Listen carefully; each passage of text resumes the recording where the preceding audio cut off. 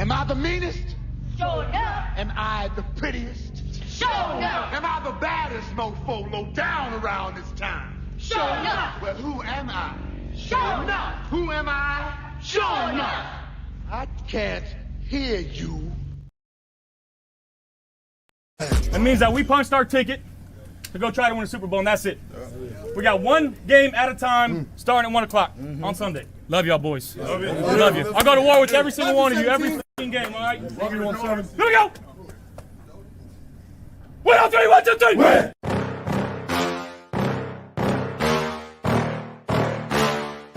Yeah. Please tell me that I can't, that I won't, that I fail, that I'll never make it out, yeah.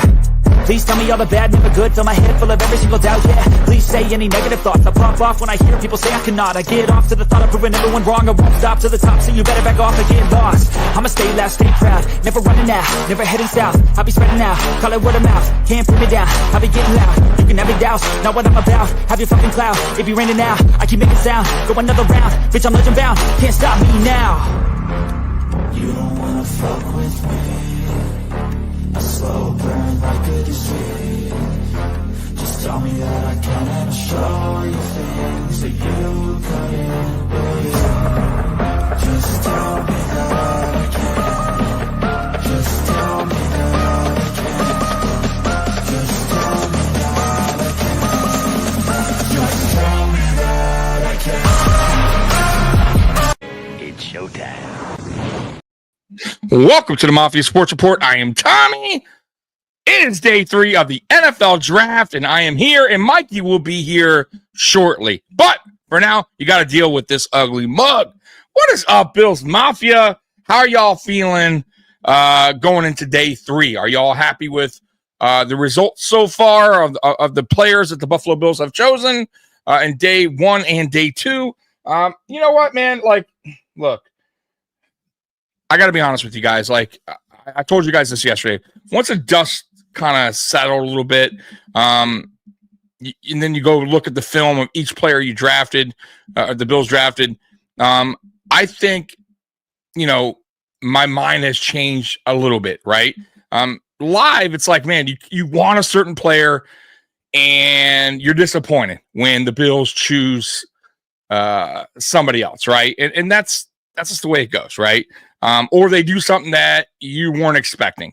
And I felt like last night, the Bills did something that we weren't expecting by trading up 15 spots and drafting TJ Sanders, right?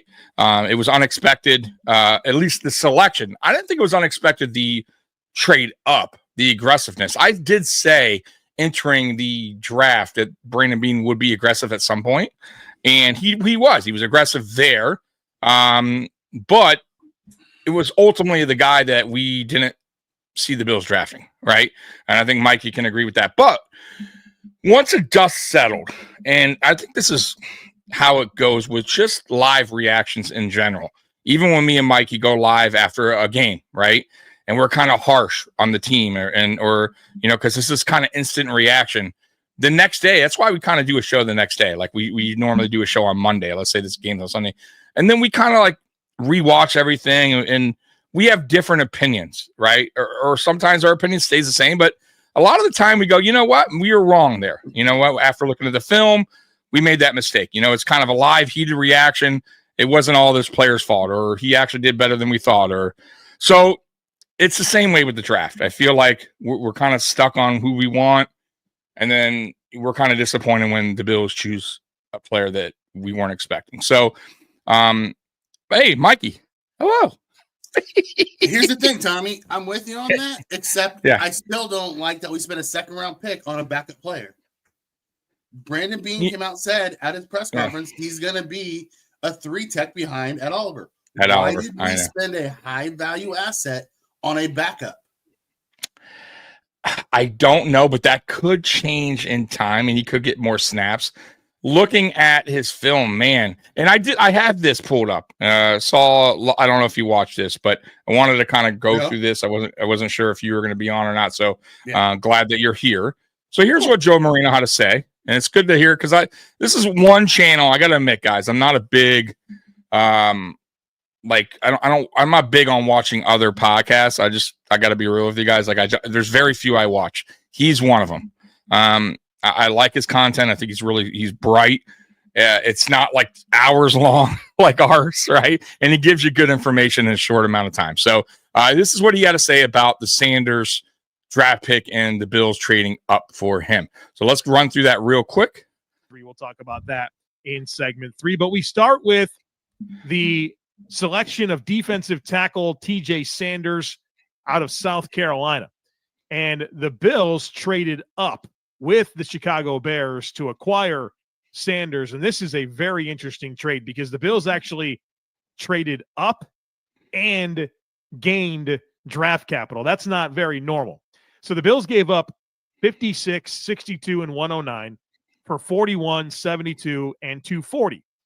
And according to the Rich Hill trade value chart, the Bills gave up 700 points worth of draft capital, and they gained 721 points of draft capital.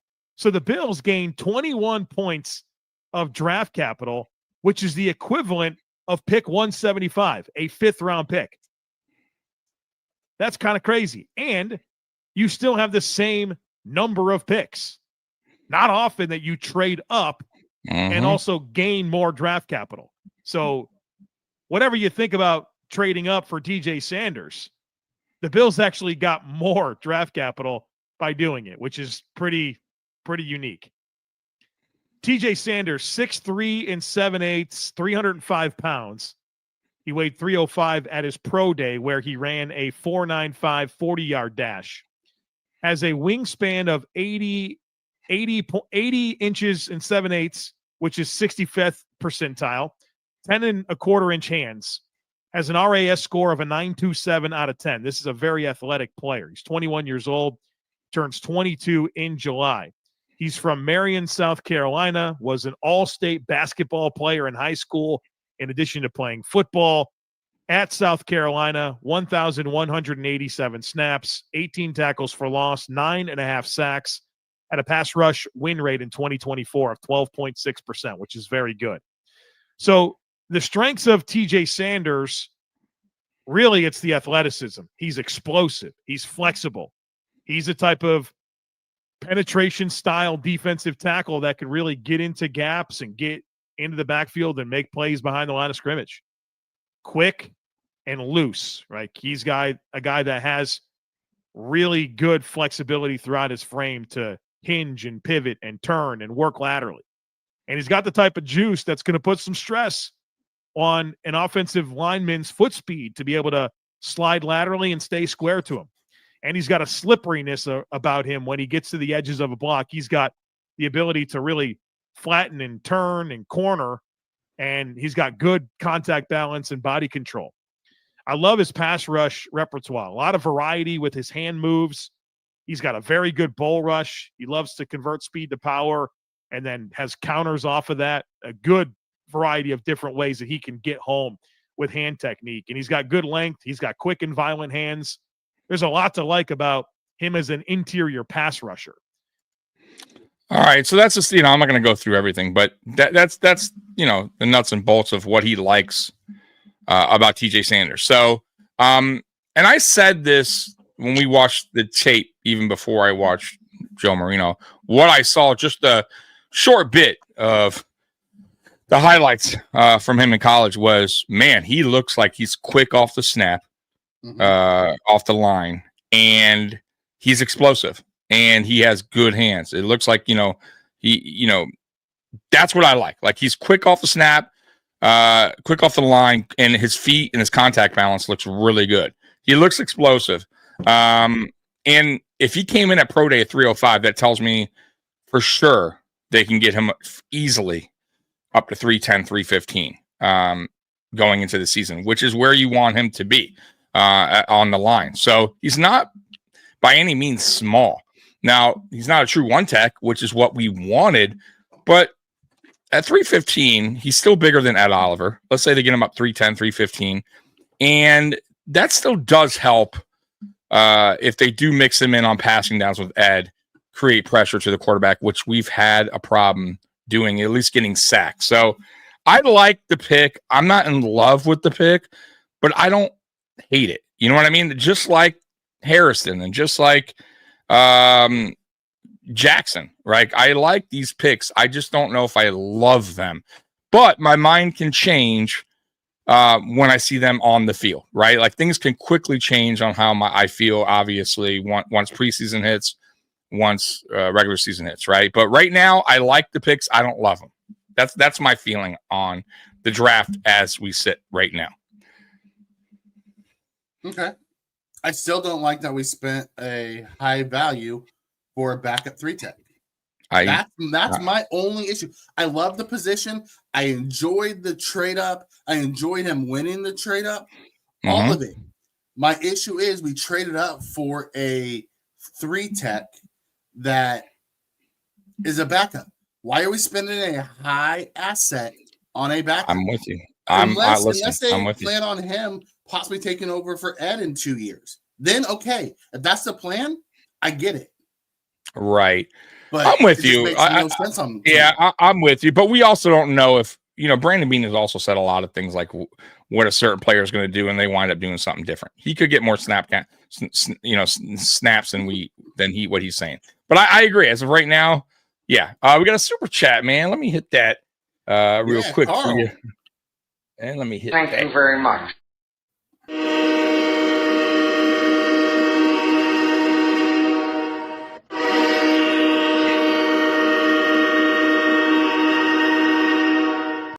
Appreciate that, Carl.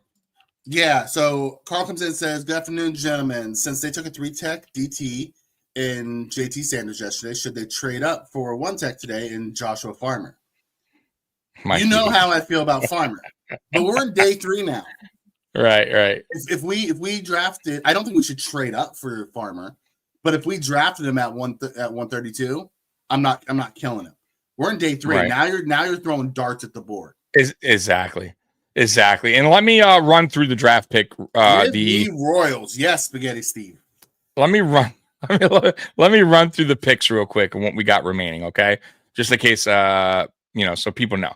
So we have round 4. We have pick 30 in round 4.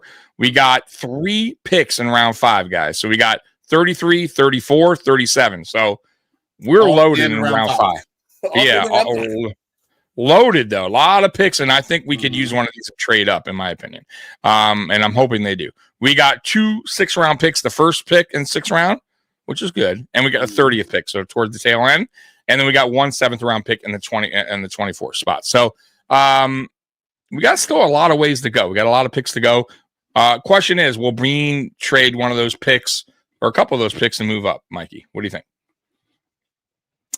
Probably. He'll move a couple of them. I don't think he moves a bunch of them. Or move down? Could he move down potentially? I don't see us moving down because unless we're moving down for picks next year.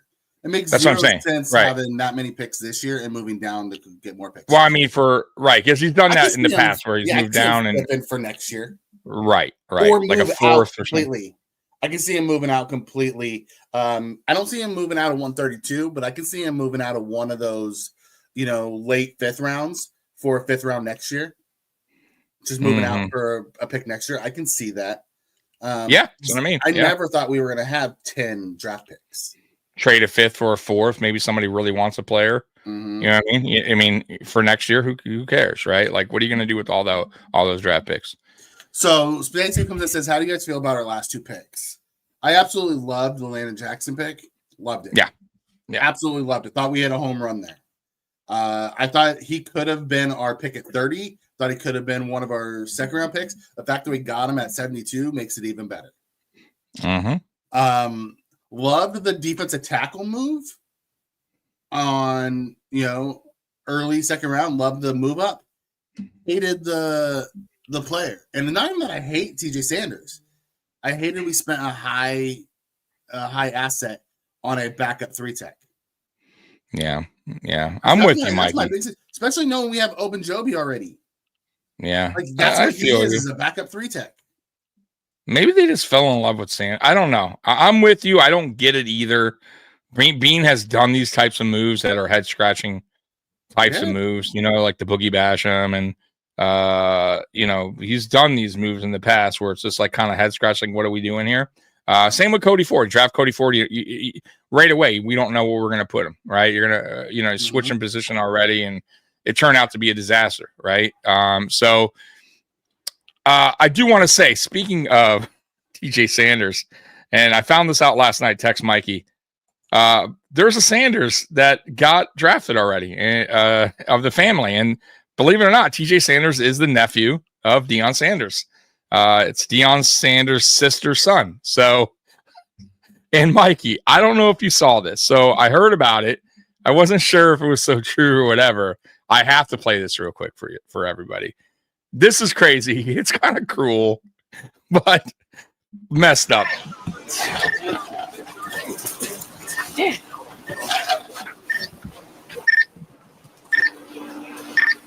Oh, this is the prank. Hello? You got that call? Yeah, what's going on?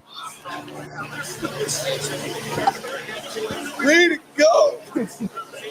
Say it one more time for me. This is Mickey Loomis here, GM of the Saints. How you doing?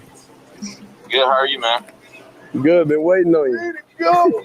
Yeah, we have. It's been a long wait, man. No, for sure. We're going to take you with our next pick right here, man. Yeah. Yes, sir. Let's be legendary. But you're going to have to wait a little bit longer, man. Okay. Sorry about that. Ready to go. What does that mean? What? What do you say? I don't know. Are you going to ask us what it means? The prank.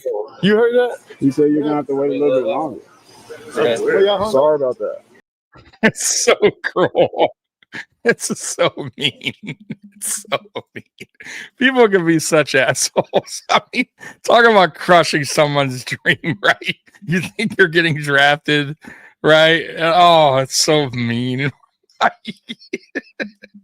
People can be so cruel, bro. So, that was the prank call that somebody did to Shador. I mean, godly, talking about like just devastation when you think you're about to get drafted.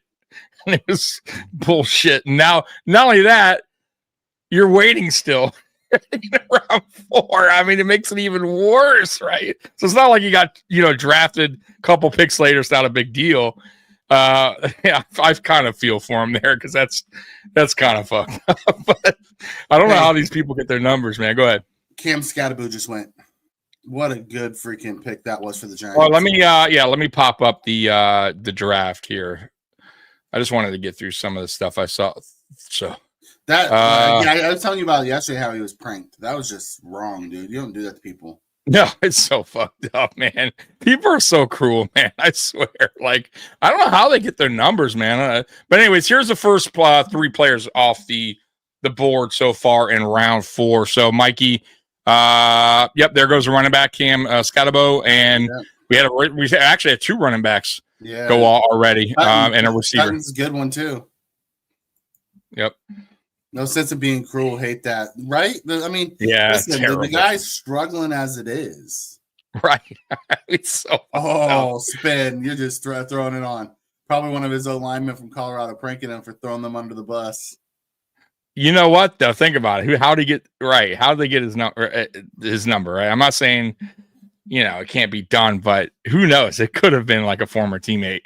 Right, fucking with him. Who knows, man? So who do the Patriots go with here? What do they take so far? They need safety and edge. All right, so let's go on the best available here. So let's go with the edge. I'll tell you who they've taken so far. Give me one sec. New England has taken Campbell, Trayvon Henderson, Kyle Williams, and Jared Wilson. So they went offensive tackle, running back, wide receiver, center. So it's been all offense the first 2 days. Smart. Now you got to go defense. You definitely got to go defense here. Yeah. You've helped out your young quarterback, which I understand, and I said they need to. Now you need to flip the script and go on defense. So is this Farmer or Swenson? Yeah. And by the way, guys, too, this round is these are, I think, 2 minutes, right? The pick's already in, by the way. Yeah. I believe they're 2 minutes they have to decide. So these are going to go real quick today, Mikey. These rounds. Yeah, so. We got to leave that up because you won't find it on like ESPN or if you're watching any of those because they talk about old people while people are getting drafted on day 3. Right. So I'm going to definitely have this up for us today. So, guys in the chat, you asked us about how we feel about the Buffalo Bills draft selections. How do you feel about the Buffalo Bills draft selections? I want you guys to put in the chat. How about this? How about make it even easier? Why don't you grade the draft right now to date, right? Like, so give us a grade on the first 3 draft picks from the Buffalo Bills, right? You can even grade each player. I don't care. So however you want to do it, but put it in the chat. Let us know how you feel the draft is going so far for the Buffalo Bills. Right now, I'm giving it a B-. I gave it a B yesterday, but I still go B- because of the Sanders, really. And I like Sanders, but I don't understand it. Like, I don't understand why, like Mikey said, why would you draft a guy that's primarily going to be a backup in the second round and trade up, right? Like, when you need a 1 tech who could have been starting day 1, right? Right next to Ed Oliver. So that's the only knock on that. The knock's not on the player. I like the player. But that's my only knock. So I'll say B- so far. So that's where I'm at. All right. I'm still a B from where I was at yesterday. Fair. I'm kind of with Spin here. I'm more upset with how he's managed the draft because I feel like we could have got all 3 of the guys that we got in round 2 yesterday. I agree. And got, more, so we could have more selections yesterday. So where maybe we could have gotten a Xavier Watts late, I agree. At the end of round 3. T Dobbs comes in and says I feel good, B+. I'm solid with that. I really like our draft. I think it's way better than last year's, and if we get positions filled, it'll be really good. Listen, I agree with Spaghetti Steve here. I feel that our first 3 picks will contribute more than our first few picks last year. Like, I'm with that. Harrison, Sanders, Jackson versus the Coleman, Carter. Yeah.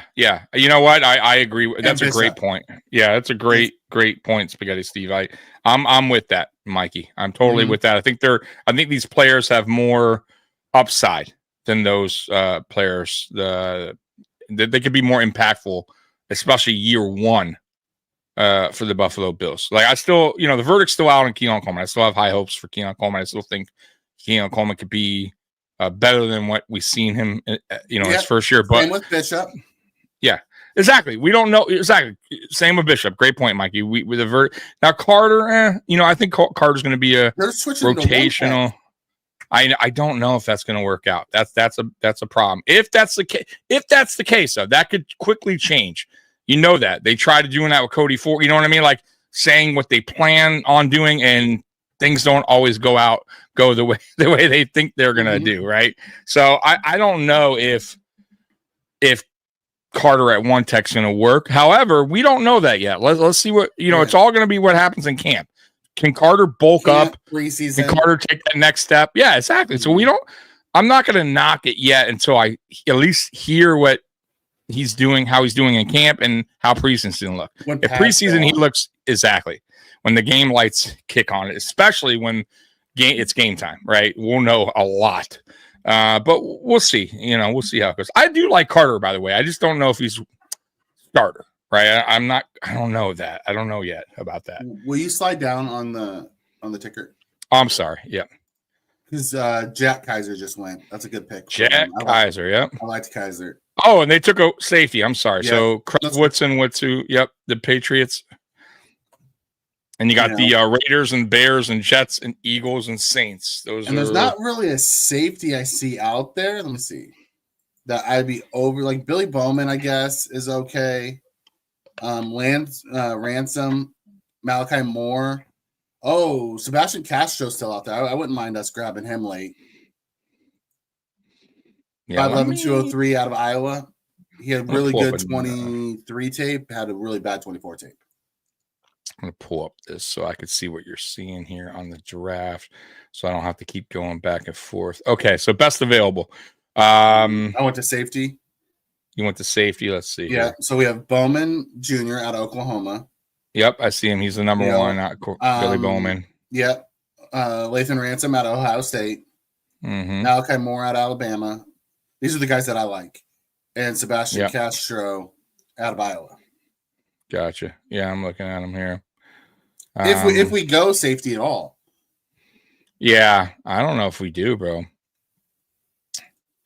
I mean, overall, I don't want a safety. Overall, so the overall what ESPN has right now outside of Shedeur, they got Jalen Royals in their second spot receiver. They got Lane receiver, Farmer defensive tackle, Helm tight end, running back Sampson, Tennessee. I like Sampson. You also got if we're looking at defensive tackle, you also got Ty Robinson out of Nebraska. But he's more of a 3-tech than a Yep. I'm just looking at the DTs. Let me see DTs here. Let's see who's available DT. So obviously Farmer. CJ West, baby. CJ Robinson. West. Yeah, you got Deion Walker. You don't like him, but he's a big boy. But he doesn't have the anchor. That's my problem with Robinson. Yeah. You got the guy from Florida still, right? Is he available or he got picked? No way, did he? Oh, to the Raiders. Wow. And we were thinking that guy's going to be in the 5th round. So, yep, he's gone.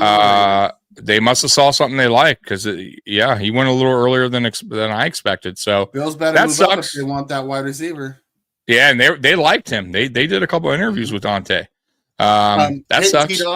T-Dubs thing answers. I keep thinking that second-guessing Bean makes for unnecessary frustration. It's their plan, and I'm trusting them. I don't know American college players shit anyway. I get where you're going with there, T-Dubs. I'm not trusting them. You know, at the end of the day, they're going to do what they're going to do, and I'm going to root for whoever we draft. I don't understand what they're doing. I wouldn't have done it, but I'm also not professional. I don't get paid to do this shit. Right. And that's why I'm sitting here on YouTube talking to people. So they understand what their plan is. I don't see it, but hey, good for them. Man, we missed them by one pick, by the way, if we were going to try. We just moved up. Oh, shit. Yeah, we did. We just moved up. We traded up. I wonder if this is for Jalen Royals. We're about to find out. Let's see. Are we on the clock? We got 3. So, 3 minutes. So it looks like it's about 4 minutes in round 4. We moved back up to get our pick at 109. We traded this pick when we moved up to get Sanders.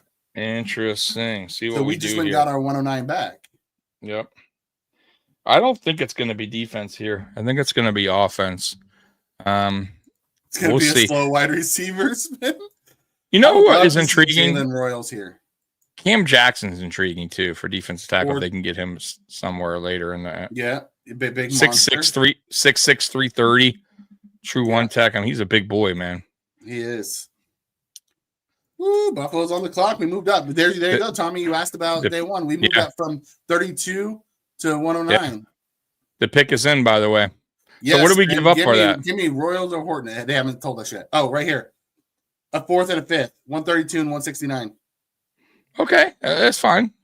We have 3 of them. With that. So now we have 2 5ths. That's fine. All right, here we go. The pick is in. So let's see. Oh, please let it be Royals or Horton. That's all I want. Royals or Horton. I would think we go offense here. Is it? I'm going to lose my shit. No. It said just knowing them is going to be Farmer, and I'm going to lose my shit. So we gave up a 5th. I mean, who cares? Once again, we have 2 more. I mean, we can. Yeah, and we have like the next pick after that. We'll go 170. Exactly. So not. We just talked about how we were going to probably move some of those 5th and 6th round picks to move up in the draft. I like it. So they're showing Bean. He's doing the fist bumps. They like whoever they got. Tell me it's Jalen Royals or Torrey Horton. That's all I want. But knowing them, they're not going to give me who I want. Although, did he give me Jackson when I wanted him? Oh, my God. No, not good. Walker? Are you fucking kidding me? We just talked about him, didn't we? I just sprung his name up. You were He's a big boy, but you don't. I know you're not sold on him, but he is a true one tech. I mean, no, he's not. A one tech can anchor. He cannot anchor. But he's a big man. He just saying. I don't give a fuck about the weight. I need to be functional. I get it. Maybe they see something in him. I would have preferred the guy. I would have preferred Cam Jackson, but it is what it is. Wow. So he's it's now dropped to a C. Let's go to his. So he's 6'7", 330 pounds. He's a gigantic defensive lineman who lined up all along. By the way, it's 2 Kentucky players up all along Kentucky's defensive front.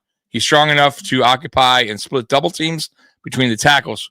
Walker sets the edge when he plays outside and pulls blockers off his frame in time to make plays. He swims through blocks to get into the backfield and can reach out to tackle ball carries despite being engaged with the blocker. Walker pushes the pocket and overpowers blockers rushing off the edge. His arm length is outstanding. He reads the quarterbacks well, and he gets his hands up in passing windows. So, I mean, we'll see what they use. He is a big guy. I mean, I get what you're saying, but I got to watch the film on him. I got to be honest with you. I haven't watched much tape on him. But he's a big dude, man. Big beefy guy who has no lower body or ability to anchor. Who's going to get washed in the run game? Yeah. He might as well stayed with Sanders at one tech. Yikes. People like it. I am happy for you. I wish I could like it as much as you guys do. I really do. We got a super 2 Kentucky guys. We got a super chat. 2 Kentucky guys. Thank you very much.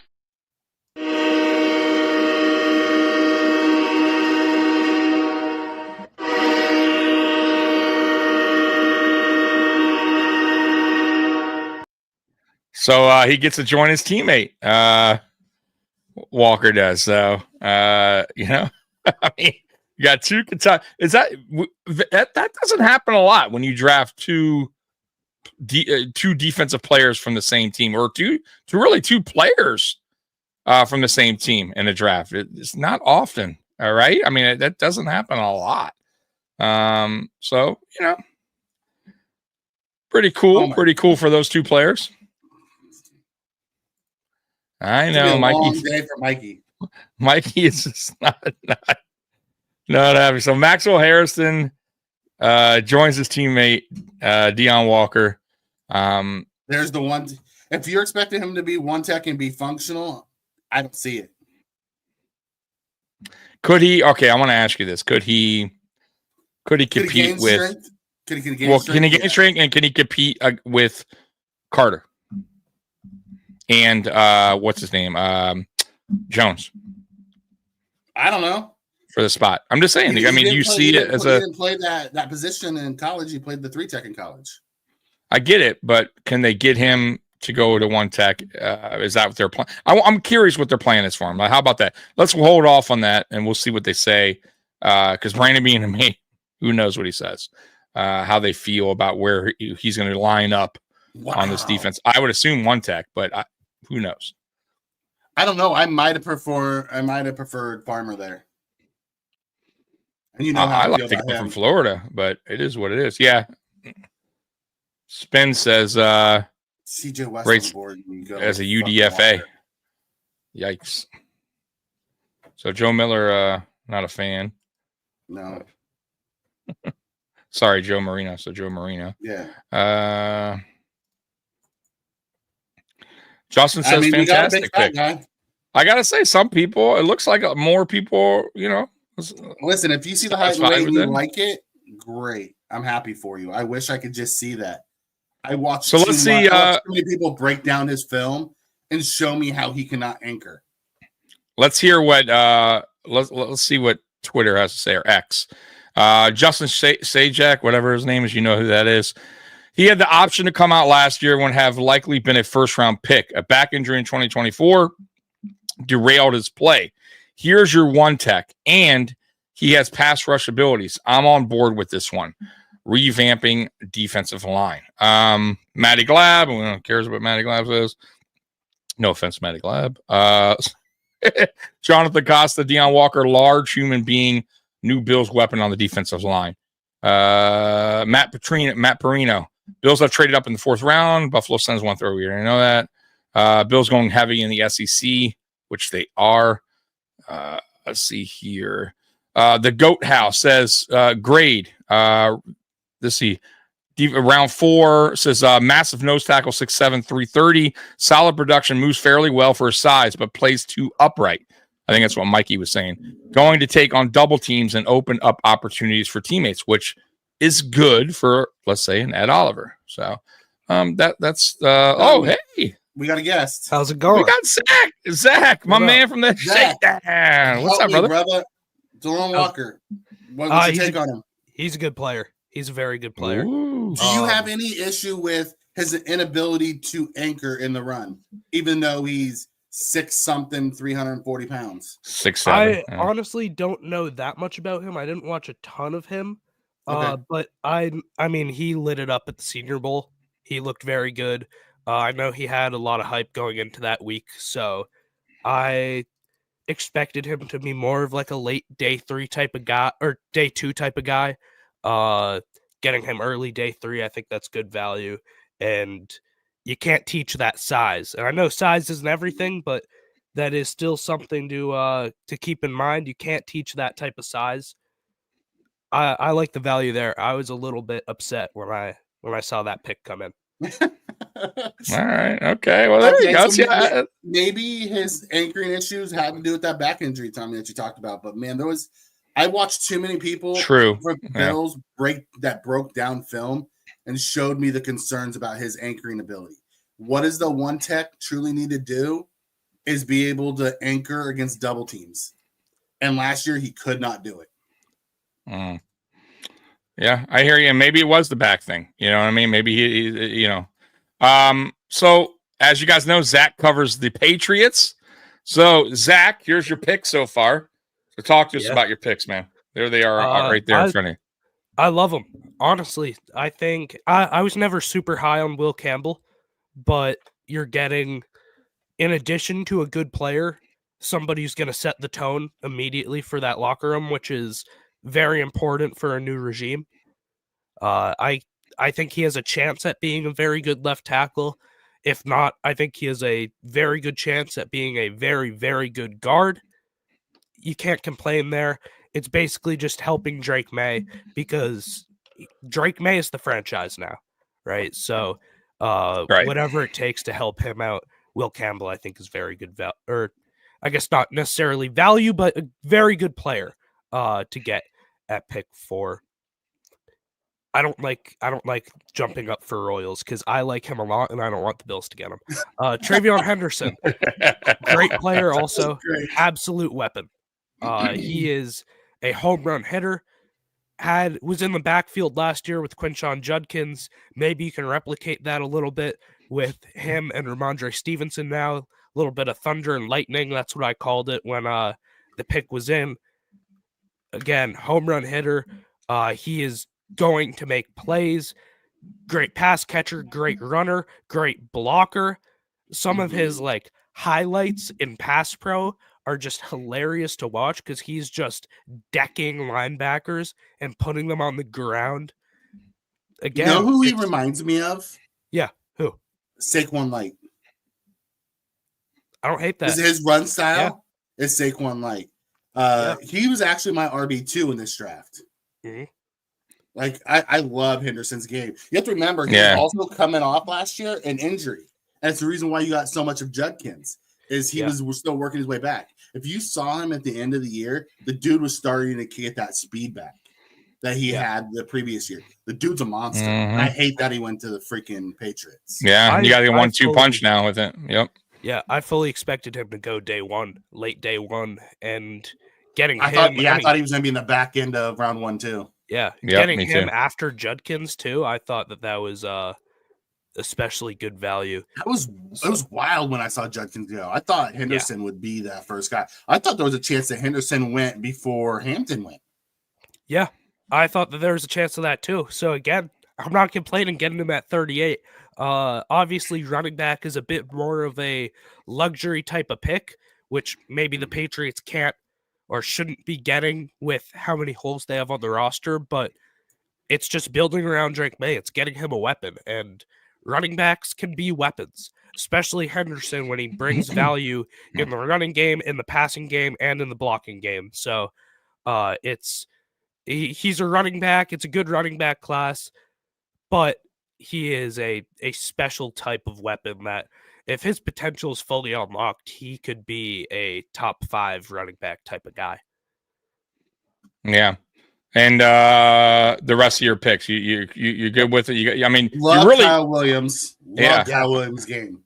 Yeah. What I like what you guys did early, like what I like is you guys really are starting to help out your quarterback, right? Exactly. Early on. They hit O-line. They hit a couple. Yeah. You hit all the areas.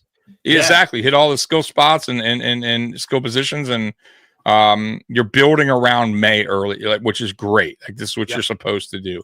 All right, go ahead. I'm sorry to cut you off. Yeah, so Kyle Williams, again, a guy pretty high potential at receiver, can be pretty explosive, fast, basically has all the tools.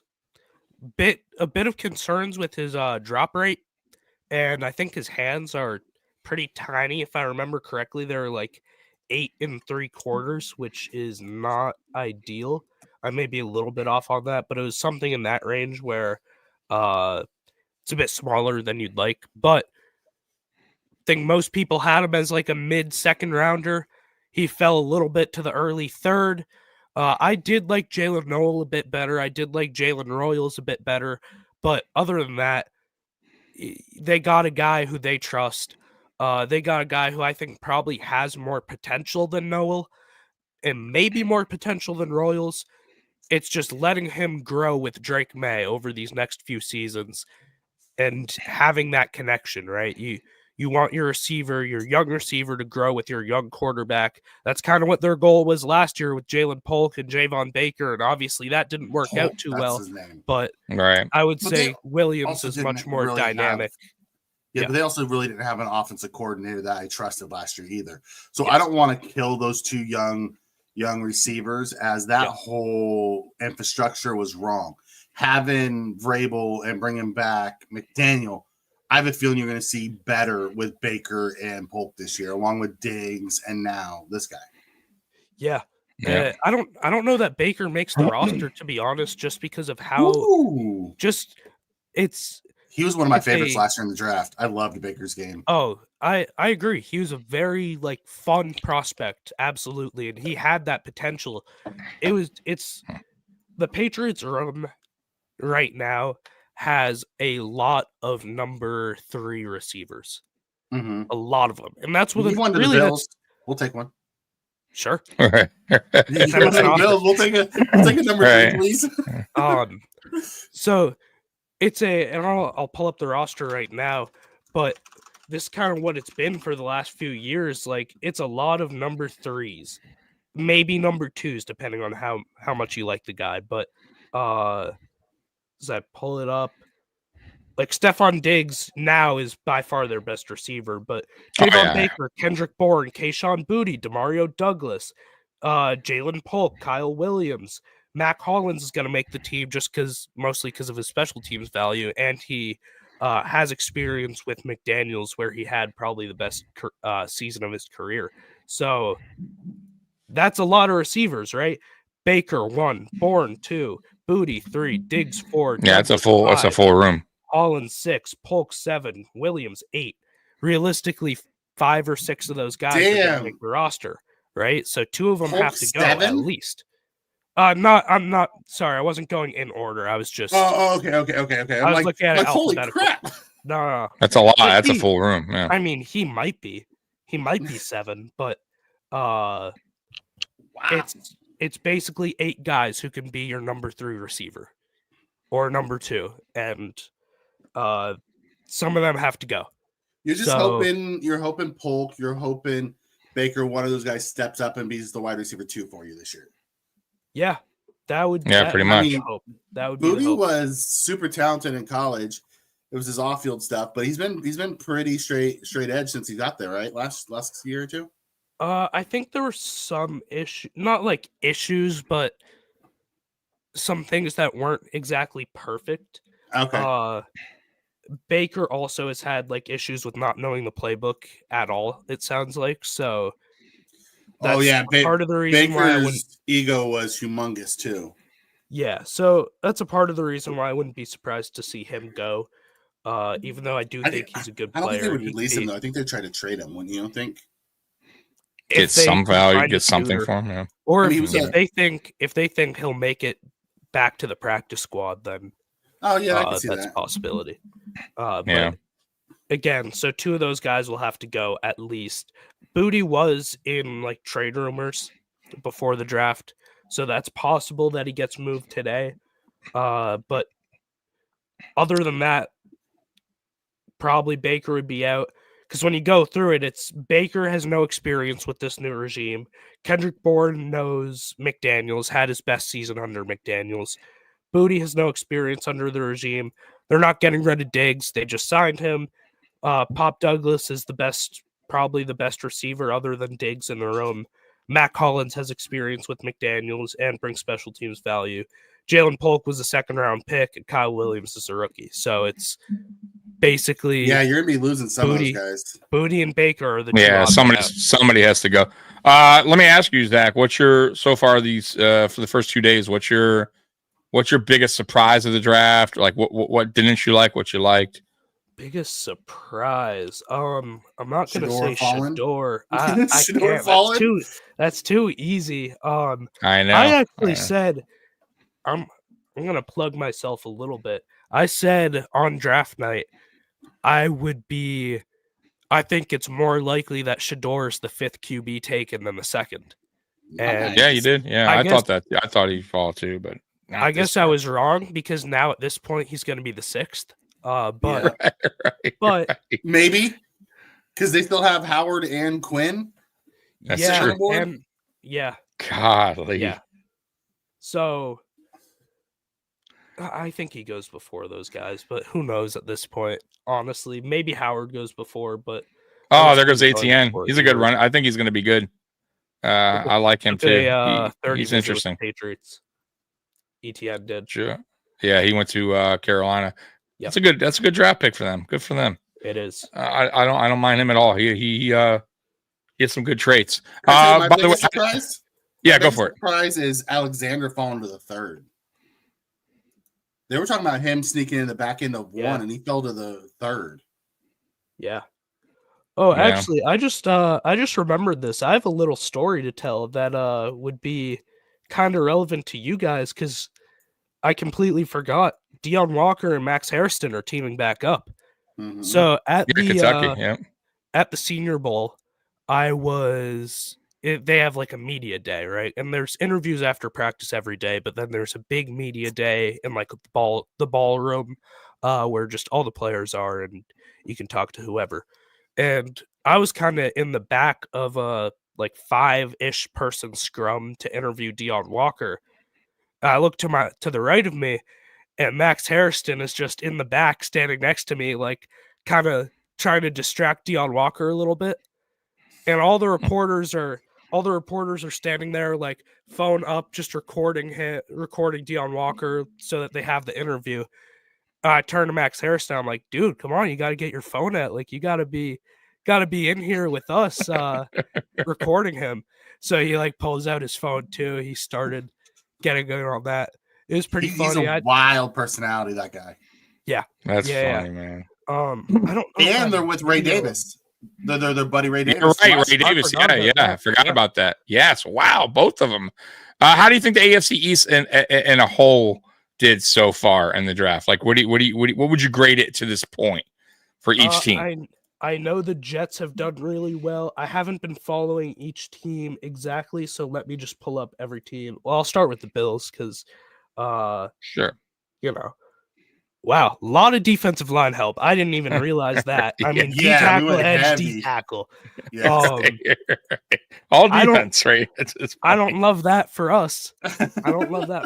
But hopefully Will Campbell and Jared Wilson can take care of those guys. As for Hairston, I think that's pretty decent value at 30. I know that a lot of people had him going a little bit before that. there are some off the field concerns that I know have come up. I don't know how legitimate they are. I haven't really looked into it. But they were cleared. They were? Yeah, they were cleared. Yeah. Brandon Beane talked about it afterwards. So that's nothing that's came good of to it. hear. And if I mean, we all saw his personality on display when he was congratulating everybody who got picked it was cool of him. Thursday night. And again, I mean, I saw it a little bit on display at the Senior Bowl. As for everyone else, it's just beefing up the defensive line. I like that. Good value with Landon Jackson, good value with Deion Walker. Yeah, I like the Bills. I thought we reached a little bit for TJ Sanders. I don't know tons about Sanders. I think it sounds a little bit like a reach, but they moved up to get him, didn't they? Yeah, they moved up 15 spots. So somebody was trying to. You know, he's the nephew of Deion Sanders. I just found that out last night. Is he really? Deion Sanders' sister's son. So Sanders did get drafted. Yeah.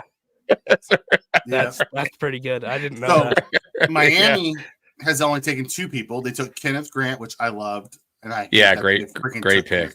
Great pick. And then Jonah Selvania. Offensive tackle. Smart. Offensive guard. They think he's in a guard. I'm sorry. Yeah, he's going to be guard. Yeah. Both are good picks. I mean, I don't really have much to say there. They're just solid only picks. 2 so far. Yeah. They just traded back, I think, too. Oh, they did, yeah. To Texans? For the Texans, I believe. Yeah, I believe so. Yeah. Dolphins trade 116 to. Oh, wow.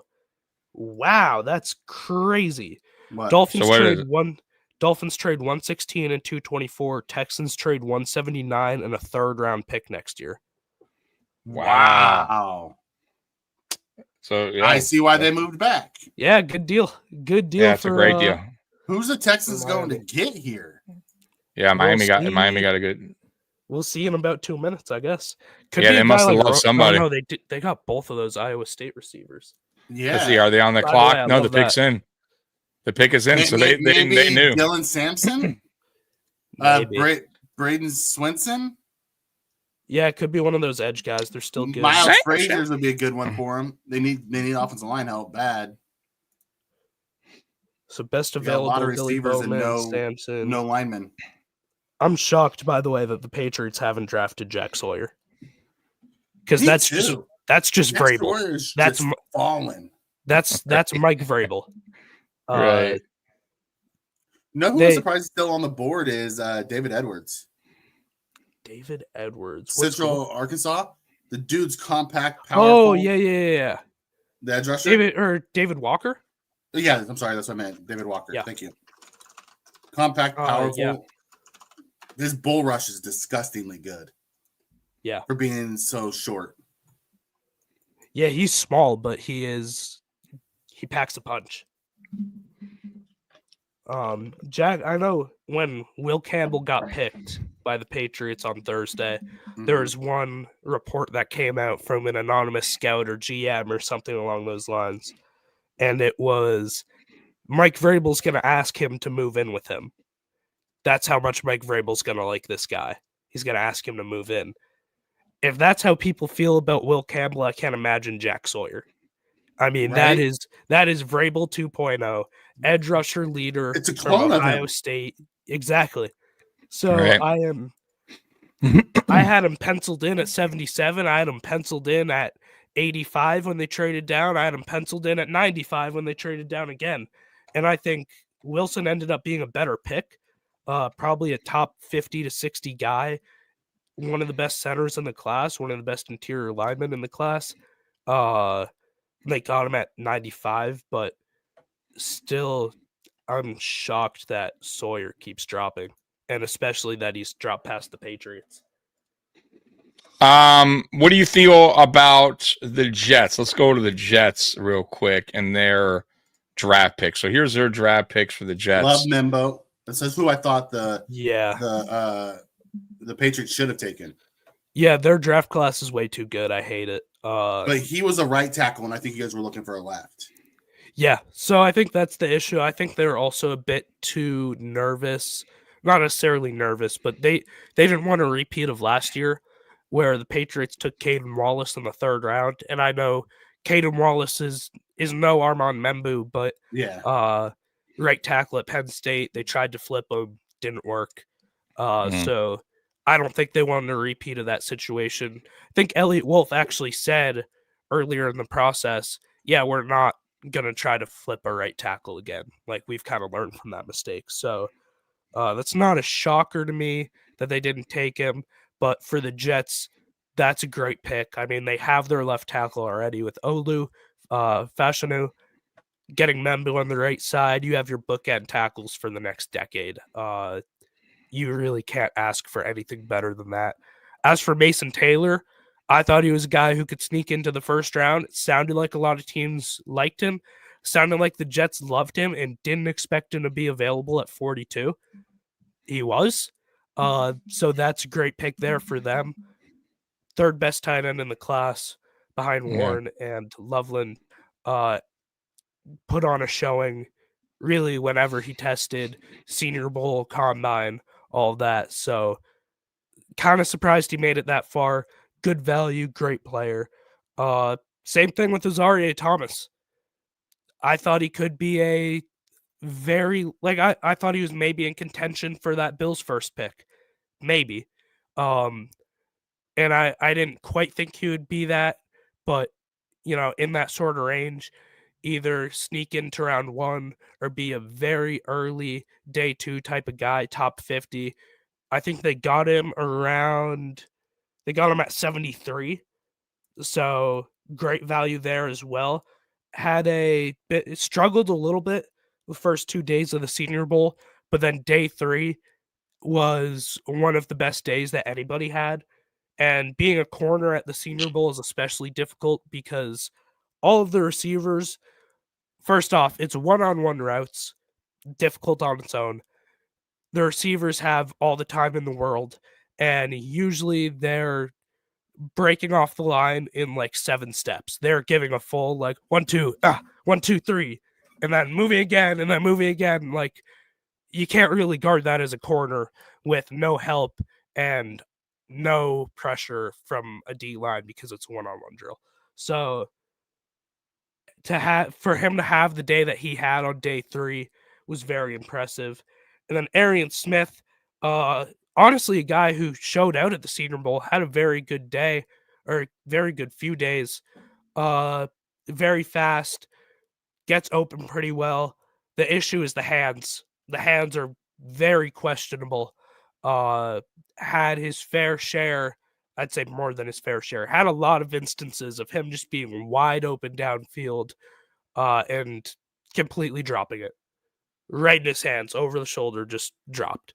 So good upside, I would say, if he can fix his hands. But if not, that's a boom or bust pick. Either you're getting a guy who can't catch a cold, or you're getting a guy who can get open and eventually will develop his hands.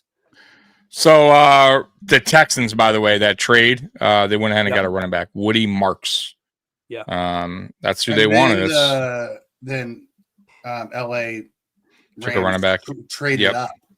They did too for a running back? Yeah, okay. Yeah. The trade. Chocolate Center. Okay. Billy Bowman's safety went. Yeah. Did the Falcons take Watts too? They're revamping their safety room. Did they? Let's see here. The Falcons. I'll tell you right now. So the Falcons chose. They chose Watts. Round 3, 32nd pick. They just went safety again in round 4. Yeah, they've gone all defense. 2 edge, edges, 2 safety. Yeah. Edge, safety. That's crazy, huh? Linebacker. Good football players are good football players. You're right. I think that's what they got. Yeah. Some good football players. I think it's as simple as that. That's all they were really going for. Just best player available. Every time I see a trade alert, I'm hoping it's the Bills. I know, right? So, quick question. So, I know Sanders hasn't been drafted yet, but where do you see him landing? He will get drafted at some point. So, where do you see him landing? What team now would be Pittsburgh? Is Pittsburgh still in play? I'm hearing Pittsburgh could be the team. So. And then maybe they get Aaron Rodgers, let him sit behind Aaron for their 1 year. I mean, that's what I'm hearing. But what do you think? I would say Pittsburgh because it's like, who else? There's a report today from Tom Pelissero that maybe it's the Eagles getting him in as a backup. Look, at this point, I think what's putting Sanders so far back is realistically he was a second round talent, right? If that. Second round, third round talent. Maybe some teams thought he was a first round, like late first round talent, but he's around that second round range. After that, oh, sorry, 1 second. I saw a report about him as I was talking about him, but it was something I'd already seen. After that, it's like, okay, you have the second round guy. Well, I'm sure that the teams that need a rookie QB have a bunch of other guys in that same range. And if you're getting him as a second round guy, you're probably not projecting him to start. If you are, it's going to be a competition.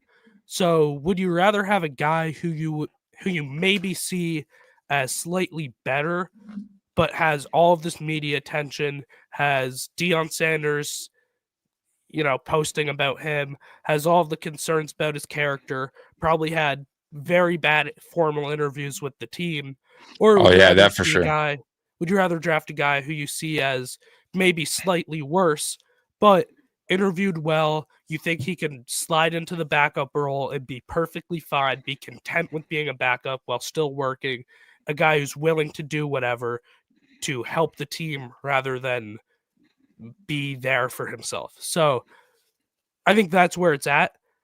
Eventually, it's probably realistically now, but at some point it's going to get to the point where it's like, okay, this guy's way better than everybody on the board.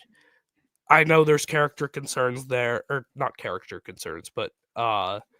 There's questions about him. Sure. I try to lump character concerns in with like off-field issues. Yeah, more like legal or like okay. So he has stuff bigger than just having an ego. But yeah, so all right. Well, now at some point a team's gonna say this guy's by far the best player on the board. I don't care about these issues. Like, we just need to get him in because I think that's been going on since like the second round. Dylan Gabriel going over him is wild to me. That surprised me, but apparently over him, that's fine. Yeah. Apparently Gabriel had like the best interviews out of any quarterback or something along those lines. Turn on the tape. Yeah, well, that's a fair argument. That's not one that I'm gonna. And that's one of my issues I have with the Bills. They just want these choir boys, and they like sometimes like turn on tape and let the guy go. It's why you're not hitting home runs and you're hitting a bunch of doubles with guys. Yeah. But you also want to make sure you have a guy that fits in, right? And a culture is you're not going to take a guy just because he's a culture guy, right? Like the guys that the Bills take, even if they maybe are not quite as good as the guys who like didn't interview well or whatever, there's still a reason that they're being taken based on the film. Based on the testing or based on whatever. So the interviews are one factor of many. I think it's an important factor. I think in some cases it's probably very overblown though. Like Luther Burden falling to pick 39, I found that ridiculous. Like utterly ridiculous. I thought he was in the same range as Tetero and McMillan, maybe even slightly better. Like, I loved Luther Burden's tape, and he fell out of the first round because he wasn't super happy that his quarterback stunk. Yeah, if I had Brady Cook throwing me the ball, I wouldn't be that happy either, especially with how good Luther Burden is. Like, that's a guy who I think is probably a top 15 player in the class who's falling out for really no reason. there's a line that probably shouldn't be crossed with how much teams weigh these interviews and weigh these off-field issues or on-field character issues. By the way, David Walker just went. I know, Mikey, you were looking Tampa at him, Bay, but Tampa Bay. Nah, we already got edge.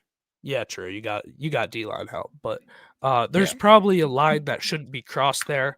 The question is, where's that line? It's not super clear, but I do think that line was kind of crossed with how far Luther Burden fell. And at this point, probably with how far Shedeur Sanders has fallen, but I do see why that situation is different, mostly because he's a quarterback, he's a leader, should be a leader. And especially, if you draft a receiver to be a backup, it's not really much of an issue if he gets a lot of media attention. If you draft a quarterback to be a backup, you don't want that guy interfering with anything. So he's being humbled right now. I'm gonna tell you right now. So he is. He's coming down to he's getting a harsh reality of how. And I will say this works. He's handled the situation well. Yes, I haven't heard much. I'll give him that. Yeah, even a prank call for that was fucked awful. Up. That was awful. Terrible. I feel bad. That's just. Did you see the full? Did you see the full situation with that though? The phone that he got called on was a phone that he bought to only give the number. I know. So how the hell that happened? It's wild how that even happened, man. Got leaked somehow. Got leaked. It's so and then terrible. the guy called and was like, "Hey, I'm." Yeah, we heard it. We played it. We played it. Yeah, same.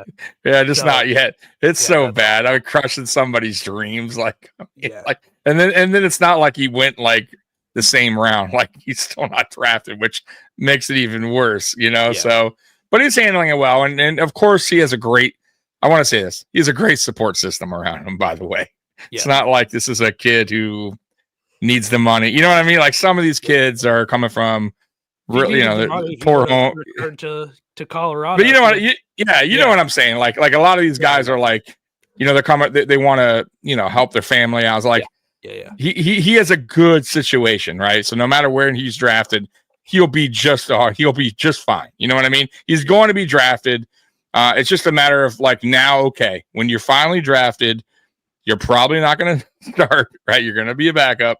Yep. And what kind of work are you trying to put your stamp, your stamp in the NFL, like your name? What are you trying to do to take it to the next level to become a starter? Or are you just good with, getting into the NFL? So that's up to him, wherever he gets drafted. So here's Pittsburgh. So Pittsburgh? Here's a wild take on him. Here it is. Will Pittsburgh draft him? Year left on eligibility too, and he left. He's not allowed to. I know where you're going to go with this. No. I don't think he's going back. I'm saying the wild piece is not having a guarantee with a year left. Yeah, this is wild to me. Yeah. Matter of fact, they just retired his jersey at Colorado. I heard, and the dude's still on the. Which is kind of wild. I'll be honest with you. I don't know about that. 13-12 record, 1-8 against. Yeah, retiring your jersey. I mean, yikes. Pittsburgh's up. Does Pittsburgh draft him right here, guys? No. Okay. I wonder if he gets drafted at all. I think we would have seen the report leak on Twitter by now if it was him.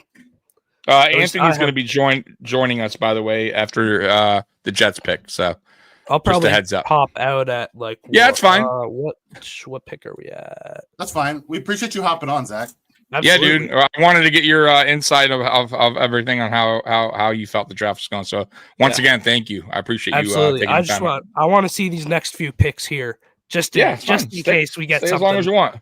Just in case your guys come up. Yeah.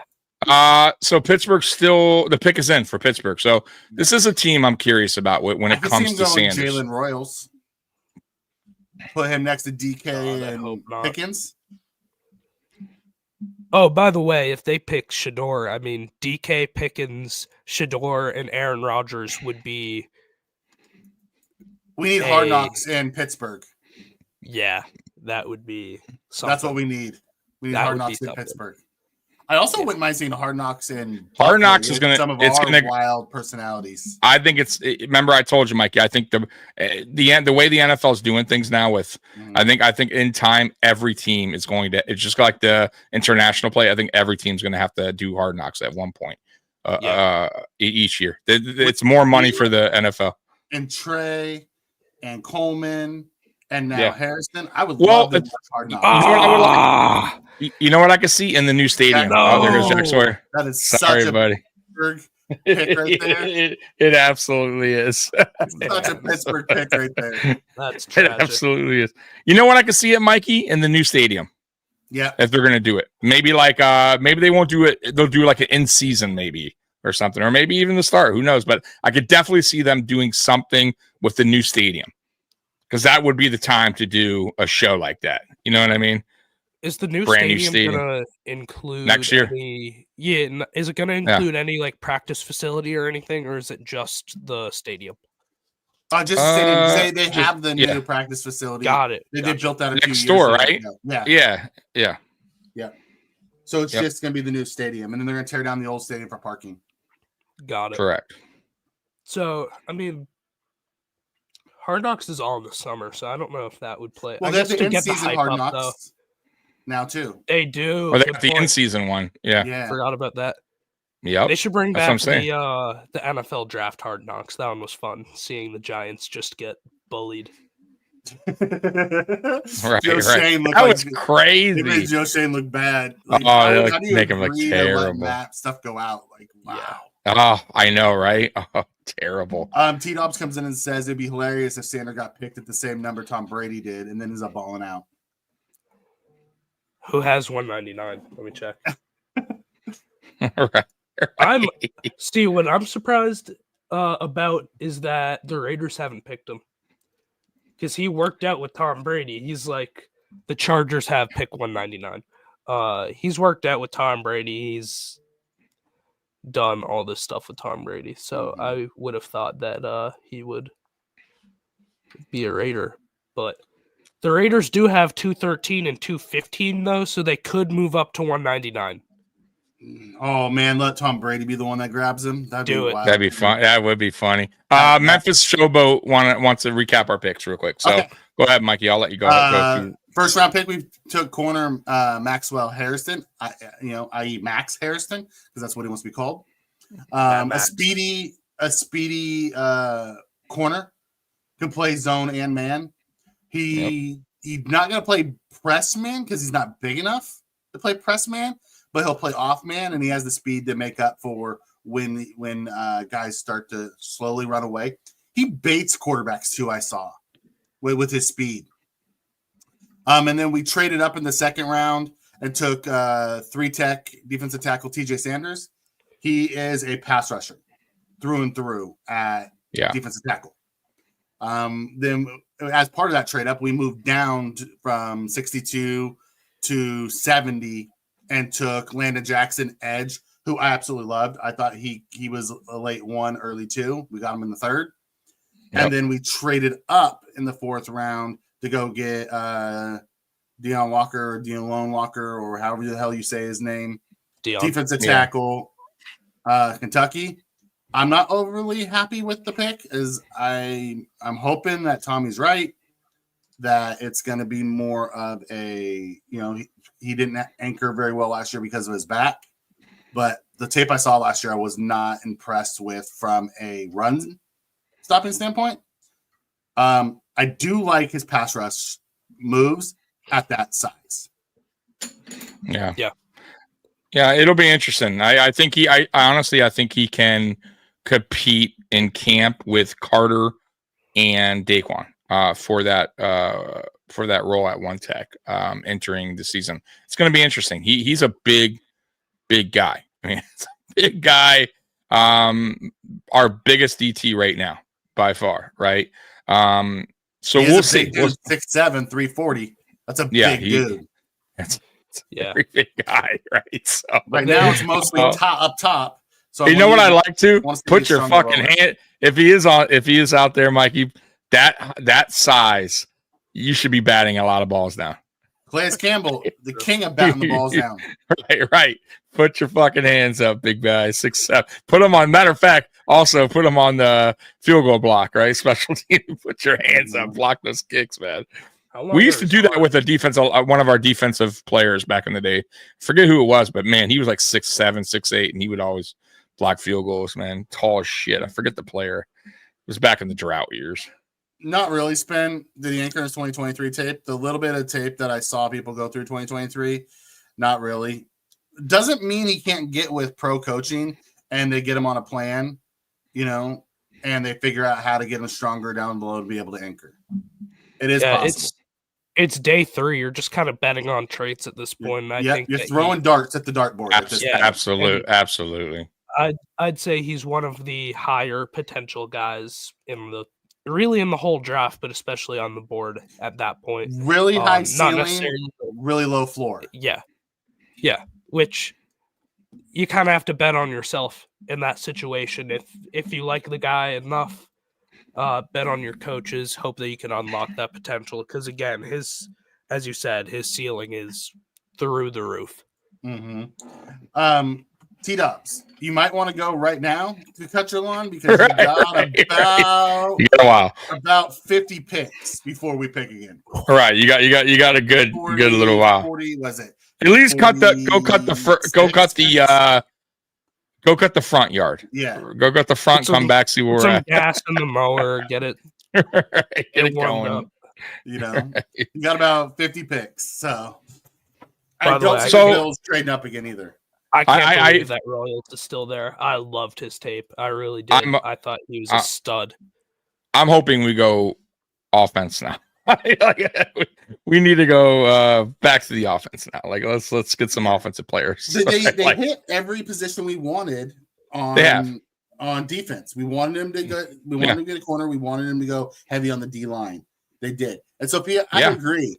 I think Walker walks in and is already better than Carter as a one tech because Carter's not a one tech. He's not. No, he's not. He's a rotational 3 tech player. They're trying. I think he doesn't get a jersey. He may not, especially if Walker does come in and beats him, and then it'll be really between Daquan and him. Daquan could be the odd man out too, though. We'll see what happens to Daquan. Daquan was a shell of himself last year. Yeah, absolutely. Save some money. That's what I'm saying. Yeah. So if anyone honestly is the odd man out, it may be Daquan because of that contract and because of he's just not the same player. So we'll see. No, listen, Sophia, I've seen some of I'm not. He looks like I said. He looks like he can. I don't like him. Yeah, I don't hate him, but I'll be honest with you. I haven't watched a lot of film on him either. So I said this in the beginning of our podcast. When we go live on these stuff, man, sometimes we want certain players and we're a little bit disappointed when we don't draft and we draft somebody else. The next day when I finally get to see these players film, that's where I kind of have a change of heart sometimes, or maybe I stick with the same position I stand on draft day. But when I saw Harrison's tape, same thing. I was like, man, you know what? Okay, I see why they drafted him. I see the good traits out of him. Same with TJ Sanders. Same with Jackson. I'll be honest with you. I didn't know much about Jackson going into the draft before Curtis said, "Hey, this guy's a freak. You got to look at this guy." And sure enough, we drafted him before we even. So, and he was. And yeah. So once again, I have to look at these. Once the dust settles, once the draft's over, and we got time to kind of look and see these guys on film. I think we'll have a change of heart on some of these guys. And then obviously when camp hits and preseason hits, we'll know a lot more, right? Because, we'll see how these guys transition into the NFL. So that's the other thing too. A lot of these guys have great film in college and they just don't take that over to the NFL. So we'll see when camp hits, man. Yeah. Another edge went, by the way, to Green Bay. Yeah, this is pretty awesome. I'm watching the video right now because he's been in the green room since day one. Who? The edge that just went to Green Bay, Baron Sorrell. Wow, really? So he thought he was going to Sorrell? He thought he was going that early? I don't know, but he got to walk the stage here on day 3 and in Green Bay. So that's probably why he was there. That's probably why he was there. So that that's makes pretty sense. Cool. That's a pretty awesome moment. Mikey, I'll be right back. Yeah, no worries. Yeah. So we have the Eagles, we have the Colts and the Eagles coming up within the next few picks. Both I think could be, probably won't be, but could be Shedeur Sanders teams. I So can see the Colts. They have Daniel Jones and Anthony Richardson. yeah. Maybe you don't want any more controversy in that QB room though, just Right? because Anthony Richardson, I know, has had his fair share of leadership questions. Mm-hmm. And Daniel Jones is, is Daniel Jones. Yeah. You know where I'd like to see Shedeur go? I would love for him to end up with in LA with Sean Stafford. McVay. Yeah. Yeah. Because Stafford's getting older. Let him sit behind for a year or two and then take over. I agree. It's just when let me see the Rams picks actually. I think ideally that's where I would want him to go. It would also be wild if the 49ers took him and didn't pay Brock. Maybe. The Rams' next pick is 195, so it's going to be a bit of a wait. Yeah. Yeah, that's I heard you say that, Mikey, about the LA Rams. Me and Mikey were saying that yesterday, Zach, about that's one team that it would make sense to draft him. Because listen, we know Stafford's getting older, but he's a perfect guy to sit behind for year one. So that would make sense, but I also could see, like I said, I still could see Pittsburgh, depending, where Pittsburgh picks, I think maybe they they would have by now, though. I think they would have by now. Yeah, or do they go with Will Howard or Quinn Ewers? I honestly thought Cleveland was going to take him. I'll be dead honest. I thought Kyle Kennard off the board to the Chargers. That's a great pick. That is a good pick. There's a lot of edge rushers recently. A ton of edges are going, in this round. Look at that. Mm-hmm. I mean, a lot. Because they all fell. Like that's the thing. They were all end of day 2 picks. They all were projected around the 3rd round. All of these guys. I'll probably stick in here through the Eagles pick just in case they take Shedeur. Yeah, that's fine. We got a couple more. I can see the Eagles taking Shedeur. That's such an Eagles move. I think there's a chance. That's what Tom Pelissero reported. Maybe it's a bit early for that, but I don't know. 4th round, 130. Yeah, that's good value. Yeah. What about Cleveland? I still think Cleveland. Oh no, they took a quarterback. You're right. Well, I thought Cleveland would have taken him. Man. Their pick already got announced as well. Oh, Cleveland. Okay, who they wind up getting? Dylan Sampson. Oh, never mind. It's right that's there. Such a good pick. I love Sampson. Running back. Yeah. Pairing him up with Judkins. Yeah, man, that's a good 1-2 there. It's a real good 1-2. I doubt it, Roy. I do think he gets drafted. I do. I don't think. I think someone's going to take him. Yeah, somebody has to take him. Unless Dion asks teams not to take him. Yeah, but they don't have to listen unless they say he's not going to play for him. He pulls that card, which anything's possible. But that would be ballsy, boy. That would be ballsy. Yeah, I don't want to play for you. Mm-hmm.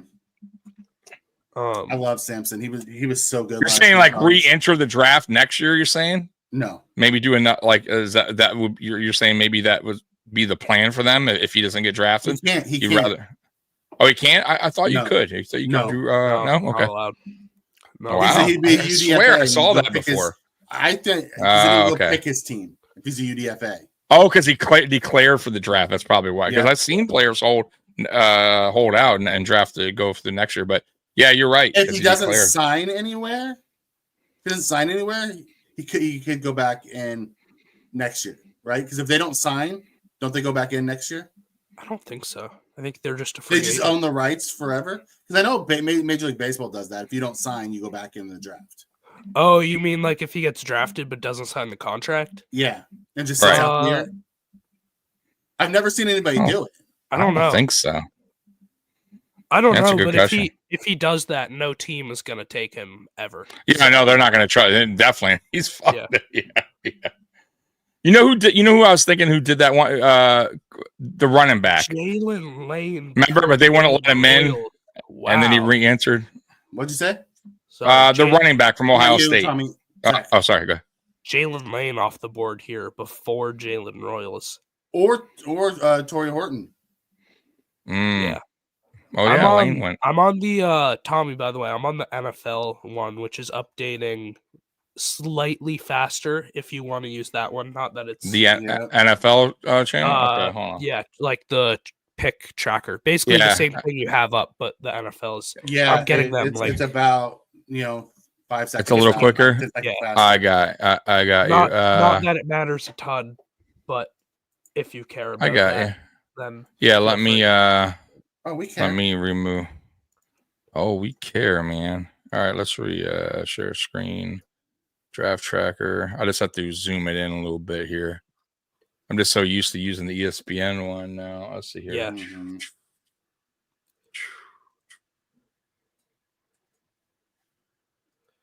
Baltimore pick is in. Oh, Baltimore would be an awesome team for Royals. All right, here we go. I don't want any part of that. I know. I want no part of that. Although I agree. do think Horton would be a better fit because they need some size. Yeah, true. And Horton's 6'3". I just think Royals is so good. He's so good. I don't get why he's fallen this far, honestly. But I don't get it either. I'm not a GM. I'm not a scout. Yeah, it's not loading on my end for some reason. This they got a lot of people. You want me to put mine up? You might have to. I don't know why. Yeah, let me try one more time loading it, but it just seems like you can go back to ESPN, Tommy. It's not a big deal. Yeah, it's just not. Seconds. It's not playing nice, so let's go back to ESPN. Or you go to CBS. Either one. CBS does a good job too. There you go. We'll just stick with them. That's fine. All right. Baltimore's picks in. Eagles are on the clock. Yep. What I do like about the NFL one is they show you the trades. And they show which picks are in and which teams are on the clock. Yeah. It's just easier for me to navigate the best available. I like all that stuff too. Yeah. For sure. But yeah, Baltimore's on the clock, then Eagles, Saints, Bears, Chiefs, Broncos. So we still have a while before us. Yeah, Baltimore's the pick is in, by the way, for Baltimore, unless you already got it in, Mikey. But I love Royals. Oh, wait a minute, the Eagles. Did they trade? They traded to the Jets. Oh yeah, Jets moving up. So all right, so the Eagles are gonna get Shador, and they're just trading down so they can get more value. Yes, yeah. So the Eagles are out of this round. Unless the Jets, Baltimore, Jets, Saints, Bears, and the Saints drafted a quarterback. Correct? I'm pretty sure they did. Early on, I forgot who it was, so they don't need a quarterback. We were saying they need a quarterback. They drafted one. It just was not Sanders. Could the Jets be a Shador Sanders team? Who do they got right now? They got we were talking about that. They got Fields right now. And Fields are like on a 2-year deal, I think there. So it's possible. You know what? It's not a terrible. I mean, come on. It wouldn't be terrible, honestly. You know, you got Fields still for 2 years, and maybe you let them compete in camp. The only thing that would scare me a bit with that for the Jets. Who else do they got though? Who's Fields' backup? I have no idea. I mean, do they have a veteran in there? Another vet? Tyrod. I'm just curious. Oh, they got okay. You know what? That's not a bad destination. Then you got a vet in Tyrod. You got Fields, who's still a vet. I mean, Fields is considered a vet by now. Deal too.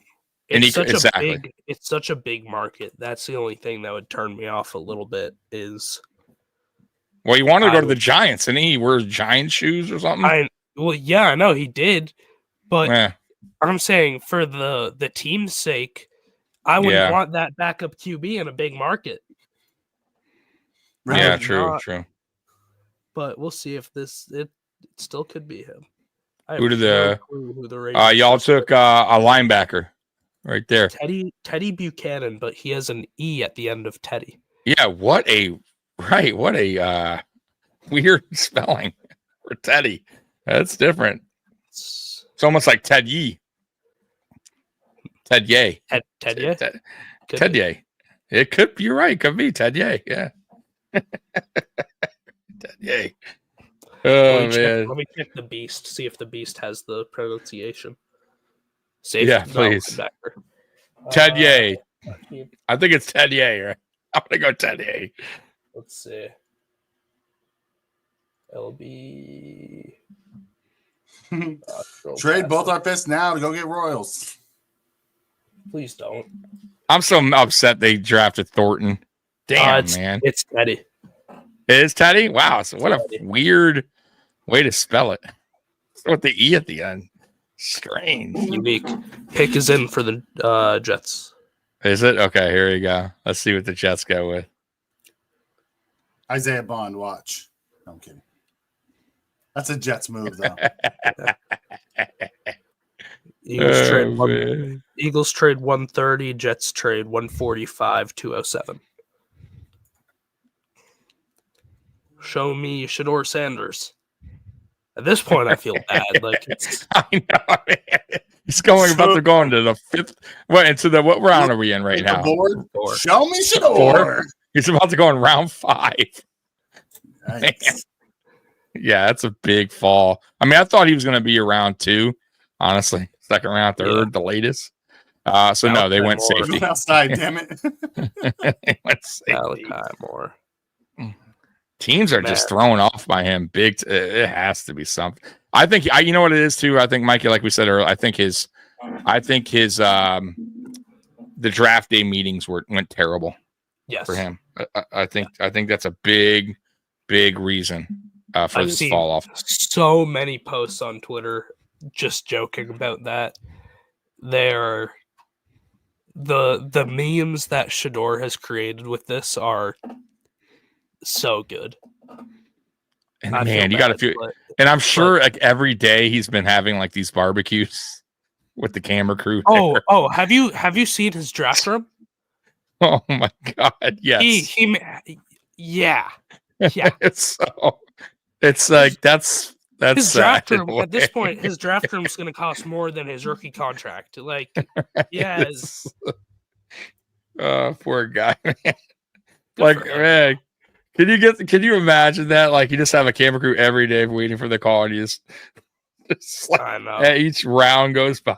It's just like the camera crew's like, and you got to tell the camera crew eventually, hey, it's gonna go. You got to go home.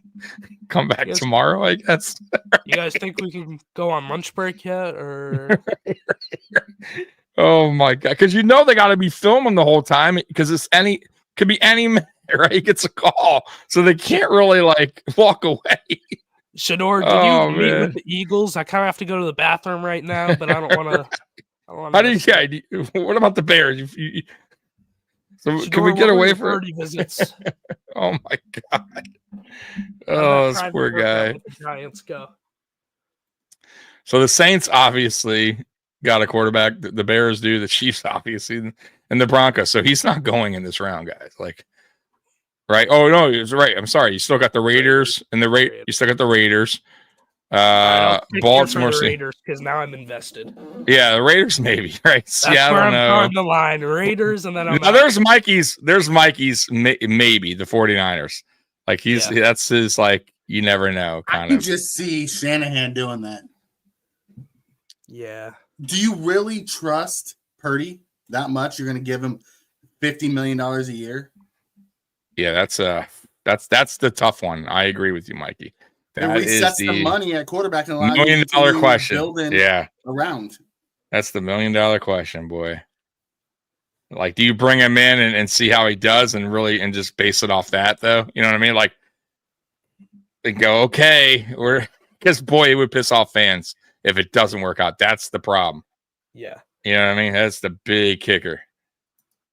But I get what you're saying, too. Pay this guy all that money, and I'm not totally sold on him either, Purdy. So a corner went to the Saints. Quincy Riley. Good player. So the Bears are up. Bears, Chiefs, Broncos, Raiders, Baltimore. Malachi Moore is a good pick for the Jets. I don't like what the Jets are doing at all. They're getting better. I don't like it. I know. Why would they do that? I don't like it. Damn Bring it. back their last regime. I mean, even the Dolphins Or improved. the I mean, regime all the before that, or the regime before that, or the Right? regime before. I don't Bring like it- that they're any of them. competent drafters.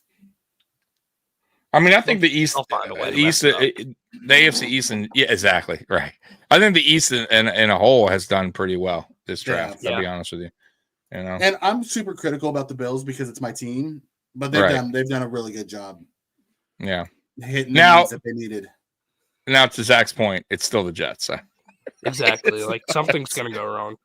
Right, still the Jets. So no matter what happens, it's still the Jets. Just like the Browns, right? Like still the Browns. No matter what happens, still the Browns. What's going on, Mr. Fulton? How you doing? The most interesting man in the chat.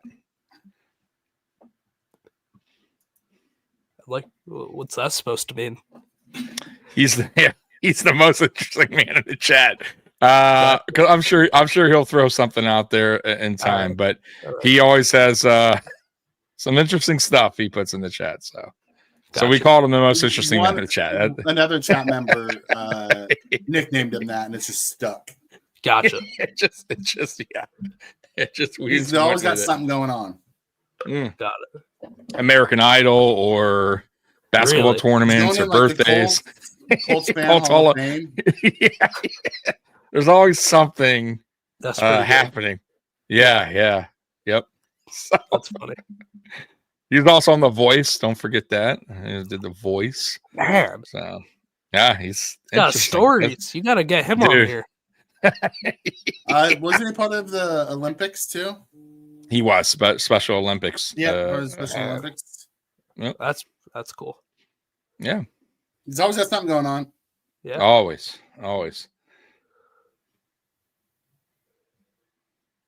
Pickett's in for the Bears. Chiefs on Trade the clock. up now. Don't. You don't want Jalen Royals. You don't. You really don't. Just relax. Overrated.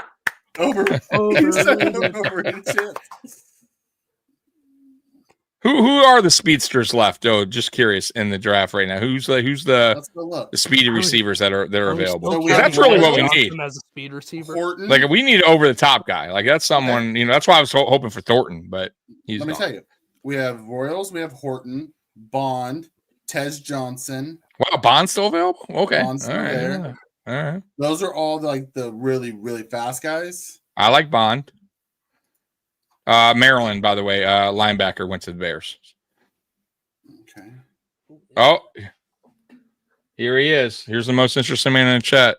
Says he's famous. He plays legendary with me playing with the ukulele, whatever. Yeah, Earth, Wind, and Fire. September at White River. So look at that, huh? That's gonna be playing with Earth, Wind, and Fire at the some place. Good for you, buddy. This is a great Earth, one. Wind, and Fire.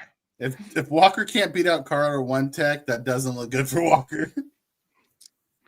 No, it doesn't. Right. I agree with. Then that's a bad pick. By the way, the guy that the Bears just took, Dane Brugler does a write up for like the top ton of guys, and then the rest of the guys he just puts their name down. Yep. This guy didn't have a write up. And the write ups go up until undrafted free agents, not just priority free like that, or top 300. I think even more than that. I mean, there's 34 he has him as the 35th linebacker. He wrote about 34. He has like 10. Is Sean Dolick one of the ones they wrote up about? 1 second. I can check in a sec. He has almost 10 guys with a free agent grade, and they are all ahead of the dude that the Bears just took in the 4th round. It's overdraft. So it's a reach. So it's a reach here for this guy. Sean Dolick is one of the guys that he has a write up about, but as a free agent. Yeah. I want to see the Bills use their 7th round pick on him. Buffalo guy? Yep. That'd be cool. All right. Well, you got the coming up here till the tail end here. You got the Chiefs, Broncos, Raiders, Ravens, Seahawks, 49ers. All right. Tom, just pick him. Just pick him, Tom. Brady, you've worked out with him.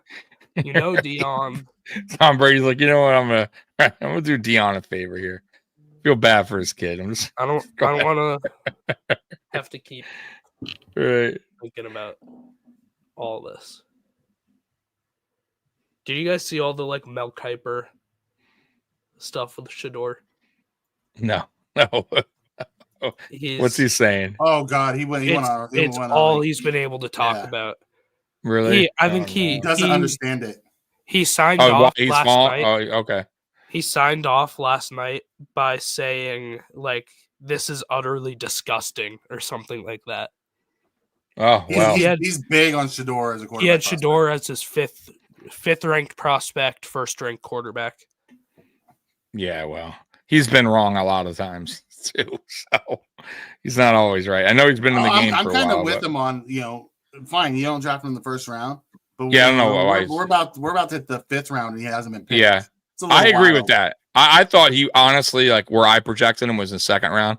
Latest 3rd. Like that's where I kind of had him going. Second to Cleveland is where I thought. Yeah. I did think Cleveland eventually, especially when they had the multiple picks in the 2nd. I said, you know what? Okay, maybe they'll grab somebody first and they'll go ahead and get him out. Nope. I thought that at first, but it's like the more I thought about it, they're trying to get a quarterback next year. That's why they got the first-round pick, the extra first-round pick next year. That makes sense. It wasn't a heavy, quarterback. You know what I thought? No matter what happens. Yeah, what's up? Go ahead. You can finish this up. No matter what happens between the Browns and the Jaguars, like the Browns are going to be able to trade into at least the top 7. Yeah. So I thought the good fit would have been the Jags, right? Because that's where Hunter's at. Yeah. And if Liam Cohen doesn't work, now you have Shador and Hunter. You know Dion's coming. Oh, no! The Chiefs got Jalen No! Of course they did. Look what you guys done. You did it again. This is the Bills can't do anything every time right. the Chiefs get somebody good. The Bills can't do anything right. This is what happens, man. You guys had one job. No, you guys had one job. Well, our job is just to block the Chiefs. Should have listened to the chat. Trade up.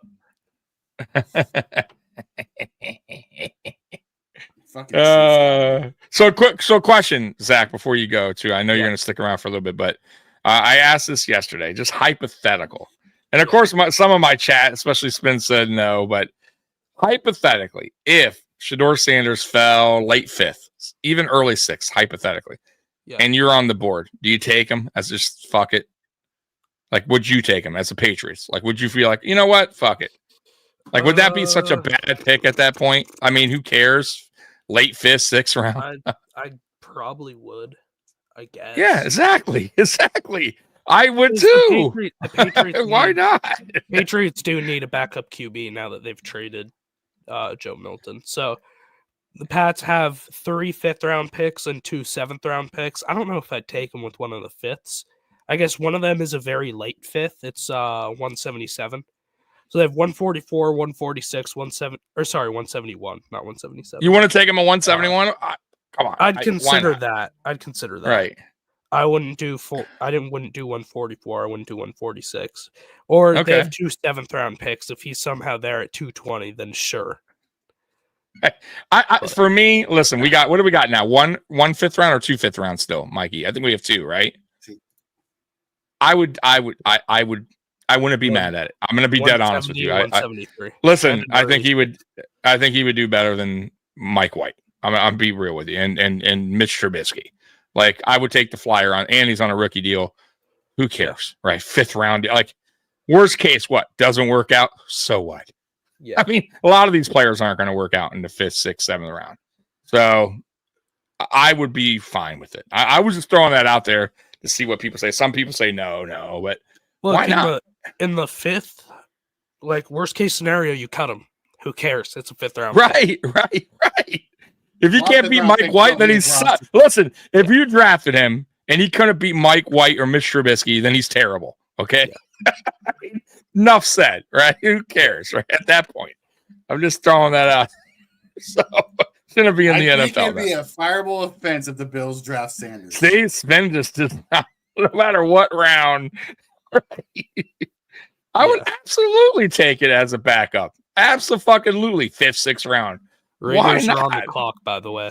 Yeah, Sanders' here it is. Sanders' arm does not play in Buffalo. I'm sorry, he just doesn't Yeah, have as a an arm backup. for You're Buffalo. right. Yeah, but he's not a starter. He's a backup. I mean, how? He's running the scout You team. didn't like Barkley because He'd be of his better than lollipop he'd be arm. better than Mitch Trubisky. At least he has the mobility. Neither Trubisky does not have the mobility, and neither does Mike White's so on mobility. I'd much rather have a young guy in there if you had to go in there. Shador's arm in Buffalo.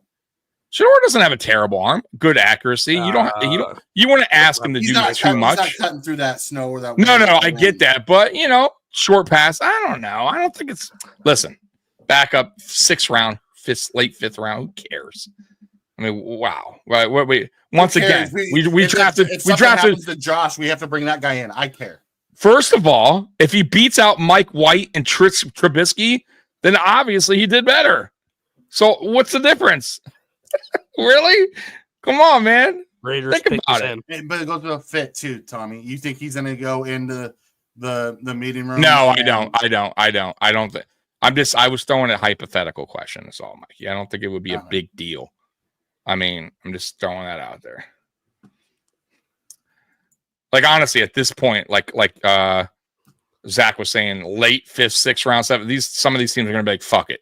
Like the Eagles. All right, fuck it. We'll just take him. Who cares at this point? He's a prospect that was 2nd, 3rd round talent. Benford was the 6th. Raiders should do it right here. Raiders should put it in right here. I think ideally that's where he should go. Yeah. He's trained by Tom Brady. Yep. Right. Why not? Right. You're way late in the draft. That's not a big deal. The starter for 2 years, and then this guy could be your future. Right. And if he's not, who cares? Who gives a shit? Right. If it doesn't work out, who cares? Ravens are on the clock. Boy, man. Oh, Jets traded up. Anthony's hopping on right now. Oh, Jets are early. Anthony's Jets traded up. Must have traded with the Ravens right now. Maybe really? Seahawks. Okay. Maybe the Jets are trading up for him. Oh, maybe. So now I have to stay for that. I need to stay for that one. Need to.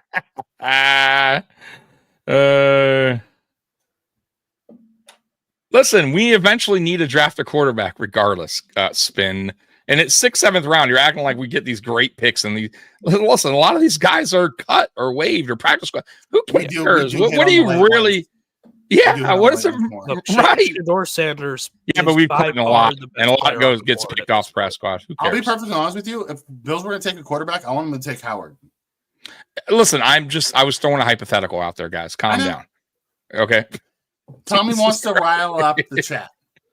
It was a question. That's all. It's just like any player. Let's just say if it's not Sanders, it was any player that was projected to go 1st, 2nd round, and he's fallen to the 5th, 6th, 7th. Yes, I think it's fine to take a flyer on at that point because at this point, not Shador. Everybody's a flyer. Everybody's a chance, a gamble. I mean, fuck. Once again, we've taken players like Luke Tenuta. Who cares? These guys don't make the team. Hemingway. Justin Shorter. Don't want him either. That's a weird way to spell Shador Sanders. Right? Starts with a T. Yeah, Spin doesn't want anything to do with a rookie quarterback. I saw somebody today. Let's just keep on getting Mike Whites and Mitch Trubisky's of the world. I saw somebody today call him Shador Dash, which was crazy. What's going on, guys? Hey, Anthony from New York, baby. How you doing, man? Not too bad. How you guys doing? Great, I should say from the Jersey Shore. GTL. This is my guy right here all day. What's up, Anthony? How you liking your draft so far? I mean, so far so good. I talked about it the other day. First round, I was hoping the Jets would go Tyler Warren as like my number one. But I kind of like the combo of getting Membu in the first round and then Mason Taylor in the second round. when you look back, they would pick Tyler Warren in the first round. You're probably not getting, the kind of value at tackle as you were going to get from Mason Taylor at tight end. So they proved me wrong on that one with the combo pick right there. And the best part is hearing Jason Taylor and Mason Taylor's family chanting the Jets chant. Dolphin fans must have loved seeing that after all these years. Jason did play for the Jets, though, right? For a couple years, didn't he? Yeah, he played. Okay. He played the tail end of his career. He did play there. Okay. Mm-hmm. Okay. So what would you grade? What would you grade your draft so far up to this point? I'd give him an A for it. I mean, just that start with that combo pick of, they needed a tight end. They need a receiving threat for sure. Yeah. They needed a right tackle. They had basically nobody there at the moment. And when you go into this draft so far, I talked about the other day, Jets needed three to four starters, and they're going around and kind of cherry picking at this point. They needed a receiver. They picked Arian Smith here recently in the 4th round. He has drop issues. I understand that. He's probably not your typical number 2 player, but I mean, they got a major receiving threat with Taylor in the 2nd round. They went with corner in the 3rd round. Didn't think that was a pick of need. I thought maybe that's a situation where Brandon Stevens, who they just gave a contract to in the offseason, maybe that's a situation where he can move to safety because safety was another need. But then here, momentarily, the Jets traded up to pick 130, I believe it was, for Malachi Moore, a safety out of Alabama. And we all know safeties out of Alabama. It's usually a nice pickup there, but battled some injuries over the past few years, so that's a big reason for his drop. But he was a team captain under Nick Saban. So that says a lot from a character standpoint. I mean, I think they're doing what needs to be done, getting players you can envision potentially challenging for a starting spot. But they hit a home run in the first couple of rounds with the right tackle and tight end is a big statement there. No, you guys, I think the whole East has done a pretty good job. I mean, I think the Dolphins have had a good draft so far. The Patriots have a really good draft. Curtis good pick. Oh, Curtis was ecstatic, man. When they got Grant, took away my damn player I wanted. Man, he was ecstatic, bro. They thought they were going to trade. Yeah, they thought they were going to trade down. Like that was what Captain D and Curtis thought. But kind of Grant, you can't pass on him. They needed. It's really hard to trade down. I mean, every team wants to. I would say going into a draft, 25 teams would love the opportunity to trade down, accumulate more picks. It's a lot harder to trade back than it is to trade up when you consider that. You got to have the part. You got to have the team to work with you as well, man. Mm-hmm. You don't know what phone calls are made. It takes a good quarterback flipping for that to really be like enticing enough. And we saw the first round. We're on the clock. We're on the clock. Oh, Patriots traded. Look at that. You stuck around. You see. By the way, Tennessee traded up and they got a receiver as well. So Alec Amornar. I can't pronounce Amornar. Okay. Thank you. Yep. Some of these players' names, man, the names are crazy lately, bro. Oh man. Roy says crap. Damn Patriots. Let's see what the Patriots do here. Jalen Royals. Is it? No, he got picked already. Oh, that's right. He did. Duh. He got picked by the Chiefs, right? Fucking bastards. 144. What pick is this? 137.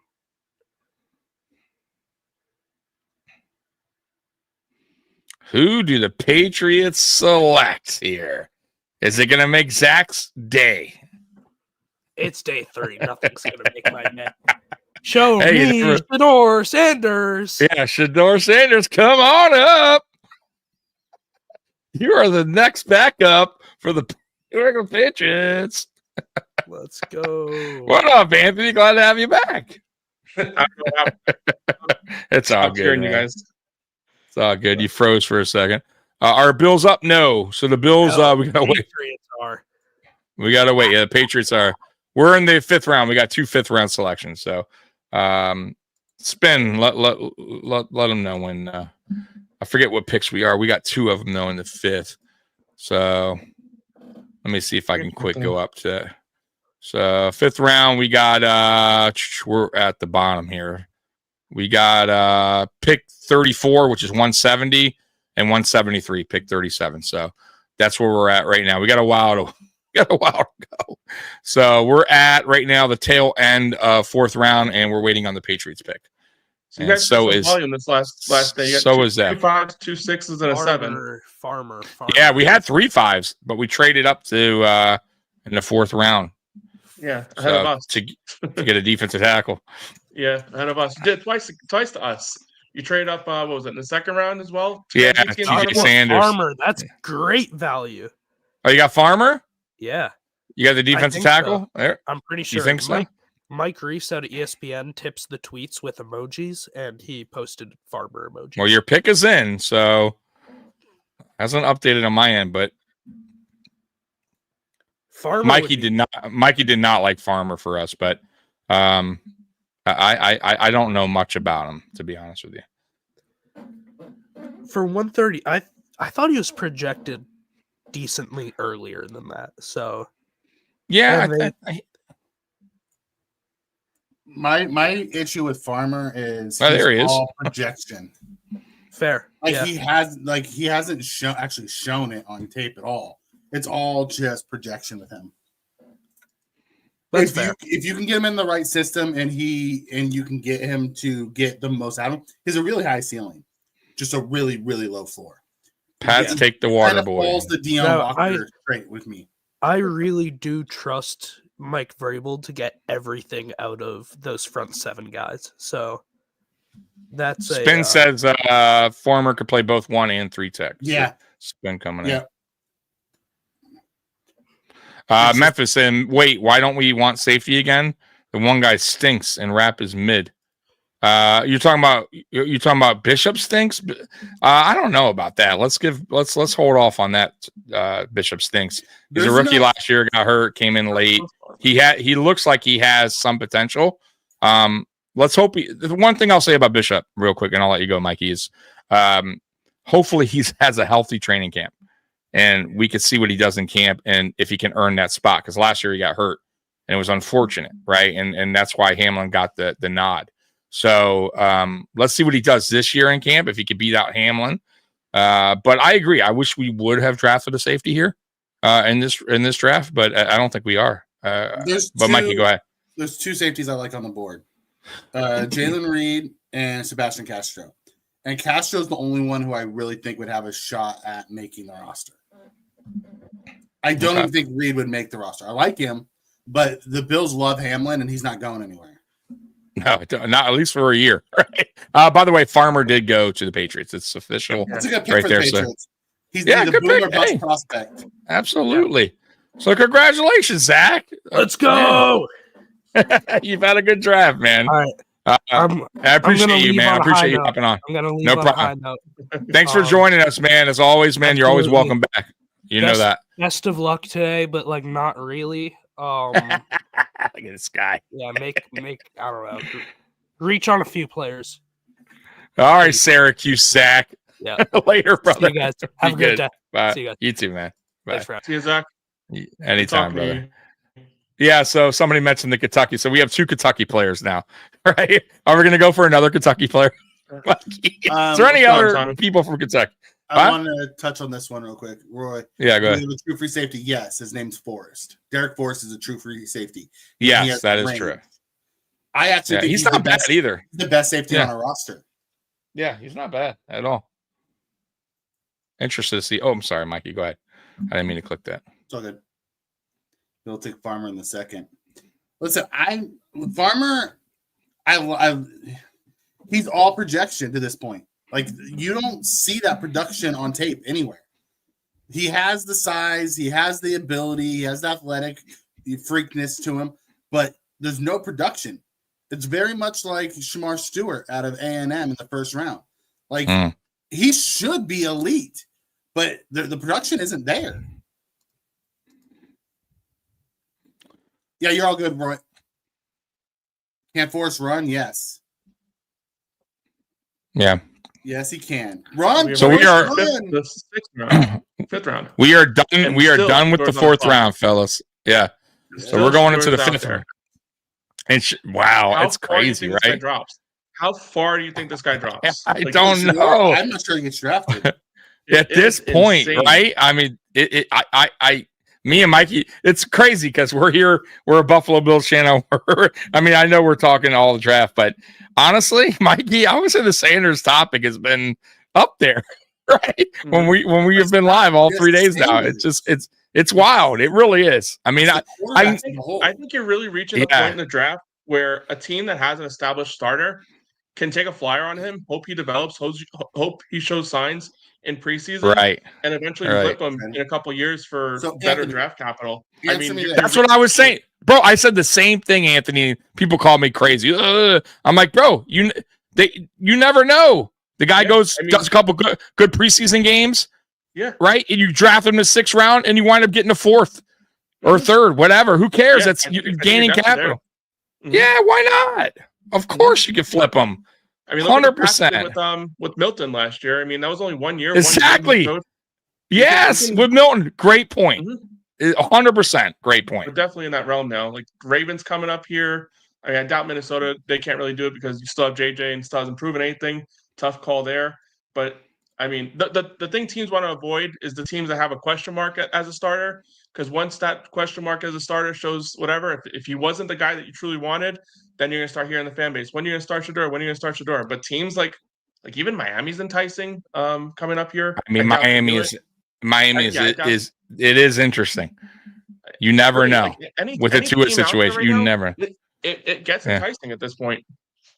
Now they did just sign your guy, Zach Wilson, as a backup for a lot of money, which is wild that they would give him that kind of backup money. But still, it is at this point, like you said, man, I think anybody's drafting him at this stage of the draft is just to either flip him.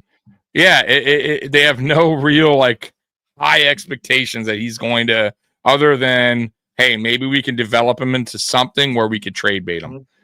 Yeah, get something for him. Because why would, like I said, like let's say Philly drafted him, like who? They're not getting rid of. They're not. Jalen Hurts is never gonna. He's not gonna jump Jalen Hurts ever. So, but if he looks good in preseason, right? You have him come in for a couple snaps here and there, do some bullshit. All right, yeah, he looks intriguing. Okay, we'll give you whatever, a 3rd or 4th. They just scored. I'm surprised Vegas, they have Geno Smith there for a couple of years. They were a team you eyed before the season, before the whole draft process started, as a team that, could want him. Pittsburgh, when he dropped, I told you, like in that last episode we had, the way it's going to go is he's going to drop 21. Pittsburgh's going to pick him. Pittsburgh has had like 4 picks since then and still hasn't picked him. I mean, these teams you would think, and then not to mention 5 quarterbacks going ahead of him. Like who would have predicted any of this stuff? Like it's crazy.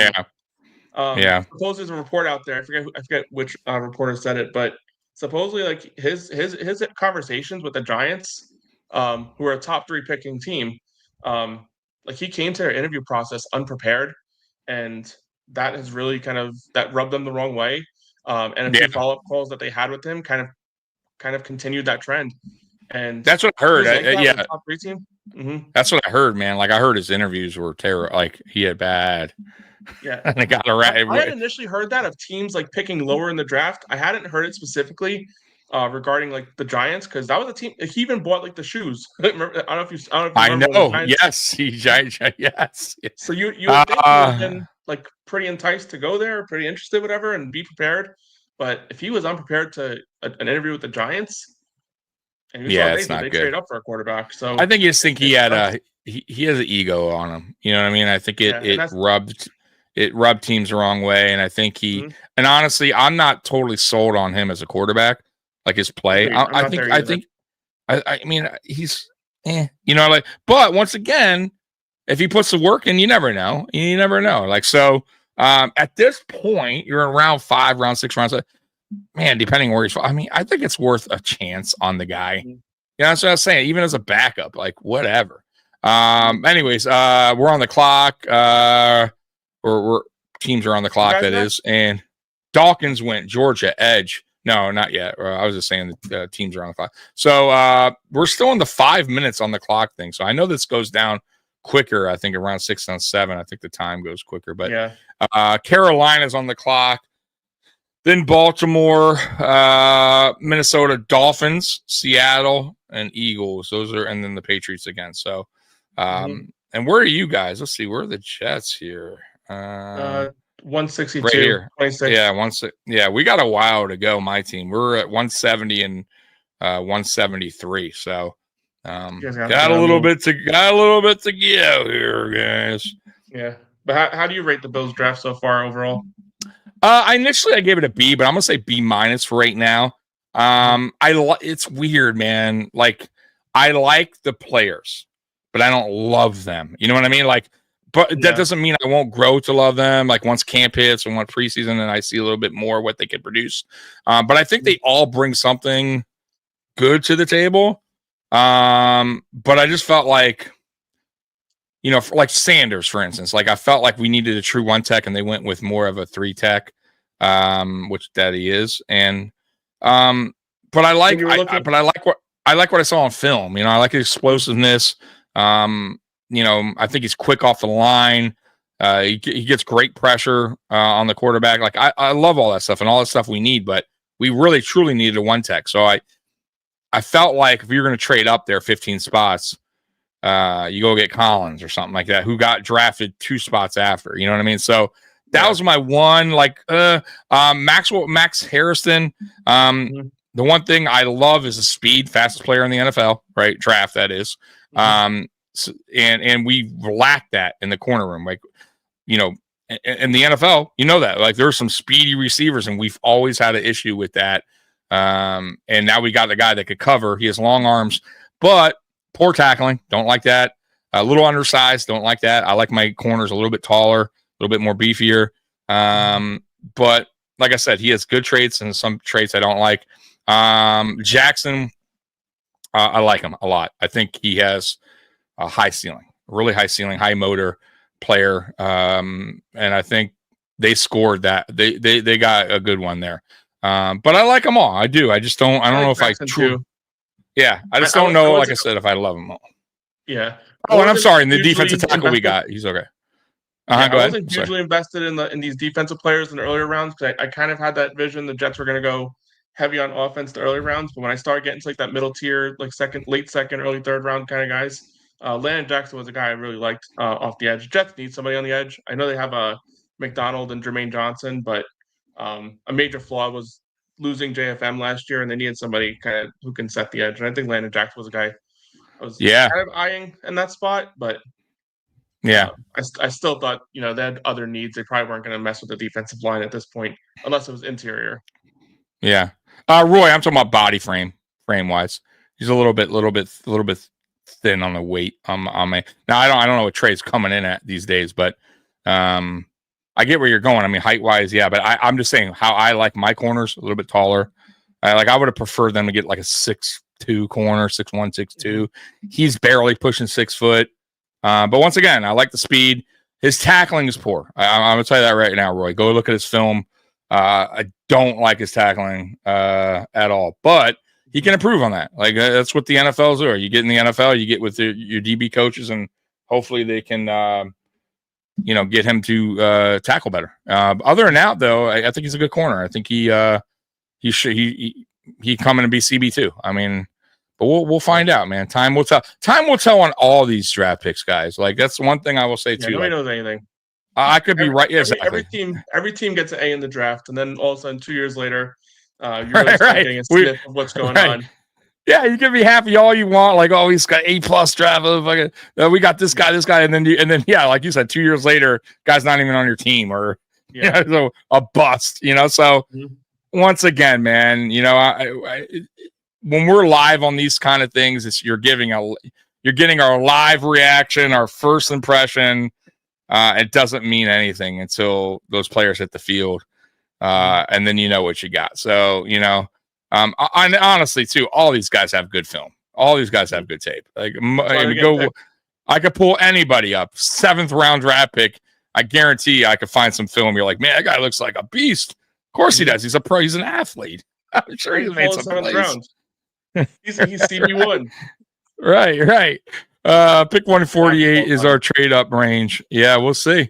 Let's see how the draft's going, because I missed a couple. So Cam Jackson. Oh, there's the guy. I liked him. I did. I'll be honest with you guys. I would have preferred him over the other player we got. The other DT, I can't believe I'm missing his name now. Right here, Walker. I don't know. I just liked his game a little bit more, but it is what it is. Maybe I'll be wrong on that, but let's see here. A&M, Carson Vincent, offensive tackle. Now we're on Seattle and then Miami. So really, yeah, honestly, right now it's all about like obviously with the Bills draft and you guys, but we're on like Shedeur Sanders watch right now. Like this is it's so interesting. It is really interesting to see. And honestly, it's going to be so interesting to see who eventually takes the chance on him. Like what surprise team just goes fuck it, you know? That's why I asked the question earlier, and everyone's like, "Oh, no." I'm like, "Hey, if he falls so far, let's say late 5th, 6th round, would you draft him?" And I said, "Fuck it, yeah." Like, who cares at that point? And most of these players are, yeah. What does it matter like, at that point? So he's getting to that point where I promise you, it's going to probably be a team that doesn't need a quarterback and just says, "Fuck it."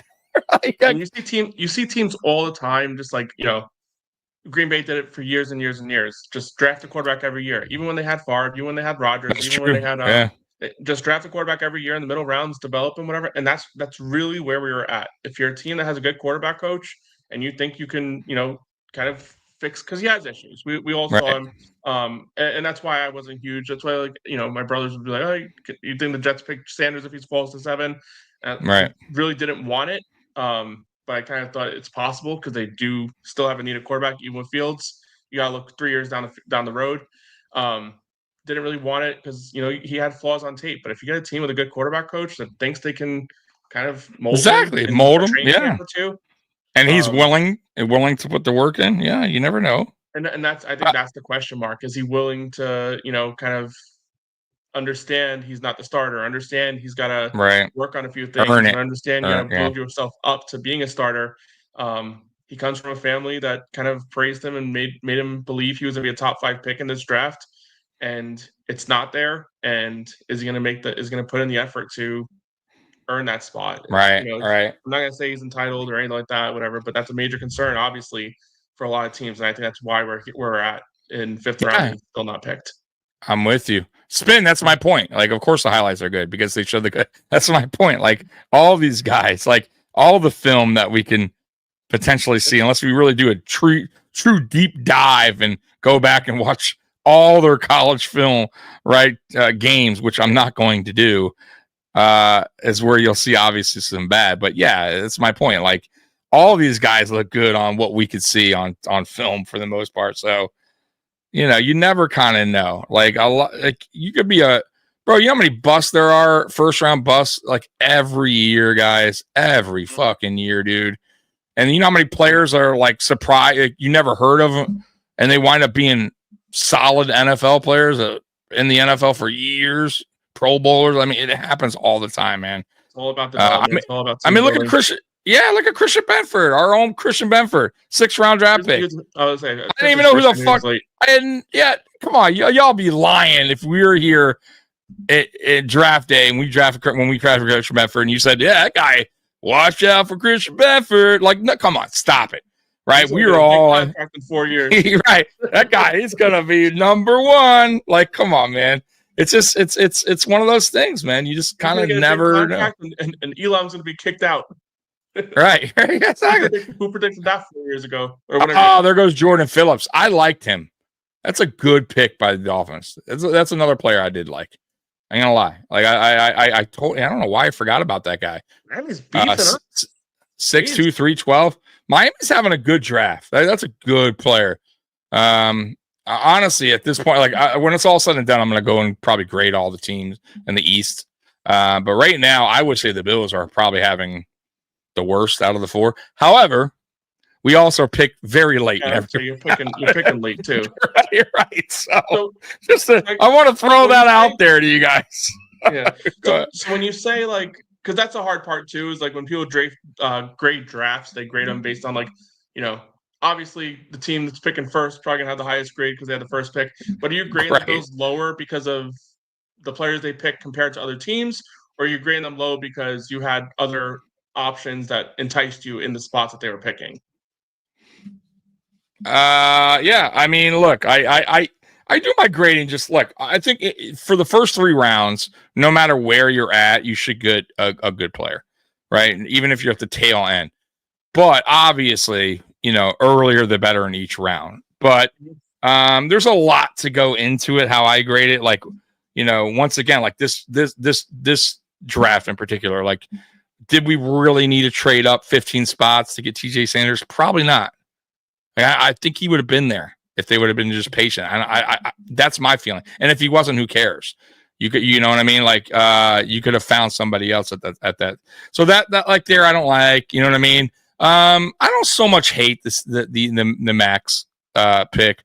I mean, that's where he was kind of projected. Maybe he would have went in the second round, but once again, if he did, how late would he went? We might have missed out on him. So I get that pick. I guess we did need a corner. So yeah, it just depends. It depends like what we did to get that player. Will that, does that player fit in the scheme? Is that player really somebody we needed desperately in that second round? Like, so I felt like I said, the Sanders pick kind of threw me off because we needed a true 1 tech. That's not what he does. He's a 3 tech. The GM already said that he's going to be behind Ed. But I think you'll see him and Ed on the field at the same time, depending on passing downs. But, you kind of want your second rounder to start. I'm just throwing that out there.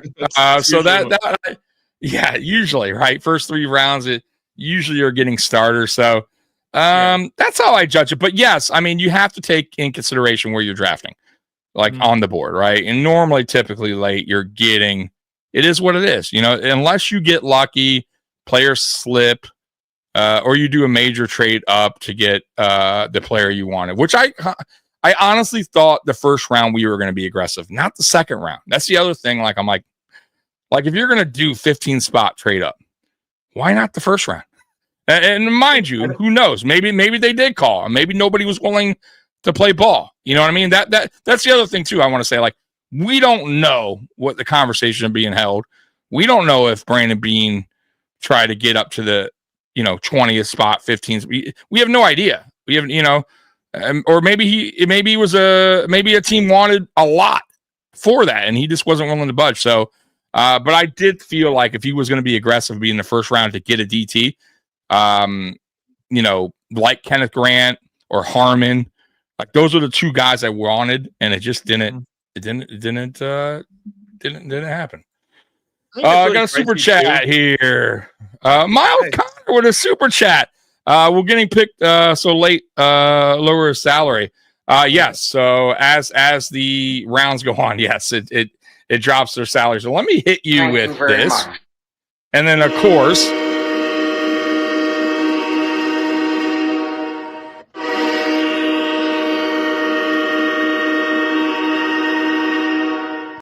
thank you so much, Miles. I appreciate you, man. That's my buddy, Miles. It's definitely. But the good thing about Sanders, though, Miles, he's already has a lot of money he got paid in college, comes from a very rich family, Deion Sanders' son. He has money. This is not going to set his bank back much, Yeah, and not only that, he'll get deals. He'll get other deals too, commercials or whatever. A little more detail. So if he would have went in top 5, he's looking at about $7.5 million in year 1. And as it goes further, like we're now at pick 150-ish, something like that. The 150th pick, year 1 salary is $946,000. So yeah, huge drop in salary. He would make more in year 1 as a top 5 pick than he'll make in his entire contract as a 5th rounder. So Miles busting my chops, by the way. He's my buddy, Roy, by the way. So he likes to do that. So do we just see Shedeur Sanders? Oh, Shedeur Sanders! He went off the clock while we were talking to the Cleveland Browns, who I predicted, honest to God, I said they would take him, but in the second round.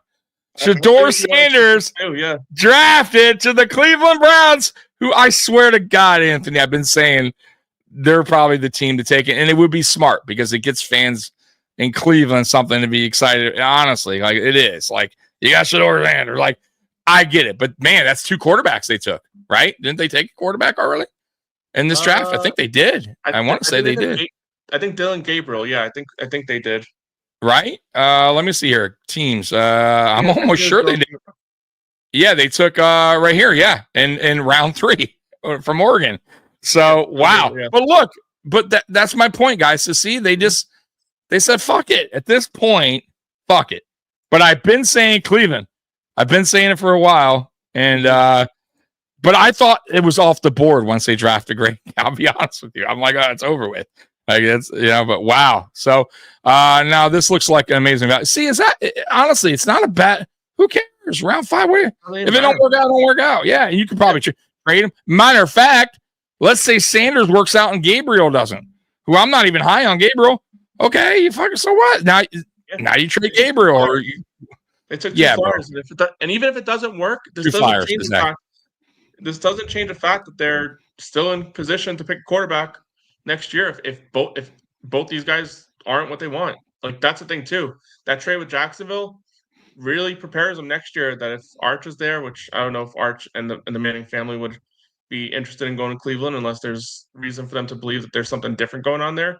Yeah. At this point, I doubt. But even other guys too, like Nussmeier from LSU, if he comes out, Drew Aller from Penn State, there's plenty of quarterback options next year. Where if the 3 guys you have in the building now, obviously Deshaun Watson, we understand what's going on there. Obviously with Dylan Gabriel, we'll see what happens, and Shador Sanders. But if they feel like they don't have the guy in the building next year, they're plenty of ammunition to trade up if needed, or just take the quarterback they want if they're picking high enough. Exactly. Miles, a Dolphins fan, he wanted. He was hoping they get him, and that was another team I thought maybe could be in play for him because I really thought Cleveland from the get-go, but once they drafted Gabriel, I'm like, all right, maybe it takes them out of it. But at this point of the game, man, late 5th, mid 5th round, wherever they're at now, who cares? Who really cares, man? Now you're just kind of hoping on a little bit of luck that some of these players you draft work out or become depth guys or whatever, rotational guys. But that's. So why not? Why not? But look at this. Browns quarterback, Deshaun Watson, Kenny Pickett, Joe Flacco, Gabriel, and Sanders. So they got right now on their roster 5 quarterbacks. So somebody has to go. How does this work? 2 people have to go. They're not going to carry 5 quarterbacks. That's what I'm saying. So somebody's two or 3. Yeah, at least 2 minimum. So maybe they trade one or something. I don't know. And I'm not happy. I don't like any of them. Yeah, well, I don't like any of them, but Pickett's probably the surefire to get cut. Yeah. But and then Flacco, I guess, could get cut if he's. But I mean, you would think they brought him in there as the reliable guy, and you don't really want to. And Deshaun Watson, I don't even think starts the season, so they'll probably do some like roster magic with him, like start him on the injured list or something like that. Maybe, yeah, that makes sense. But 2 of these guys could be available on the QB depth chart as waiver. Yeah, that's a lot of quarterbacks. They got a lot of thinking to do. Weston, by the way, is a Chiefs fan. Always comes on the channel. Got Royals, man. Hey, you guys are having a good draft too. I think that's a perfect situation for Royals to be throwing the first pitch out at one of the Kansas City Royals games. That'd be pretty interesting. That's a great point, Spin. Watson on IR. Mm-hmm. Yeah. Yeah, that's a great point. Yeah, that makes sense. So now you're down to a cut, which would be probably Pickett, right? Mm-hmm. You're not going to cut your rookies, right? You're obviously.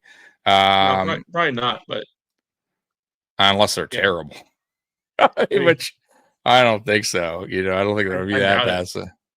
Yeah. So man, that's wild. So let's get updated. So Shador obviously went finally for him. Mac McWilliams, what a name.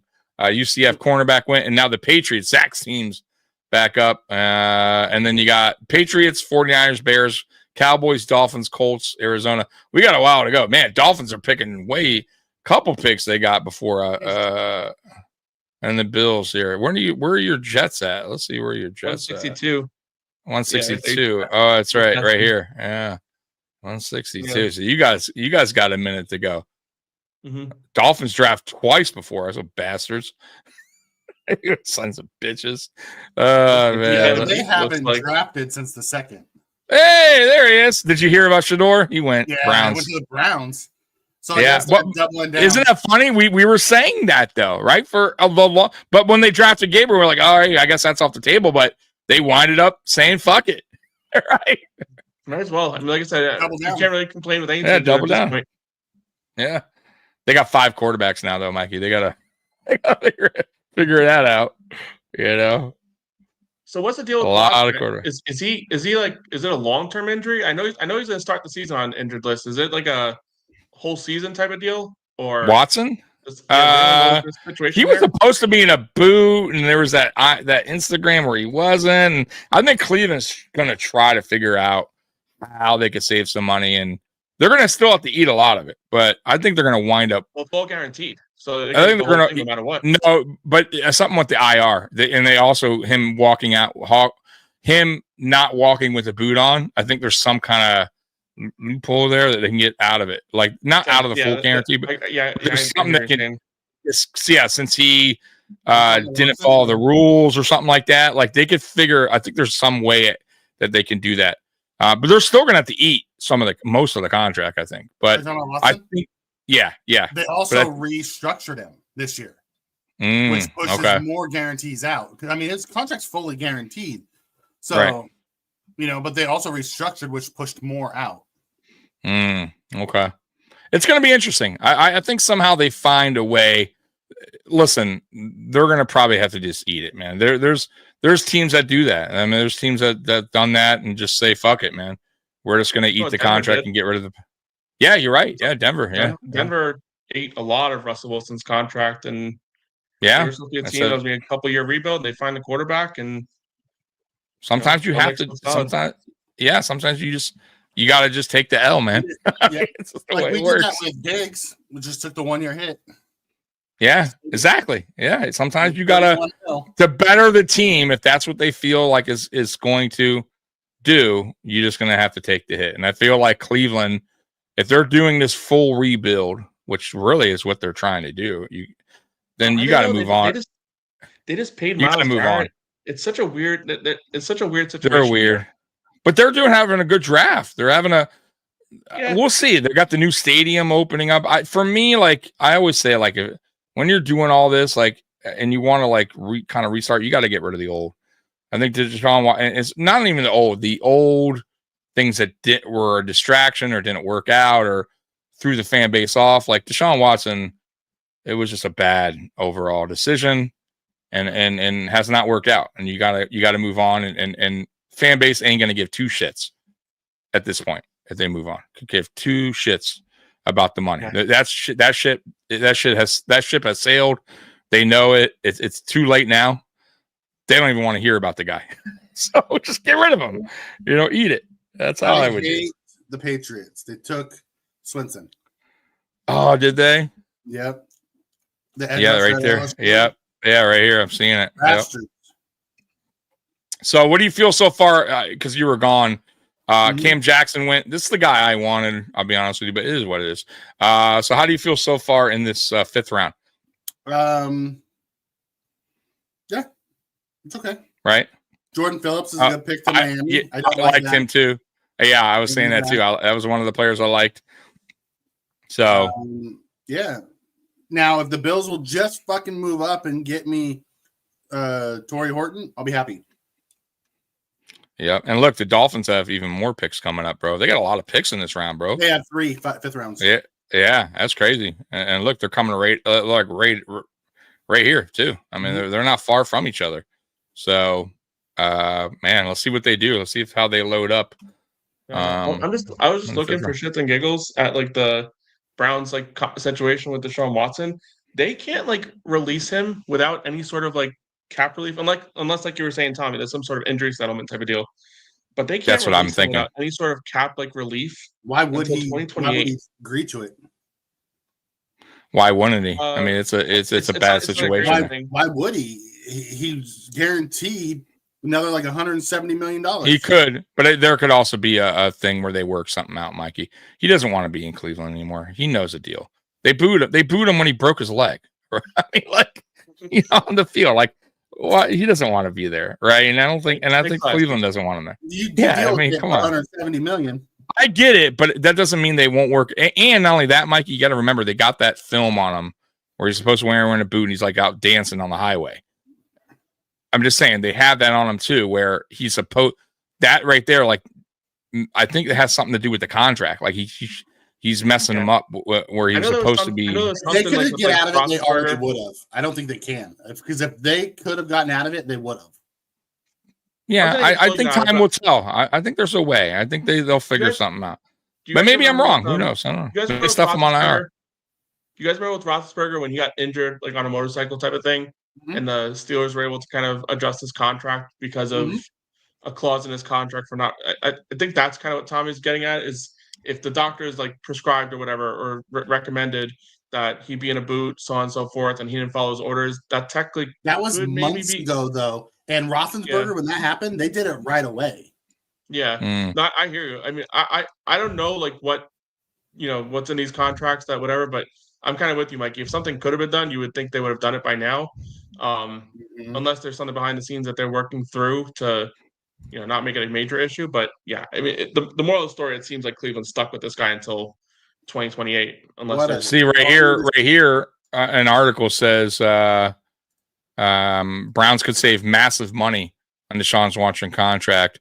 Let's see. Here's something about. Let's see here. This is if they. Let me see if I can pull this up for you guys. Going to read it actually on here. But yeah, there's a way they could save a lot. It says on his deal. Let me present this real quick, and we'll go back up to it. So right here, Mikey. The on here. So it says by now we all know that Deshaun Watson has been nothing short of a disaster for the Browns. So Watson has played a grand total of 19 games. Now the 20-year-old is recovering from a torn Achilles and will also miss all of 2025. Okay, so he's out of 2025, by the way. And while this is definitely unfortunate for all parties involved, there may be somewhat of a silver lining for Cleveland. Mike Florio of Pro PFF has revealed that Watson's contract contains an insurance addendum that protects the Browns against injury, and it specifically states that any injured suffer between 2024 and 2025 allows for 58.76 to be recovered by Cleveland. That's a substantial amount of money. I think that's different than. Oh, sorry, you go, Mikey. No, I know. I'm just saying, money wise, for them to get back. Yeah, but that doesn't fix their cap. The cap money's still there. Yeah. No, I get that. I get that. But still, that's a lot. Owner gets a little profit. He gets to put something in his pocket, but the fan base still has to suffer with the cap ramifications. Yeah, he ain't playing. So I'm just curious what they wind up doing. Let me put this draft back up. So he's not playing anywhere. 2025. So he tore his Achilles too. It's like he tore it last year. They fixed it, and then he retore it in rehab. Yeah, and very interested to see what they do after the 2025 season. Now there has to be. They have to figure it out. He was on top of the world, I mean. No, I know the cap stays the same. I'm talking about for the owner to get he's going to recoup a lot of money from that. Go ahead. I'm sure it's a lot. 58 is a pretty good amount of money. But when you offer 230 guaranteed. No, I get it, but that's on. But hey, you know what? At this point, anything's better. I'll take anything. Say, I'll take anything. Anything's better than nothing. Right. Come on, man. You say, brother, I'll give you that. You know what I'm saying? He's been a fucking disaster. Good luck in getting the insurance company to pay. They're going to find every reason not to pay that bad boy. Oh, absolutely. Yeah, they'll be fighting that one. Mm-hmm. So let's see here. Texas running back Jaden Blue went to Dallas. Question for you guys, Tommy, Mikey. I got a question for you guys because leading up to this draft, there was a lot of noise around the whole James Cook situation. Are you guys surprised, or where does this put you, like, as far as like what's going on with James Cook that the Bills haven't addressed running back in this draft? I know you guys got two guys behind him, but they're not going to. They're going to keep him this year, make him play it out, and then they'll let him walk, and they'll draft a running back next year because that's what they do. Because then Ray Davis will be in year 3. Ray Davis will run for 2 years. Then the guy that they draft next year will be ready to go behind him. It's a cycle. Brandon Beane doesn't pay running backs unless you are like at the top of the top. And I love James Cook. He's a big play machine, but he plays 50% of the snaps and can't be on the field on third down because he can't pass block. Right, which is a problem. He dropped 7 touchdowns in 1 year. Right. Like walk-in touchdowns. Yeah. Yeah.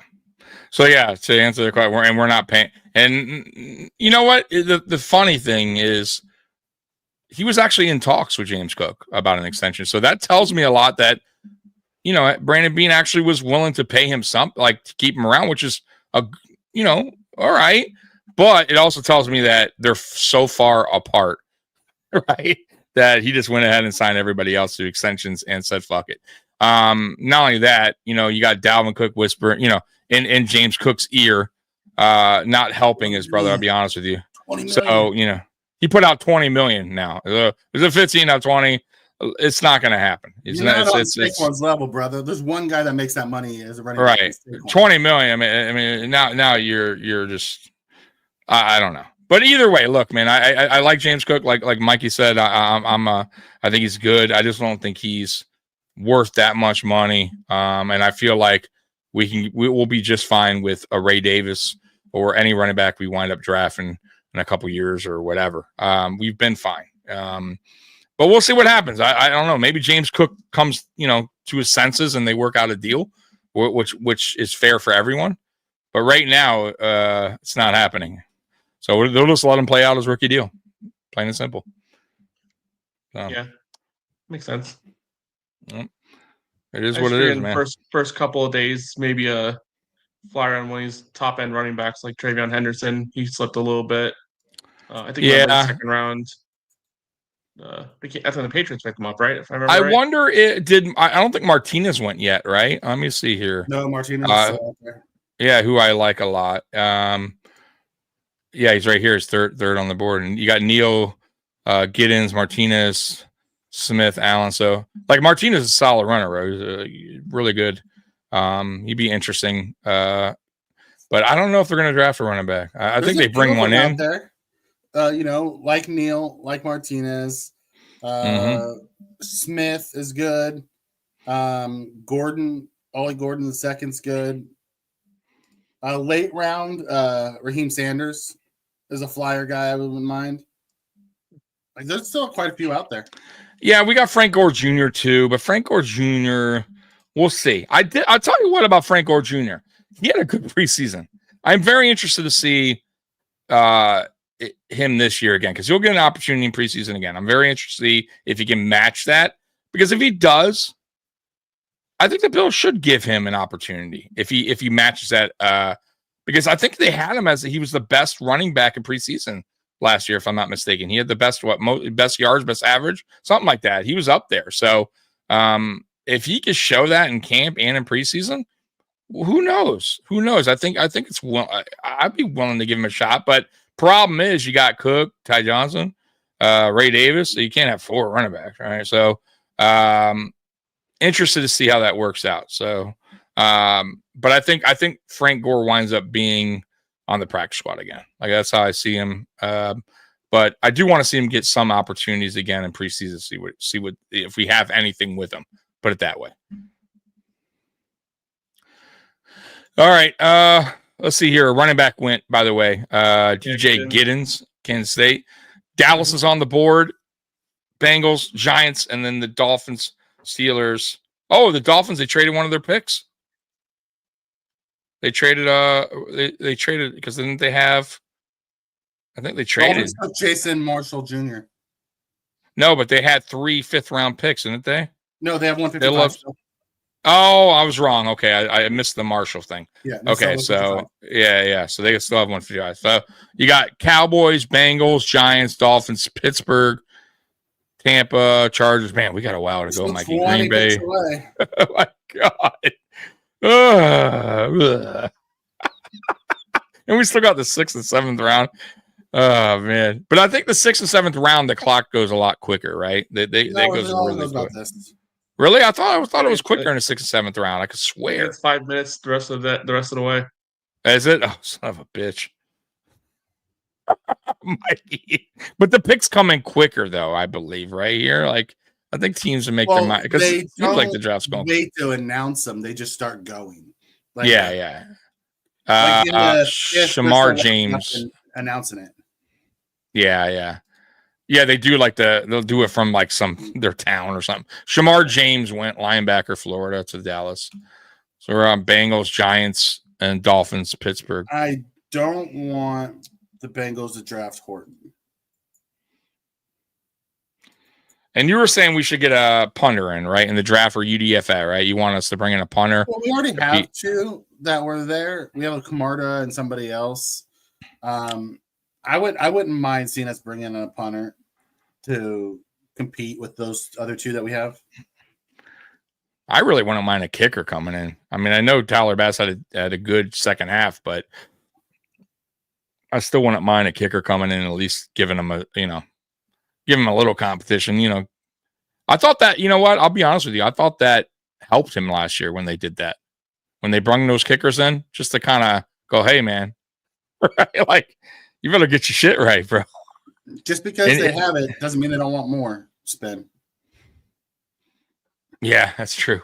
That's true, right? Camardo was really good until the new special teams coach came in and messed him up in Tampa. Yeah. Like he was really good his rookie year, and then the new special teams coach came in, messed him up, and then he just it messed him up. So he was on our practice squad last year. We liked him enough to keep him. I have a feeling that he's probably the leader in the clubhouse to be our punter. Yeah. By the way, I was just thinking, man, like I wonder if Shador takes it personally though. Now that he's on the Browns, that they picked a quarterback before him. Anyways, like you know what I mean? Like, oh, damn, bro, it's kind of fucked up. You really think this dude's better than me? All right. Gotta go earn it now, for sure. Oh, he's low man on totem pole. Yeah. Damn, dude. I don't know. That'd be rough, That'd be rough. And they gotta meet each other. Hey, man. Yeah, they must have liked me just a little bit more than you. Oh, Lord. Because that's ego. Sanders has an obviously big ego. Right, that has to bother. That's the concern there for sure. Right. You went from being big man on campus, literally, to right. Because I mean, in reality, they have 5 quarterbacks. One obviously Watson is on IR, so let's say they have 4. So where is he at right now on the roster spot? If they were to start right now, 3rd, 4th? Is he ahead of Kenny? Well, I had to pick it. Yeah, I mean 4 out of 5. Yeah, so 3. It's okay. Yikes. If Pickett beats him out, man. That's yeah, dude. And you got a major problem. Oh my god. I don't know if anyone would take that. Mm-mm. Yeah.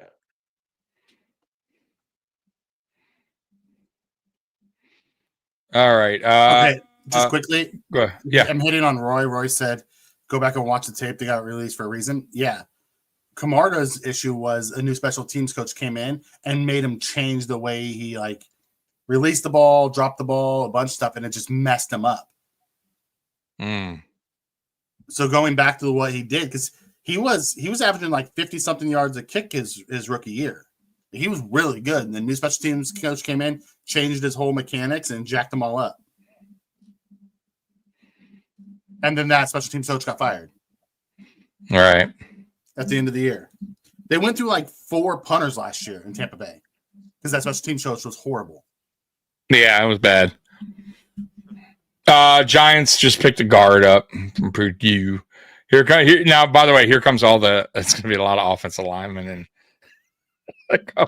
linemen, defensive linemen. Yeah. A ton.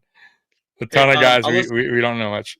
Go ahead. I'll listen to the Dolphins pick and I'll drop for a little bit, but I'll make it back on for when the Jets pick at 162. Yeah, that's fine. Sounds good to us. You're welcome to come back. So we'll see we'll be every round. We are still here for a little while. We'll be here through the end of the draft. Nice, good old 4 hours. We'll take a look and see if Curtis's team adds more and more beef. Damn Curtis. Mm-hmm. Damn you, Chris Curtis. Greer must have been listening because I mean that's what like the Dolphins the are missing. They're pick. just missing that, like, I mean, obviously, like, there's still question mark quarterback with Tua. Can he win games and Mike McDaniel, etc. But the major need I felt the Dolphins need is they need to get more nastier in the trenches, and they made some hacks at it for sure. So we'll see. So the guy that I was trying to think of, remember yesterday, Mikey, I was telling you about the people that are supposedly behind the scenes drafting. Marvin Allen is his name, one of the guys.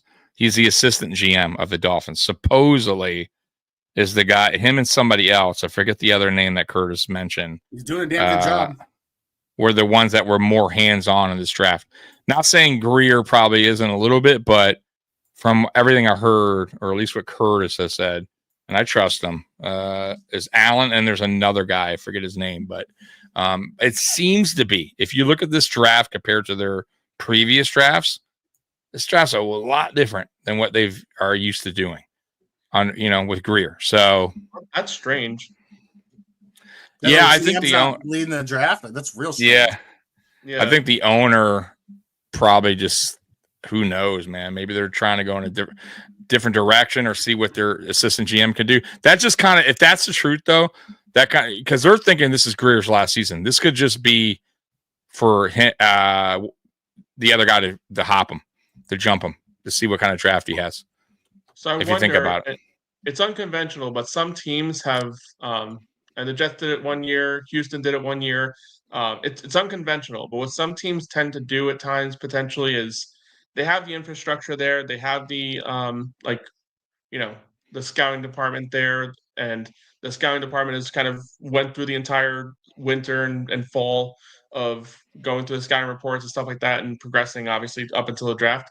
But what some teams have done is, because all that infrastructure is already there and all those reports are kind of filed away by the current regimes, they've sometimes have fired GMs after the draft because at that point it gives the new GM the opportunity to kind of build his own infrastructure leading into the following. It's not the smartest thing to do. Obviously, you want to, if you're going to fire someone, you fire them when you think you want to fire them.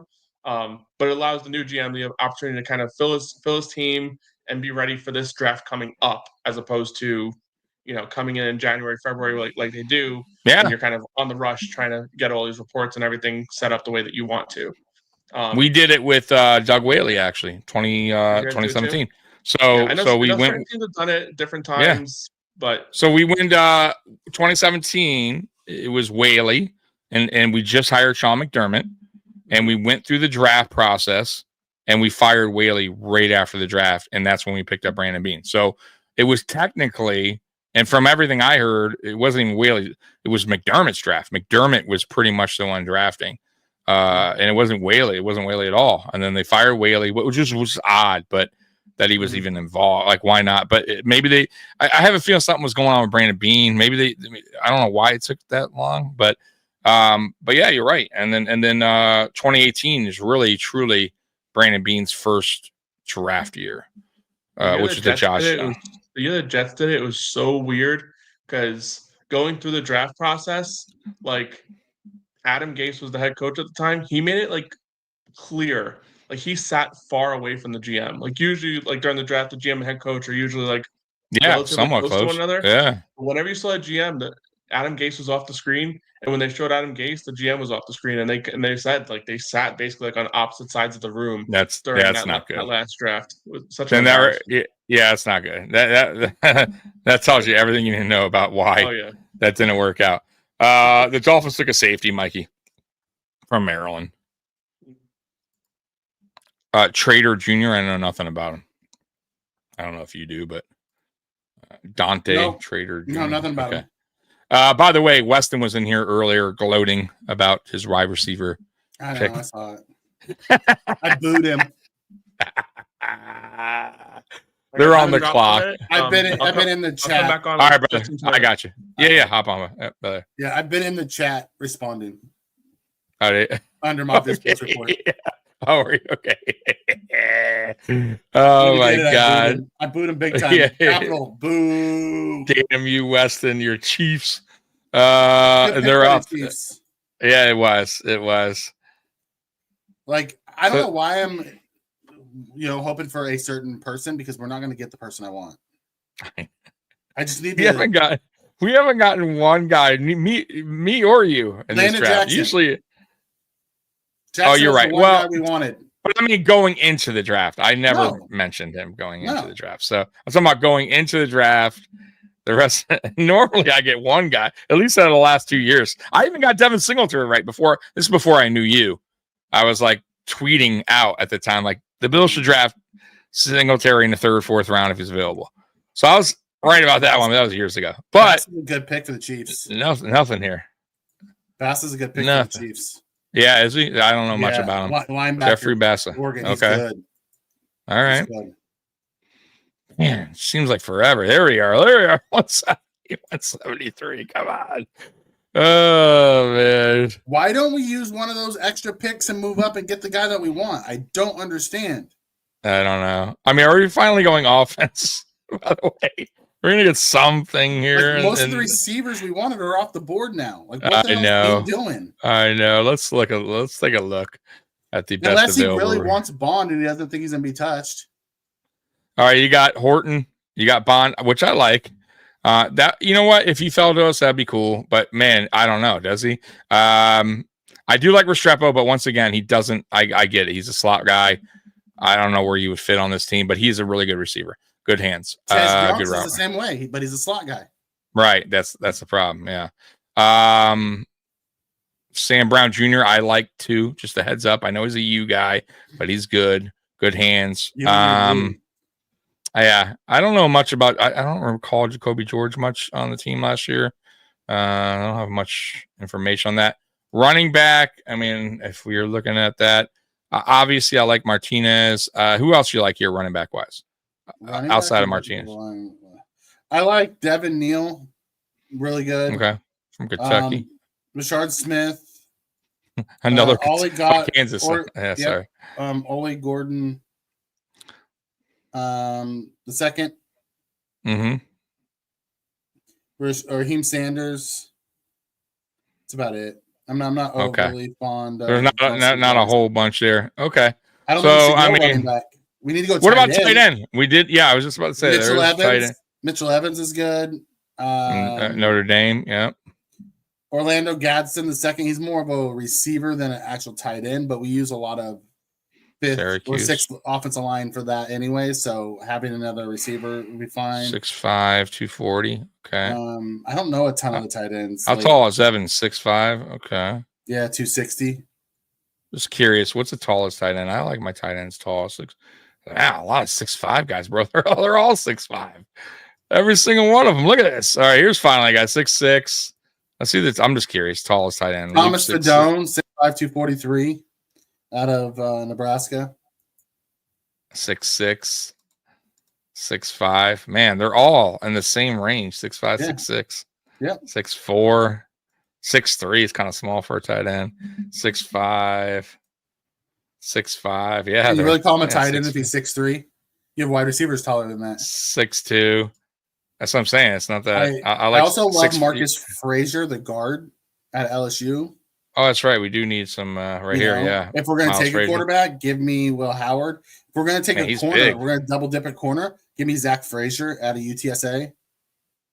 This guy's huge, bro. Miles Frazier, 6'6". Paul, linebacker at Ole Miss. Yeah, that name's been popping up. Yeah, I've heard that name. JJ Pegas out of Ole Miss, the defensive tackle, because he can also play off goal line offense.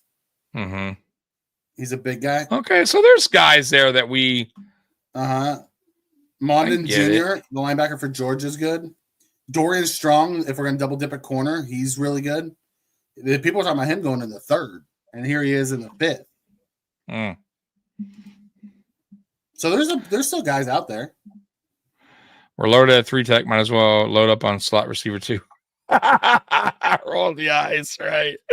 Oh man, If you draft another cornerback, it has to be a nickel or a slot. Says Spin. I can see us. I can like see us TTSA guy. draft. Him. Restrepo. I like Restrepo. I do like. I like him though. He's good. Freaking burner, and we go draft us a freaking slot only guy. I hear you. He's not that slow though. He has speed to him, Restrepo. He had excellent hands. He broke Hurricane records for receiving. He's not a bad receiver, I'm telling you. But you're right. Where would he go? I mean, I get that. Like that's the other. That's the. I mean, let's be honest. Shakur could play outside some. He could, and he has, by the way. So, I mean, you don't necessarily need to have Shakir always in there. We need speed. We draft the slowest wide receiver in the draft. That's Brandon Bean 101. I don't think Restrepo's slow. Is it talking about Restrepo? Restrepo's not slow. Not slow at all. He ran like a 4.7, dude. That's slow. No. Oh, did he run a 4.7? Yeah. Jeez, he had a bad 40 time. He wasn't that slow when I watched him. Jeez, he had a bad. Then he had a bad combine. Yeah, then he had a bad combine because he seems faster than that, bro. For Roy's sake, hope a wide receiver is the next pick for us, right? I think Roy also he got drafted. Who? Restrepo. I don't see him on the. I think somebody took him, or maybe not. How come I saw? Maybe not. Maybe I missed. Yeah, he's number 5 on best. Oh, there he is. Yeah, I see him now. Yeah. Other wide receivers. Roy. Yeah, 4.8. Ooh, yikes! Oh man, it was worse. It was 4.8. My bad. Yeah, what happened? Like a 4.78 or something like that. Yikes! He's good though. I don't know why he had a bad. That's a bad combine then. Ooh, yikes! That's why he dropped a lot. I need to ask Roy a question. Are you okay with Camarda when you went back and looked at his stats? He had a bad last year, but the 2 years before he averaged 48.8 and 50.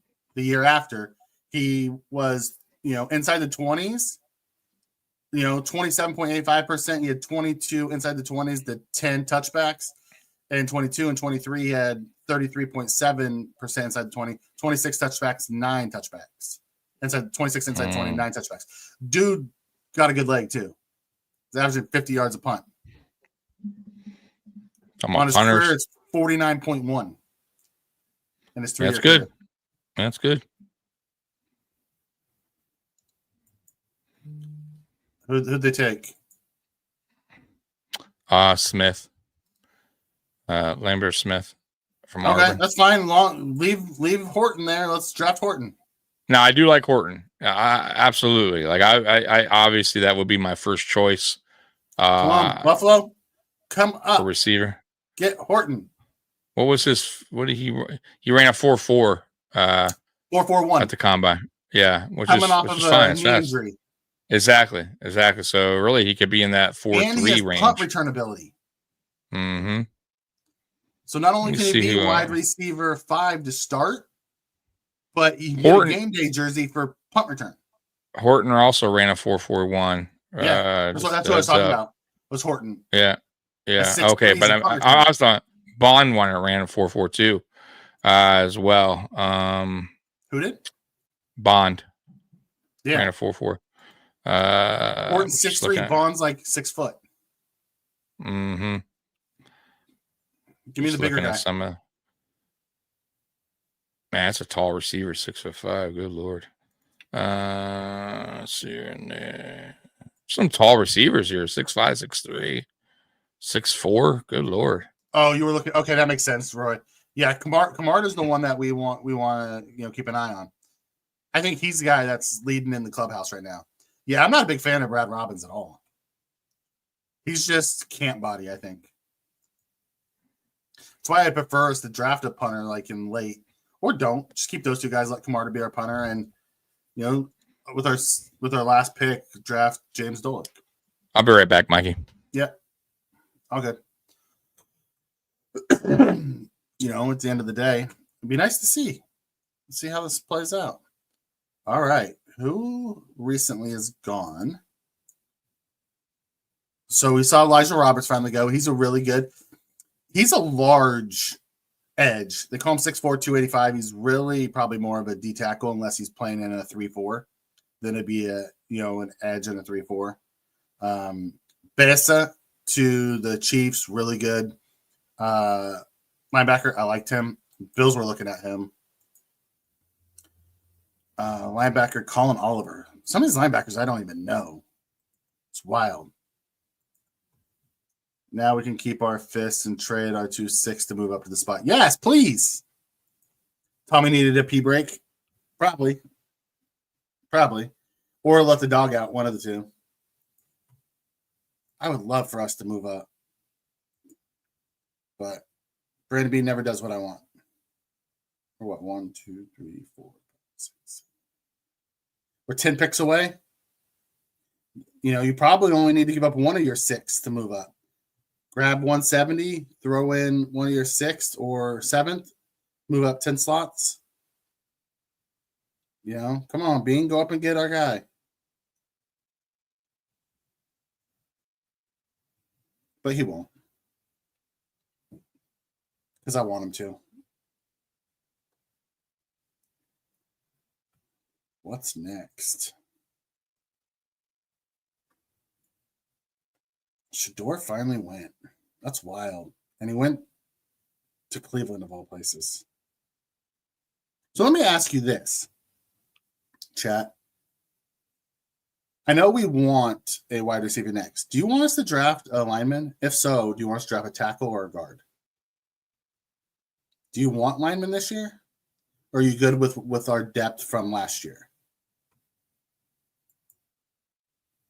Mikey, why don't you call Bean and tell him Roy sent you? I mean, listen. Right? Need to do something. Bills are going to bring fire on that D-line after Holmes. I hope so, Cycle Jockey. I'm not overly fond of our defensive line. I hope Walker lives up and is better than I think he is because, Sanders is, Ed's backup. So, I don't know. The 49ers took the 2 guys I wanted. They took Collins and CJ West. I want Horton. Then trade everything for next year's picks. You don't want another, linebacker? Maybe like Dolik, to kick off one of the other guys. Anthony's back. What's going on, brother? Back again. Not too much. So Jets are almost on the clock, so I'll give my little. So who do you want the Jets to take? I mean, they still need beef up the middle next to Quinn Williams. Defense tackles the direction I think they need to go in, but I mean, that's probably where I would go here. Defense tackle. I gotta look at who's still available at this point. But another option too. I mean, Will Howard's out there, and I know it's not. That's what I was saying. I thought he was, one of the better prospects coming out this year. I love his game. Will Howard would be interesting. I don't think they brought him in for a top 30 visit. I know they brought in Quinn Ewers. They brought him in for a top 30 visit. So I don't know if that's the pick here now because I think we got some time before that happens. But Will Howard would be enticing to me at this point as a quarterback QB3. flyer. QB3 sit behind Fields and Tyrod this year and just learn the game. We have no idea what Fields is at this point. Yeah, I mean, I think we know a little bit more than we don't know, but I think it's more likely he's not the quarterback in 3 years than getting that Sam Darnold or Baker Mayfield contract after this is all said and done, after the 2-year contract. But just based off of what we've seen, which is shocking because coming out of that draft, the Trevor Lawrence here, like when we had the second pick, I thought it was neck and neck, Trevor Lawrence and him, 1 and 2. I wasn't Fields. I mean, obviously Trevor Lawrence was the one, but I wasn't as pissed off as many of my friends were that the Jets lost or won that game against the Rams late in the season because I still like Justin Fields a lot. But when Zach Wilson popped up on the board, I'm like, what's going on here? And thought it was smoke, but ended up being a lot of fire around that smoke. But Will Howard, I mean, I wouldn't be pissed off if there's a pick right now. I mean, we filled different needs throughout this draft. At this point, 5th round, quarterbacks are mostly off the board. He's a guy that's worth taking a flyer on. National champion, played a tough season with Ohio State. I mean, I know he's not the overall reason they won. That's a strong offensive staff over there, strong defense there. But what the hell? I mean, national champion, showed some promise there. Let's see if maybe you can mold something around that, and you have a couple years to do it. He's got a good arm. He has mobility. He can play off a platform, which is what you really need in the NFL nowadays. Yeah, you know, it would be interesting.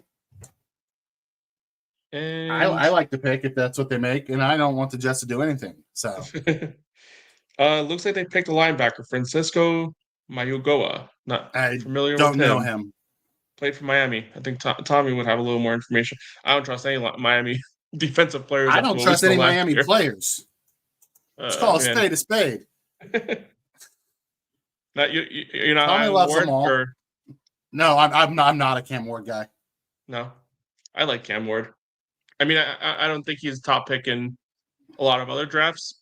I just think when you're a team at the top, need a quarterback, and you're kind of in that desperate situation of where you're picking number one. You got to pick. I just don't think he's the face. I don't think he's a franchise guy. I think he'll be if they put things around him, he'll be good. It's like Brock Purdy. I'm not a big Brock Purdy guy either. You know, like Brock Purdy, I feel like needs those pieces around him in order to be really good.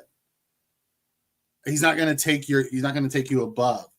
You know, Tommy swears about Cam Ward, but I've watched Cam Ward go through a couple different locations, and you know he's been the same guy. He hasn't elevated at each spot. Mm-hmm. He's the number one pick, so I give him, you know, tip my cap to him. But I've watched a lot of number one picks fail. Mm-hmm. He was a top quarterback in a very weak quarterback class, and that's sometimes a good position to be in, obviously, for him. But yeah, don't know too much about this guy. I'm just kind of reading up on him right now, kind of see what they're saying, or at least what his draft profile is saying. He led Miami in tackles each of the last 2 seasons, had 11 tackles for loss of 24. He's quick enough to beat blockers to the point of attack, can shoot gaps. He plays off the line and slips blocks without taking his eyes off the ball carrier. Has a good motor and can read the quarterback in coverage. So I would say that's probably like big hands. Yeah. I mean, I guess the Jets are continuing that trend of like, here's what we need. Let's find it in this draft. I love Quincy Williams, love Jamie Sherwood. I think they are much better sideline to sideline type of players. I love Sherwood.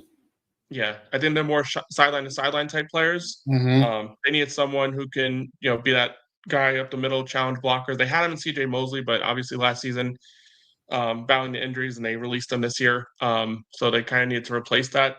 I mean, again, we're in the 5th round. This is where you start taking flyers on players that fill a potential need in hopes that they develop 1 year or 2 years down the road. Mm-hmm. Maybe that type of situation. And I trust Glenn to develop defensive players. We saw what he did with not so much draft capital being used in Detroit.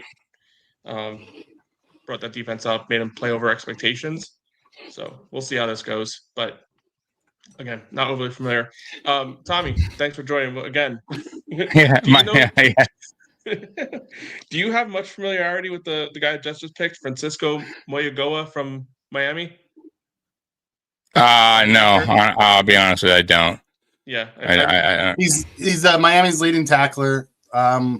Looks like he's solid. He'll probably be a special teams guy to start and slowly work in 2 to 3 years before you really see him do anything on the defense. That's what the Jets do. They just take those trait guys and then slowly work them in. Like Quincy was that way, Sherwood was that way. Like just what they do. Yeah. I would say Miami's defense last year was their downfall. So that's as much as I know. Like their defense did not help them at all last year. But Mike, I don't know if I really trust too many Miami defensive players. Yeah, weird because we've had. Yeah, dude. Last year was a disaster, man. They just cannot help out the offense. Kind of like what we do in Buffalo. Defense doesn't help much. So did any of the receivers go while I was gone? My puppy had to go outside. So yeah, I figured that was what it was. Either that or you had to go pee. One of the two. I knew once she starts doing this thing where I know now when she starts getting like by the mic and my face, I'm like, okay, something's going on. Yeah, no, not since Keandre Lambert-Smith. Okay. So it looks like Bond is there, Horton's there, the speed guys that we're hoping to get. We are, yeah. Pittsburgh's up, Chargers, Seattle, Titans, Eagles, Bears, Bills. So yeah, let's see what we do. Not to see. I don't like that there's only one wide receiver I really want left. You're not a fan of Bond? Mm-hmm. I like Horton or Bond. I'd take either one. I don't want Bond. I want Horton. No? Okay. Woo. I'd take either one. I'm not a Bond guy. No? Okay. I'd be happy with either one. He's just fast. That's all he is. Just now, fast. I'll say the thing about Horton. If I had to choose, I'd go Horton over him because of the height. And special teams ability. He's a punt returner. No, I'm just saying. I'm just saying for receiving. I get the special teams part, but I'm saying receiving like as a receiver, I always like the taller guys, right? Especially if they have speed. But like I said, I wouldn't be mad at either one. I'll be honest with you. So, we'll see what we do. But Horton 167 passes, 2,267 yards and 16 touchdowns in his first 2 years at Colorado State before he hurt his knee. Right. He's catching 80-plus passes a year, 1,100 yards, and 8 touchdowns a year. Mm-hmm. That's wild. And runs a 4.41 coming off a knee injury. No, that's great. Like I said, I love the height. I love the speed. He's proven he's put up numbers. Mm-hmm. But once again, though, if we're looking for the over-the-top guy, Horton's not available and Bond's there. I want to be upset with Bond either. If that's what we're looking for, that speed, both those guys have it. But I'm with you. If it was up to me, I'd definitely go Horton. But let's see what happens. Let's see where they fall. And we still got a little bit. I mean, let's see where we're at here. We got 1, 2, 3, 4. Still got 6 picks to go for ours. So see what happens. Yeah, it was a knee injury. What was it? It just says me.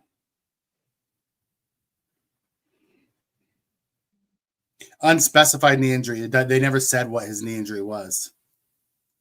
Where are you guys at, Anthony? Where are you guys in this round? Are you done with this round? Yeah, you are done with this round. This round, and then we picked, and you got 10th in the next round. You got 10th pick in the next round. Okay. Yeah, and we got the first pick in the 6th round. Watch out, Buffalo. Woo! Man. And then we got the 30th pick. So, wow, look at us. Number 1, baby, in the 6th round. First pick. We have 2 more in this round. Yeah, I know. But I'm just saying first pick overall and, finally in a round. Right, 6. Woo. That's why I want us to move up. I don't think we need 4 more players.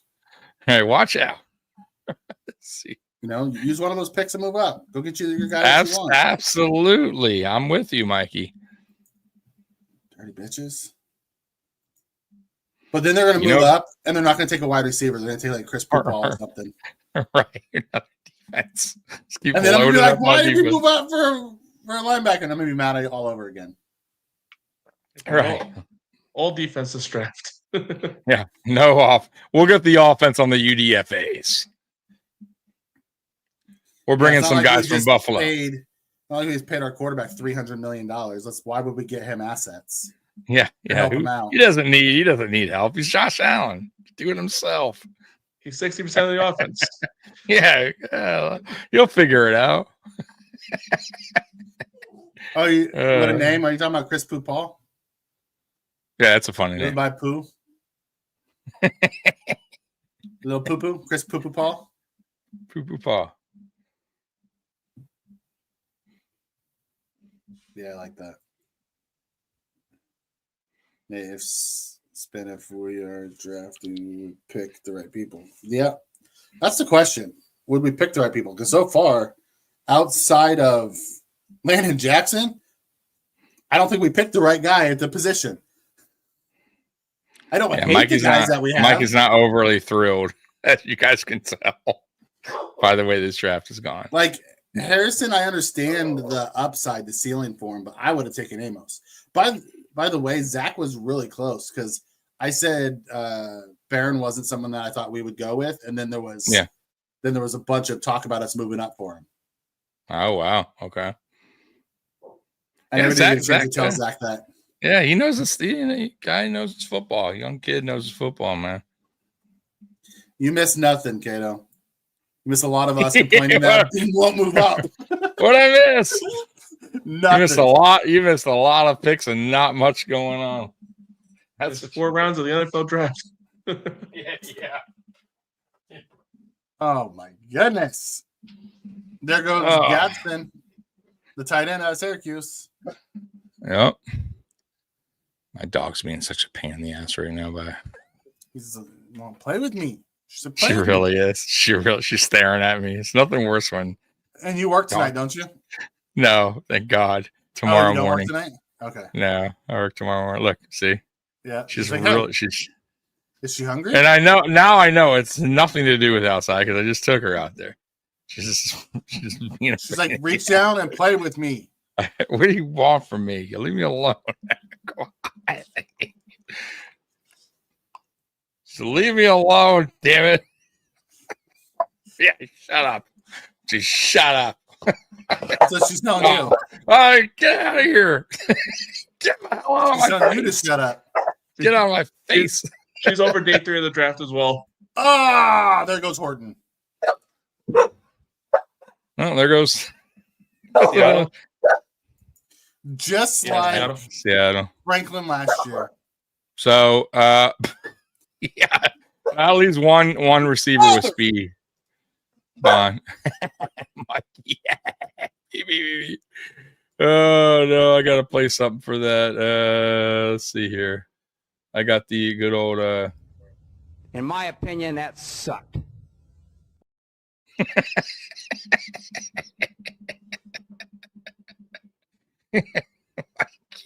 So now with the pick coming up in four picks here, what are you guys hoping and thinking? Who gives a shit? He's just gonna fuck it up anyways.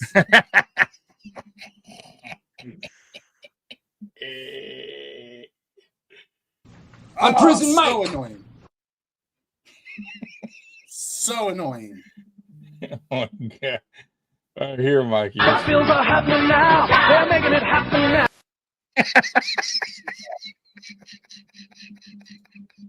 You know what Brandon Bean's telling me? Better luck next time, loser. Is he? He tells me that every year when I want somebody in the draft. Oh my God. See, it's not just me. And this is McDermott. This is what one job.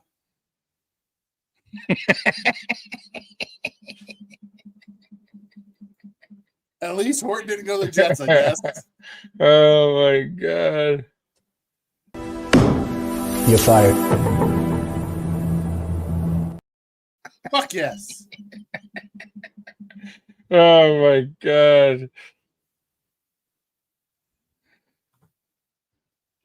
Well, it is what it is.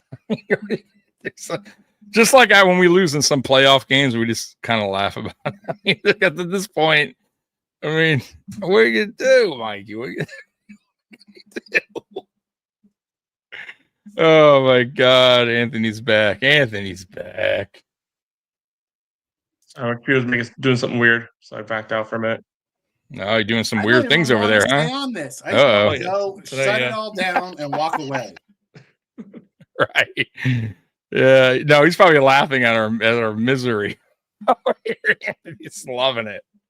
What the actual fuck? Well, I'll stick around for your guys' pick here in 2 slots. So thanks. Appreciate it. No problem. So you can see Mikey's meltdowns, some more meltdowns. I got to see one of Mikey's meltdowns live. Question. You want answers? I think I'm entitled. You want answers? I want the truth! You can't handle the truth! That's what Brandon Beane's telling me.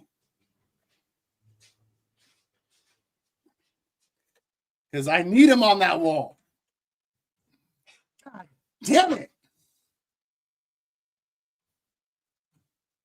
I don't even look who's the best players available right now. It's gotten so thin at this point. Miles Frazier, Devin Neal, Will Howard, RJ Mickens, Zach Frazier, Quinn Ewers, Chris Paul, Cameron Williams, Jalen Reed, JJ Pegas, Damian Martinez, Jackson Haas, Dorian Strong. Might as well go Jalen Reed. Just fill out every level of your defense. No, don't give me him. I mean, let's be honest. That's what would happen, and I just melt down on here, and Tommy will laugh. If we're gonna take safety. Give me Castro out of Iowa. I have no idea what we're doing anymore. I still think we. I mean, I bet you he wants Bond. I would think that would be the pick. I'm going to be honest with you, Mikey. I still don't hate it though. I know you don't like it, but he has the speed. Like I get what you're saying, but I said earlier, if you're gonna, yes, I'm with you. I would have preferred the other guy, but I would have preferred Horton. But if you're still looking for that over the top speed guy, he has it, right? Like Bond has that ability. So I'm going to hate the pick. We still need that. We'll see. We'll see what we do here. Guys are on the clock now. 4 minutes left. We are. We're on the clock now. Who gives a shit? All the guys I wanted are gone.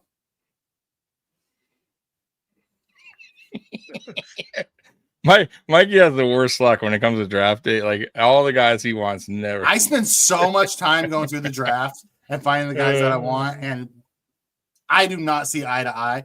And then I watch them, and they do great for other teams.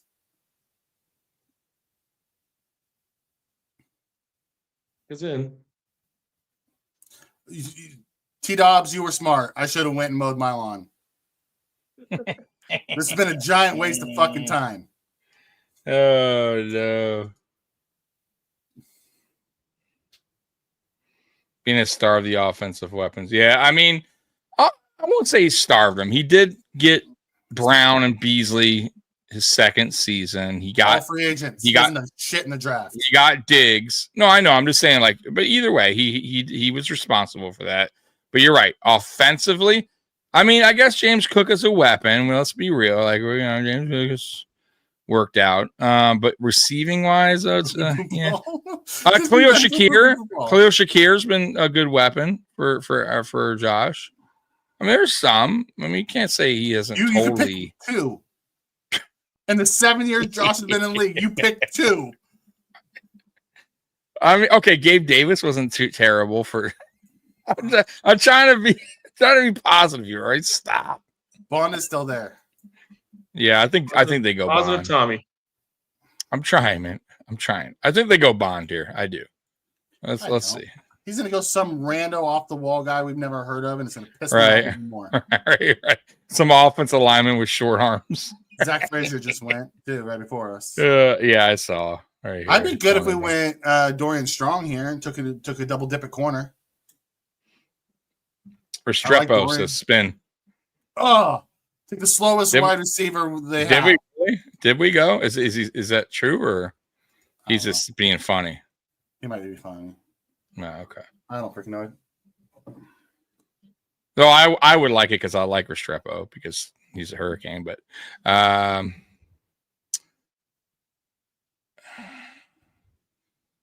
Isaiah Bond. Let's see here.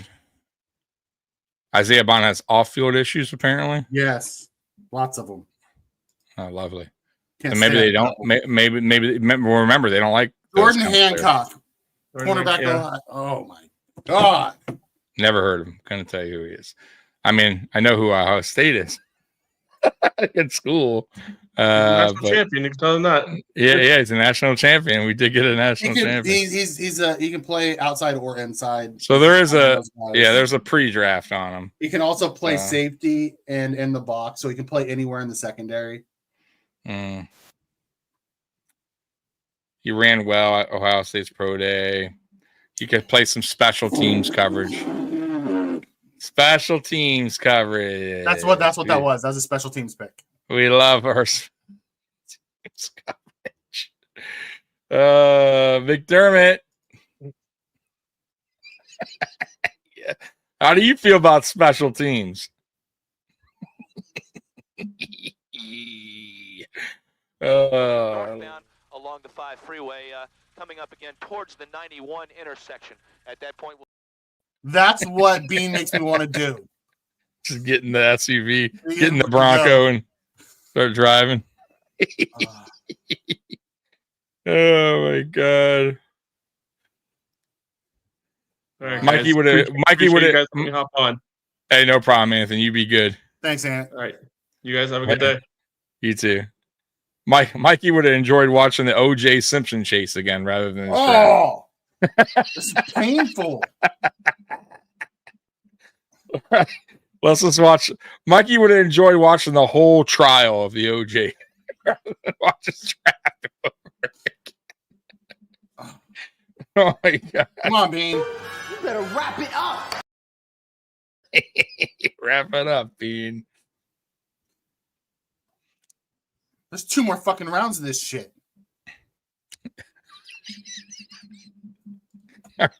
I'm already lost. I don't know why I was thinking we're in the 6th. We're in the 5th. Oh, good lord. Jordan Hancock.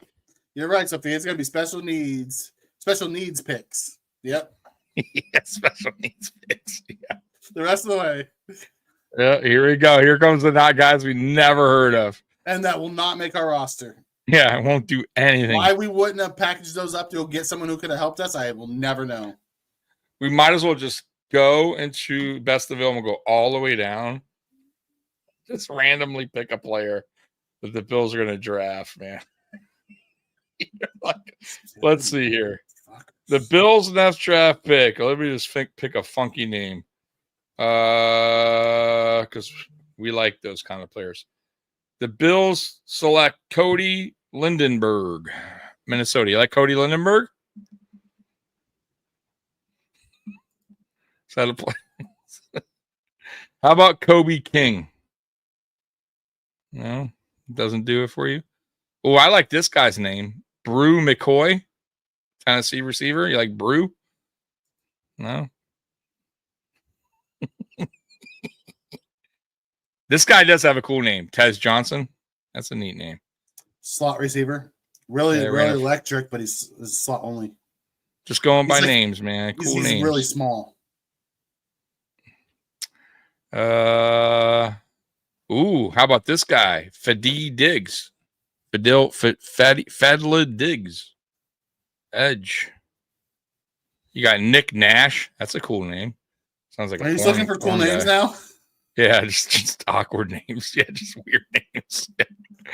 Oh my god. Just guys that we would randomly pick up.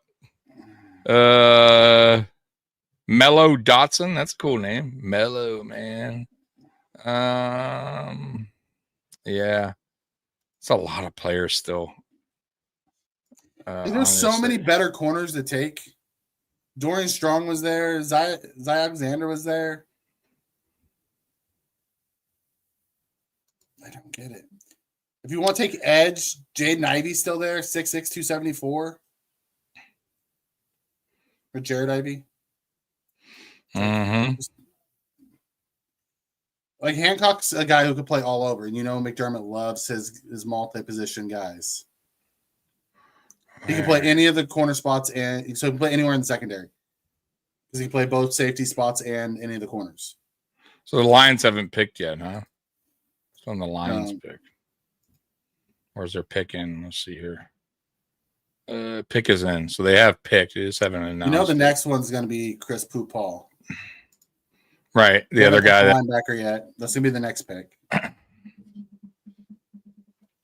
I am really surprised that they haven't gone. I'll be honest with you, they haven't got. They Offense didn't at try all? to get a offense at all, or a receiver. Really, I mean, that's really the offense that I would say is. You need to. You know what's funny? They always talk about Josh Allen. speed. Yeah. They always talk about speed after the season ends. Mm-hmm. Oh yeah, we know that speed matters, like always, right? In their pressure, but yet we never address it ever. So it's needed. You know how important it is. You tell us this, but yet every draft we're sitting here with no speed. I don't get it. Then you have Kansas City just keeps adding speed. Yeah, it's crazy, bro. It's crazy. And he's going to give us the whole spiel about. That's a good pick for. Or was it? Lions. You'll give us the whole spiel about there wasn't. They didn't feel like the receivers on the board were. You can take that shit and shove it up his ass. Blah, I don't want blah. to hear that shit. Rams are on the clock. Times for that shit. Rams on the clock, and then it's the Bills. Man, this has been disappointing 3 days, and I love the draft. It's been rough. Let's see what Bills Mafia is saying on good old X. Justin Sajag, quick turnaround here for Bills at 173. Expecting their first offensive pick. Available players include Devin Neal, Isaiah Bond, Brashard Smith, and Tez Johnson. It says Nick Sabato, the Bills take their 5th consecutive defensive player to start the draft. The first time since 2006. Ohio State cornerback Jordan Hancock with the 170th pick. Hancock has a 41.5 vertical leap. First dunked a basketball as 5'7", 8th grader. So there you go. Well, good stuff on our. We grab another athlete. Whoop-de-doo.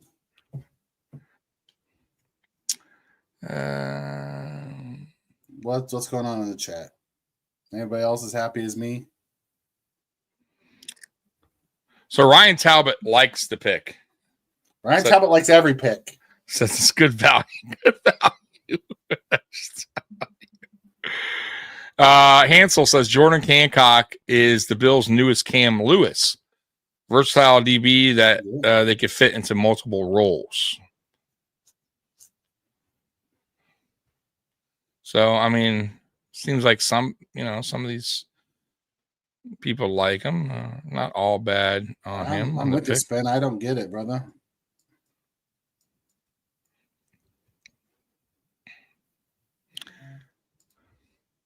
All right, selection paid. Chris Paul Jr. for the Rams. Gone. Yeah, Paul is again. Goodbye. So now here comes the Bills. I give up with this team. Bye-bye. Listen, I don't hate Hancock. Hancock can play multiple positions. He's not going to be he's a jack of all trades, master of none, is what he is. Yeah. He's a great special teams guy. Spin has a good point. You can't really question that they, like I started the podcast saying, who the hell knew Christian? I don't remember. We did the Christian Benford draft, right? We liked Christian Benford when he came out. We talked about him. Did we? I don't know if I was thinking he was going to make the team though at the time, or no, we did. We thought he had a chance. He was in a battle with Kair, the opposite. Okay, I don't recall that. We were excited about the double dip. Okay. Yeah, we both liked him. We said he fit more of the Bills archetype than Kair did because he could play man or zone. Kair was just man.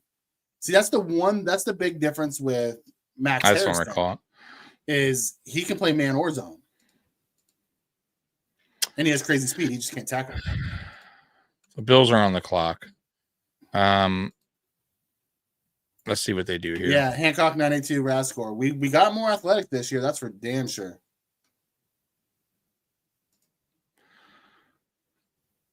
Mikey is cranky. Yeah, Bean made me cranky. Mikey is cranky tonight. Or today. Sorry. It's been a long 3 days. A long 3 days of not what we expected. Yeah, you're right. Did you order another one? Get another Mexican burrito. No. Might cheer you up today. Oh, Jesus Christ! We got a tight end.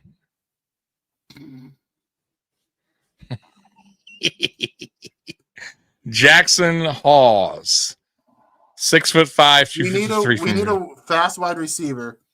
So we take a jack of all trades corner and a third string tight end. Hey man, it's like a great use of freaking assets to me. Yeah. Hey man, I'm Jackson Hall from Georgia Tech. I'm now a Buffalo Bill. And I'm going to show Mikey I was worth that pick. All right, that's a message from Jackson to you.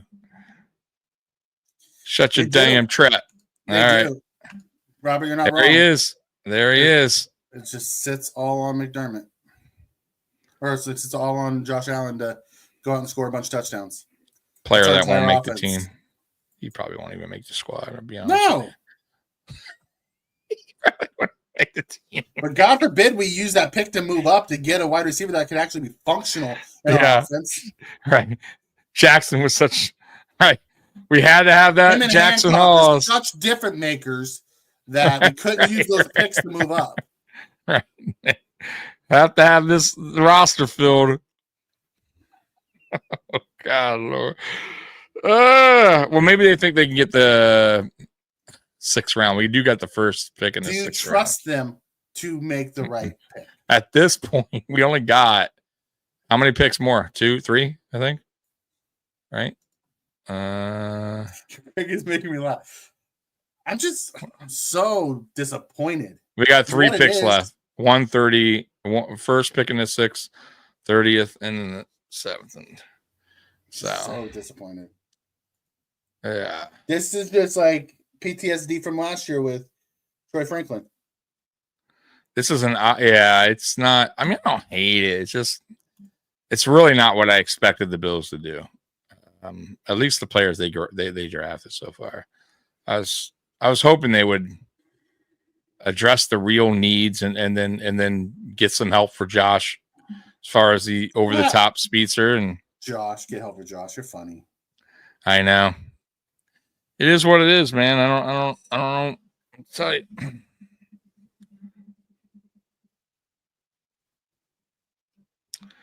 And I don't expect any trades or anything like that too. And after the draft, like for a player, you know what I mean? Like we just don't do it. Well, we got 3 picks to go. Josh gets, scraps. Right. Just give him whatever. So give him something. Throw something out there for him. QB at the first 6th round pick. Watch Mikey just melt. We'll give him Curtis Samuel. So throw Curtis out there. How'd that work out? Not too well. We'll see what happens though. I still like Curtis. I just don't know if he's. Haas is sneaky good, best blocking tight end in the entire draft. Special teams, madman as well. Yeah, that sounds about right. Yeah, special teams, baby. My issue isn't even the players that we're drafting. It's the use of assets that makes 0 sense to me. Moving up in the 2nd round to take a backup 3-tech made 0 sense to me.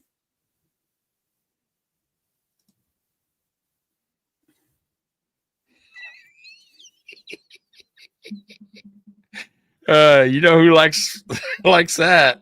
Likes special teams, madman. Watch out. Bean never disappoints me because I understand bottom feeder Bean is going to do below average in the draft. Never disappoints. I don't know if he's below average. The best blocking tight end is the worst offensive line blocker ever. We can just use, an extra offensive lineman for the 3rd tight end. We had that, and what's his name? Alec Anderson. No, tight end. The one guy, Lee Smith, who was a blocking. Remember? Yeah. Did nothing offensively. I'm good with that. We're fine. We don't need more blocking. Our first offensive players taken. It's tight end 3. Right. Who may not even make the roster, by the way. We'll see. Won't make the roster.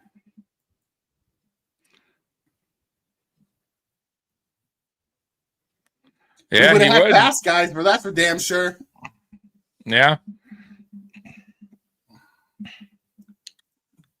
But there's a reason why Brandon Beans is getting paid to do this job, and I'm sitting at home on YouTube just complaining about it. If it was me, we'd have like 3 picks this whole draft because I'd be trading up like a month. Giving up the house. But I'll tell you what, we'd have some fucking impactful players, boy. I don't have whopping 3 picks. I don't have to build out a 90-man roster. I'm worrying about, getting weapons and things like that for drafts. Right. I just want impact. What I want out of a draft is just impactful play. I want a player that can make an impact year one. Like, you know what I mean? Like, it's impactful. And we just don't get that with these draft picks. We get guys that are just project players or, let's move him to this position. We see him here and maybe he's not a starter, but he's a good rotational guy or a good depth piece. Like listen, once again, I get it. We draft towards the tail end of every round. It doesn't help. But man, eventually you have to kind of be aggressive and go up and get the guy you want, right? Because he's going to make a difference. And we don't do that. Ever. Never do that. Ever. Yeah, ever. And when we do, we did it for nonsense in round 2. Probably didn't even have to do that. So it didn't even make sense. Like, Mikey, I was thinking that today. Like, if you're going to trade 15 spots up in round 2, just why don't you do that in round 1 and be aggressive? Or, you know what I mean? Like, at least attempt that. Go way up in round 1. Fuck it. So here's what I would have done. Since let's play if I was really the GM. When I moved up, I wouldn't have taken Walker. Well, I would have taken Royal, the wide receiver, or Horton, the wide receiver. And then, okay, so Cam came off and a bunch of defense tackles came off. I would have taken Nazir Stackhouse, 6'4", 327. Yeah. Out of Georgia. 3-year starter, can play the run and plug a 2-gap and has a little bit of pass rush ability. So we still would have got the big 1-tech that we wanted. It's probably more really a 1-tech than what we got in Walker. And we would have got the receiver that we wanted. But what the hell do I know? I hear you. I hear you. Well, we're nearing this 6th round. Got 1 pick away. We do have the first pick in the 6th round, so see what they do here. No, this hasn't. This may be now. Once again, I do like going back to these drafts a year later, 2 years later, and then we can grade them the right. Yeah, we grade them the right way. Yeah, because you never know. You know what I mean? How these guys turn out. But as of right now, I would be on board and saying this is one of the poorest or most disappointing drafts that I've watched under Bean. For sure. No doubt about it. But once again, let's see how this plays out. We could totally be wrong. I like the way you think, Robert. Will never happen because I want it, but good God, I would love take Carter and Epinesa and flip them for Olave. I would do that in a freaking heartbeat. Absolutely.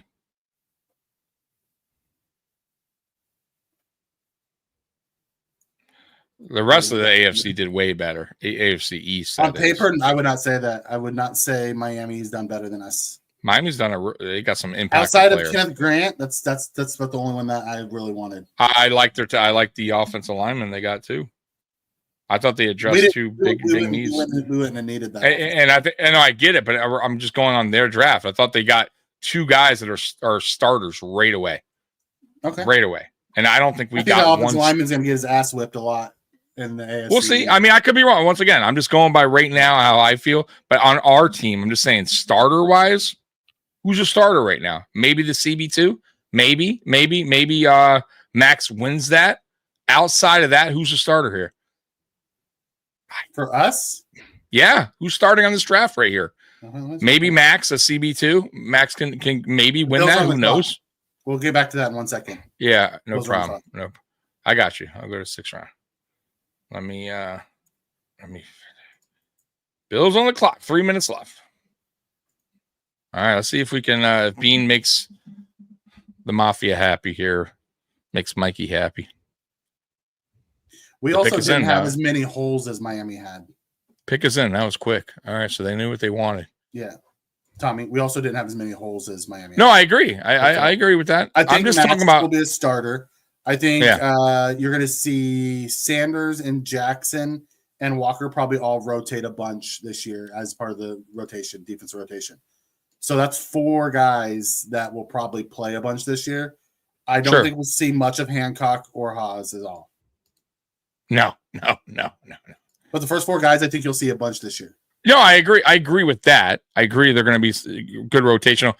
And you never know what Jackson brings. He could actually, who knows what he brings? He could actually start over. I don't think he's going to start over Bosa or. I don't think so either. But remember, I think Bosa might be getting limited snaps. Yep. To save him for the playoffs. So you never know how that snap count. I want to see Jackson have more snap count than Epinesa. That's what that true. That too. Right. Yep. That's what I want to see. I'm with you there. They should look to move on from Epinesa, to be honest with you, man. See if we can do some kind of trade, man. Got enough edges now, man. So the pick's in. And I'm not really sure that McDermott's easygoing. McDermott's a high-strung dude. Yeah. Bean's easygoing, but McDermott is not. He's a high-strung dude. He's mellowed through the years, but Tommy, refresh 6th round. No, it's there. Wow, yours up already? I know. I'm just telling you. That's what it said. Oh, okay. I mean, I went the rounds. It's not there yet. Still just says picks in. Yeah, picks in. It's just not the. Who did we take? If you know who we took, Nate, tell us. Feels like a 20-0 team to me. I hope you're right. I mean, God, do I hope you're right? Twitter or X hasn't said it, so usually they're on pretty quick on here.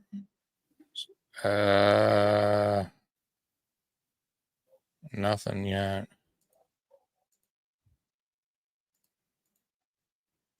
I'm so disappointed. I got no update on my end, guys, so sorry about that. They're just messing with us now. Yeah. No update. Waiting on X or ESPN, one of the two.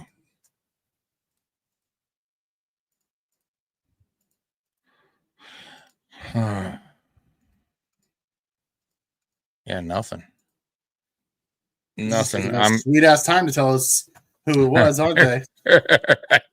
Yeah, I got no updates, man. I'm refreshing, guys. I'm sorry. It's not on me. I think they'll wait for the Bills pick to cue the commercial break. Oh, is that what it is? Yeah, they are on commercial right now. You are on something, Jacob. I wish I could have your, Man, Spears Bills talk over here. Jacob, a new channel name, by the way. But hey, man, listen, there's nothing wrong with that, Mikey. If somebody feels that way, they feel that way. That's what I'm saying. I wish I could feel the same way he does. Yeah, good for you, I really brother. do. We're definitely not agreeing with that. I started this draft. We started this day 3. I gave it a B-, and I'm really teetering on a C+. I started the day at a B, and I'm at a C. Oh, I have man. not liked what they've Look done. at me. At least I gave it. I'm being a little bit more positive. Mikey went way low. That Walker pick dropped it to a C. See, I don't mind. I don't really so much hate that pick. I get that you're not so. I'm not hating that pick as much. I just don't like the last few that we went here. I don't get it. C+ draft for Scott. Okay. Yeah, that's where I'm at right now. C+ Bond. Scott. That's where I'm at. If it's Bond, that's a second player that, because obviously Max had the whatever would happen, that didn't happen or whatever. But Bond will be the other player now that had some stuff happening, right? Just throwing that out there. They don't often do that. I started out optimistic, but now I'm at the what the fuck. Yes. And holy crap, what is taking them so long? I know, and I keep refreshing on my end on it's gonna be X. We're gonna get the slowest wide receiver we could possibly get. And look, it still says the pick is in on the very top, so I don't know, man. I don't think it'll be Restrepo because we already have the slot, and though I like him a lot because he's from their U, and he did do good for us. He broke records, but we don't Dorian need that. Strong. You already got it? Dorian Strong. I love Dorian Strong. We don't need another corner. Yeah, fuck the receivers, I guess. It ain't happening. I just think we got the one offensive guy's a tight end 3. Yeah, that's it, man. This is nuts. Guys, I'm sorry. This is now that's like for me, that's like, come on now, Bean. Like, dude, you filled a lot of defensive needs. Wait. First 4 picks, right? What's going on? He was one of the best available. I'll give him that. I get it, but good Lord. I mean, we still do need some offensive help, except for a tight end that's probably not going to make the roster. Come on. What's going on here? Who's not even offensive help? Who's more of a blocker? Anyways, he won't see the field. What's going on here? Oh. Yeah, Virginia. I'm gonna have to take Monday off as a mental break. 2 days. Being just irritating the shit out of me. Oh, look, Andrea. I always see her on X. She says another cornerback, and it has like the GIF. Why?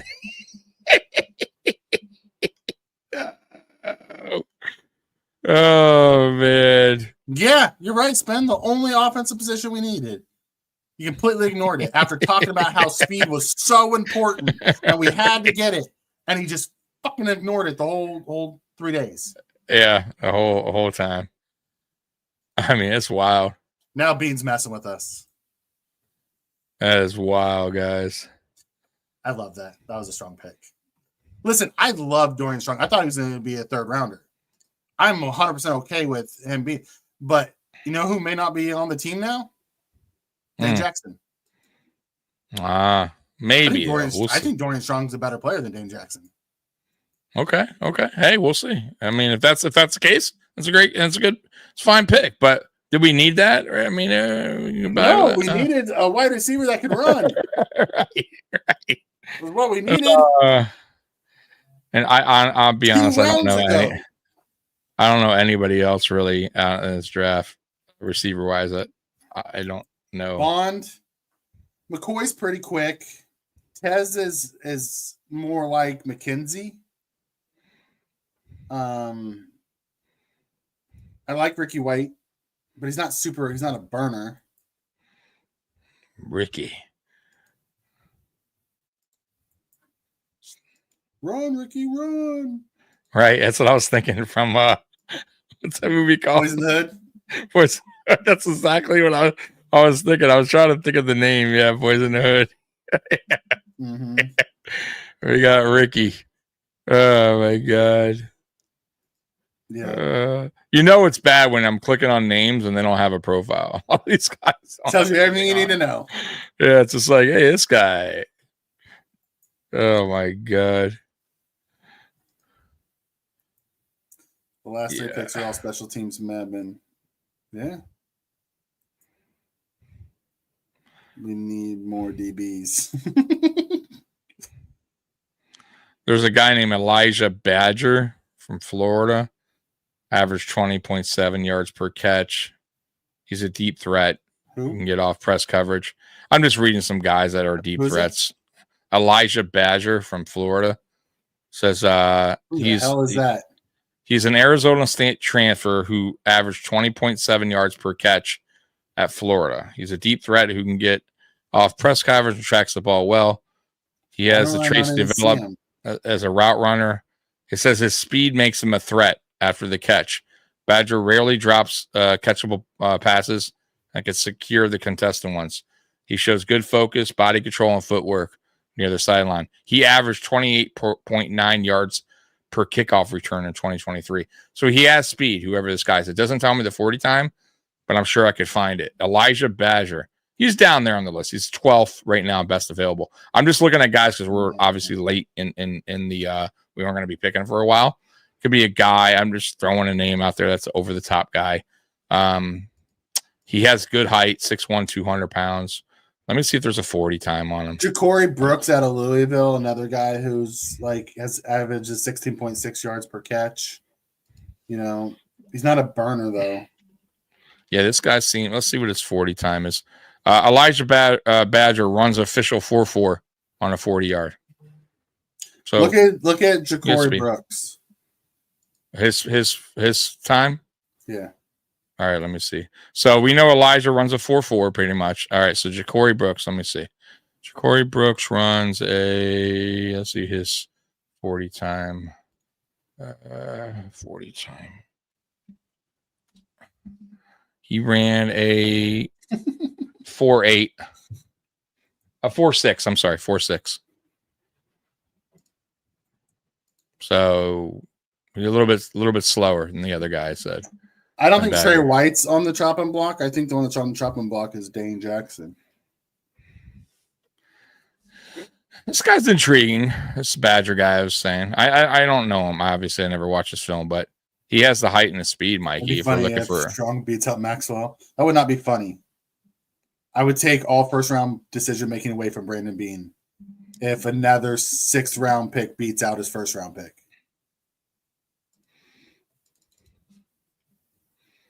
Yeah, that would be. I would just say somebody else draft for the first 3 rounds. Just let being draft 4 through 7. Man. Oh my God! You're gonna have a hard time convincing me to do a 3-day draft next year, Tommy. After this shit show, I'm so sorry. I think Ian Jackson's going to replace the way the depth was on the outside, inside. Yeah. You know, I think Cam Lewis, you know, Ingram, Jackson, all those guys are in trouble with some of the new guys that they brought in. New cross-controlled guys. All those other guys are on 1-year deals. These guys are cross-control for 4.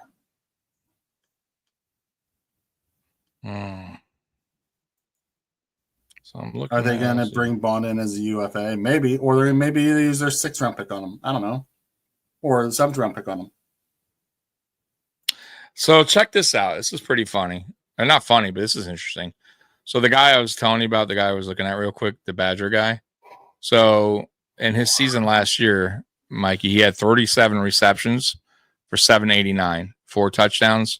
He averaged 21.3. Bond average, he did 532 yards, 5 touchdowns, 16.1. So, I mean, honestly, this guy from Florida is not terrible. He actually had better stats than Bond. So that'd be a player that'd be intriguing. And, you know, Florida's a big school, so he went against good competition. You know what I mean? It wasn't like it's a small school, you know, player you never heard of went against shitty competition. So that's a guy definitely to keep an eye on, I think, man. He runs a 4.4. Not slow at all. I cannot believe Martinez is still on the board. Yeah, he's a good running back. He's a hell of a running back. Yeah. I guess it's a rebuilding year. Trey White, it does not tackle well enough to play safety. Forrest is our strong safety, yeah.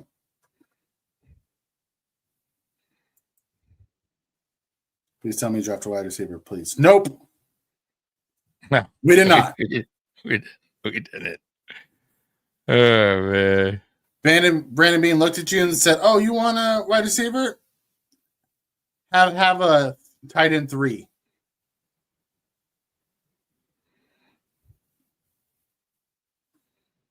I don't know. I might have found my guy that I want now. Looking at some of his film, he looks good. Justin Shorter 2.0. I know, right? Watch us draft him. I'm going to make my video. The Bill's sneakiest draft Go 2025. I think he's not going to even. He'll be on the team 2 years and we'll wind up Kyle waving. McCord just went. Kyle McCord went over yours and. I'm sorry. Howard. Let me go down. Yeah, I see him. Yeah, quarterback. JJ Puckett went, and I loved him. Yep. Yeah, I remember you mentioned him. I like him because he can play. You can line him up in the goal line packages. You want someone to do a touch push with Josh? Put that guy behind him. Stop using wide receivers to try to push Josh. Oh, we got 2 picks left, man. Late 6th and the 7th. So wide receiver. Oh man. All right, so I guess I'll go on my guy. Get Badger, Bean. Badger. Come on, Badger. It's Badger time. With your late 6th round, 30th pick in the 6th round. Go Badger, baby.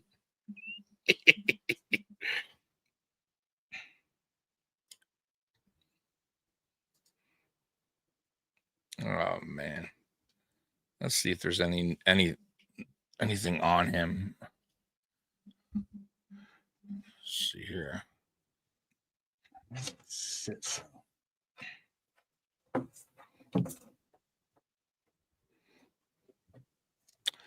The hard part's gonna be watching Brandon Bean at the end of the day, be all excited about his draft picks.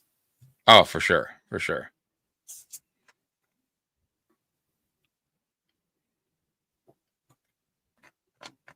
He can't believe it, can he?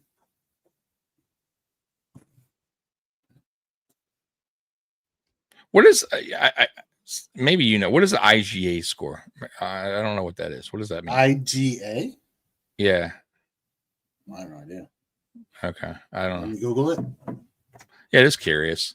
Because I'm looking at somebody talk about that Badger guys. He scored an 85.1, whatever that means, from Real Analytics. And what that means as a football player, IGA. Yeah. In-game athleticism. Okay. 85.1, so I guess it's not bad. Real Analytics, proprietary in-game athleticism, IGA score is a measure. Oh, that's what it. So he's at 85.1. His max speed is 19.2 miles per hour. 4.5 yards after People catch keep per coming play. up with the weirdest freaking things. I know, bro. They always find some weird measurements. These players are weird. Here's the positive. Man. Okay, I'm gonna try to find the positive. I've been really pissy the last. Yeah, you have been. So I need to find a way to get back. Mike's been mad. Positive. Yeah. We don't start playing football for another 6 months. Damn, so long. 4 months. 4 months. Right. 5 months. So there's a lot of time between now and then for us to find a way to get a speed demon wide receiver. True. That is very true. And there's going to be maybe surprise cuts on teams or a receiver someone's trying to get rid of for on the cheap. But the problem is Brandon Bean doesn't often trade for players. That's the only problem. So it'd have to be somebody released. Really good kicker here from Miami. Just got drafted. Probably one of the best kickers in college football. I think he was the first taken off the board. Imagine that right? is to the Patriots. Yeah, he's really good. I have to tell Zach he got a hell of a he barely ever missed in college. So good draft pick.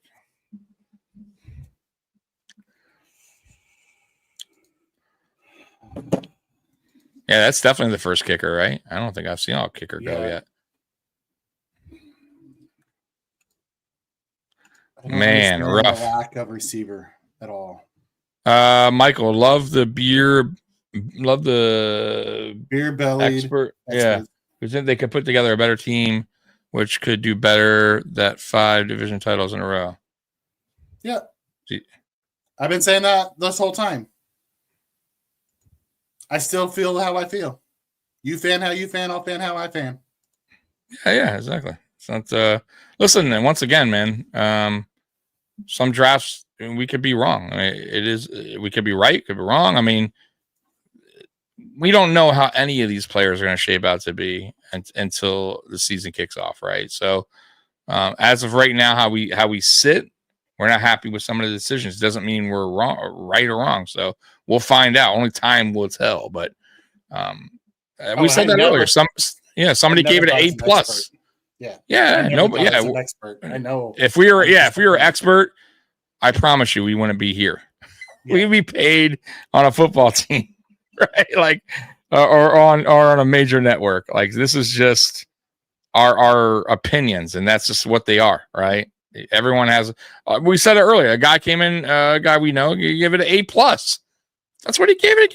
Okay, I'm not going to knock him. He feels A+. It's an A+. That's just the way it goes, man. You know, we're all going to have our different opinions on different players and how things are going. Spin, I'm more upset how Bean managed the draft versus the players pick. Yeah, I'm kind of with you on that, Spin. That's what I think that's what I said yesterday. So that's what I said earlier in the podcast. Like, I don't really hate the players. Like, I don't. Like, I think all the players you drafted can bring something to the table for the most part, except for obviously, I don't think the tight end is going to make the roster. But I don't totally agree with how he drafted these. They're trading up 15 spots for TJ Sanders when you probably could have gotten him without trading up, stuff like that. And if you're going to trade up, why would you go, a 3-tech when you desperately need a 1-tech? Like, I understand all that stuff. Same with Max, Harrison. I felt like he probably could have gotten him in the second round as well, right? Like, you probably could have traded out of the first round and got a multiple second and still got those players if you really wanted them without having to go all that. So I understand. I agree with that point. But on the flip side, like you said, I don't necessarily hate the picks. Some of them don't really make sense, and how they were drafted doesn't make sense, especially the second round. Sophia, I really hope so. I really do hope I warm up to Walker. I just haven't seen it. Yeah, to me, he seems. Once again, though, I gotta watch his film. But from what I saw briefly, he looks intriguing for sure, and he should, with his size, he should beat out Carter, 100%. But that's up to him and what work he puts in, right? But he's a big fucking guy. Like, that's a 1-tech body, right? Yes, he should beat out Carter. Will he? That's the question. We don't. That time will tell.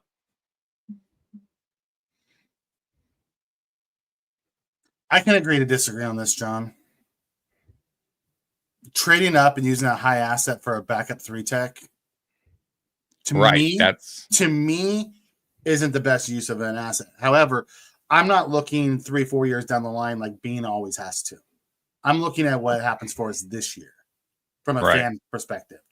Maybe 3 years down the line, they're thinking they'll be able to get Ed's contract and TJ's the next guy. Maybe that's what they're looking at, because I don't have to look at it the way Bean has to look at it. Yeah. And let me tell you something, man, John. TJ Sanders is, bro. Everything I saw on film, I love the player. Like, the guy is explosive off the line, really good hands, clearly can get to the quarterback, disruptive. Like, there's a lot to like about him. Like, that's what I'm saying. I don't hate the picks. I just don't know if it was worth trading up for that, and we needed a true 1-tech. So we'll see how it goes. But once again, we could totally be wrong. And this guy is a beast, and he's on the field a little bit more than we expect. And he winds up being, him and Ed are on the field a lot more than we think. So, and he's making plays. And then me and Mike are like, damn, that was a smart fucking decision, right? That was a hell of a choice. Thank God we were idiots, right? So I will happily say we'll see. I was wrong. Yeah. Dude, I always say that, right? We always say, we'll eat crow bro. If we're wrong, we're wrong. We eat crow, we'll admit it. We're not one of those, people that don't want to admit when they're wrong, right? We will gladly say, hey, we were wrong about that. So, but I do like the player, and I don't mind the pick at all. I just don't know if they needed to do that, or if we could have went to a different direction is all. But we'll see what happens. Yeah, I really hope we got our one tech in the 4th round. I get that. Yeah, you never know. But yeah, his production doesn't scream one tech to me. But again, that's just me. But he could. Right, but he could, Mikey. He's really top heavy. He really needs to fill out his lower half. Bulk up on, beef up down low. I got you. Right. You know, to get his anchor. That's what which they could, by the way. But that's what when he gets to the NFL and he gets into conditioning, they could get him to that point, Mikey. They could work with him. You know, like once again, man, it also depends on the player. What kind of work is he trying to put in? What will he do to get him better, and to win that spot? You know, it's how it goes. But time will tell, guys. Honestly, it's all about this is a live reaction. I said that in the beginning here. Once the dust clears up, right? Everything dust settles, and we actually sit down and have time and watch film on all these guys, and also hear what other people have to say, like a Joe Marino, just other people's thoughts and idea, of what these players, what they like and don't like.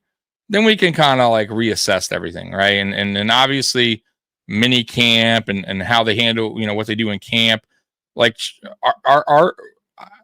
I know for me personally, I've changed my opinion on certain players when camp hit, and I'm like, damn, that guy's doing better than I thought.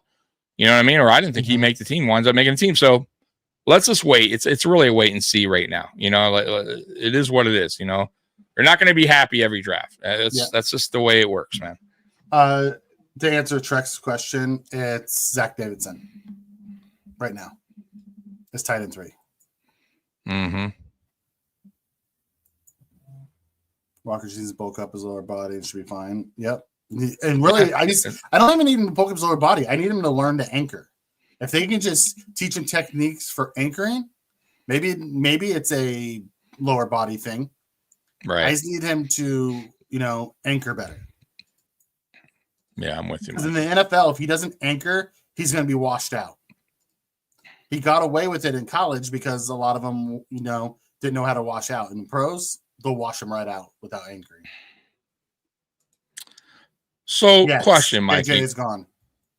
We got 2 picks left. You think they, if Martinez is around, you think they give him an opportunity? You think they draft a running back at all? Nope. No? Yeah, I don't think so either. I'm not sure we touch another offensive player. Yeah, wild, right? Maybe they're waiting for UDFAs. You'll hear a couple offensive players come through. You know how they always announce them shortly after the draft is over. Mm-hmm. I would expect some receivers and maybe a running back come. So much for not using all of our picks. I guess we are. Yeah, seems that way. Josh must have being around the golf and being still mad. It's crazy. Yeah, it's wild, man. I guess. I just don't get it. Bean and McDermott talk about needing a speed receiver every year, and they don't do it. Every year. And they know how important. Yeah. And they know how important it is because we go against these guys. And they know the damage can be done when you have that type of player. So I don't understand why they continue to just pass up on guys that are available, especially when they're available. That's the most frustrating part, right? These guys were there to be had, just like last year, Mikey. Just like last year, right? There was no difference. These guys were there to be taken. And what do we do last year? We trade down. Made zero sense when you could have grabbed one of those guys. You had the opportunity. And the same with this year. You had the opportunity. There's 2 guys sitting there that you probably could have took, and instead you passed. You went with a tight end that's probably not going to even make the roster. I don't. No, don't get me wrong. We needed a tight end.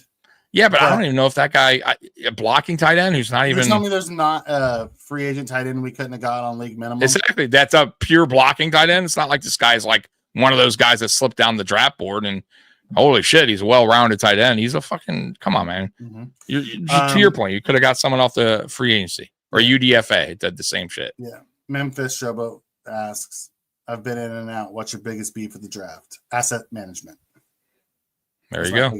It's not even player management. It's asset management. Yep.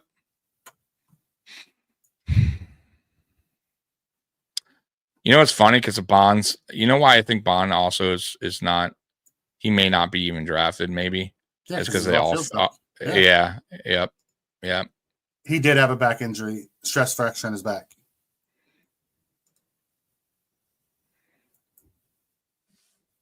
Pretty sure become one stuff settled. So yeah, I guess it could. Like, there's still a chance Amari comes back in free agency. I don't know. Still possible. Amari, I don't think so.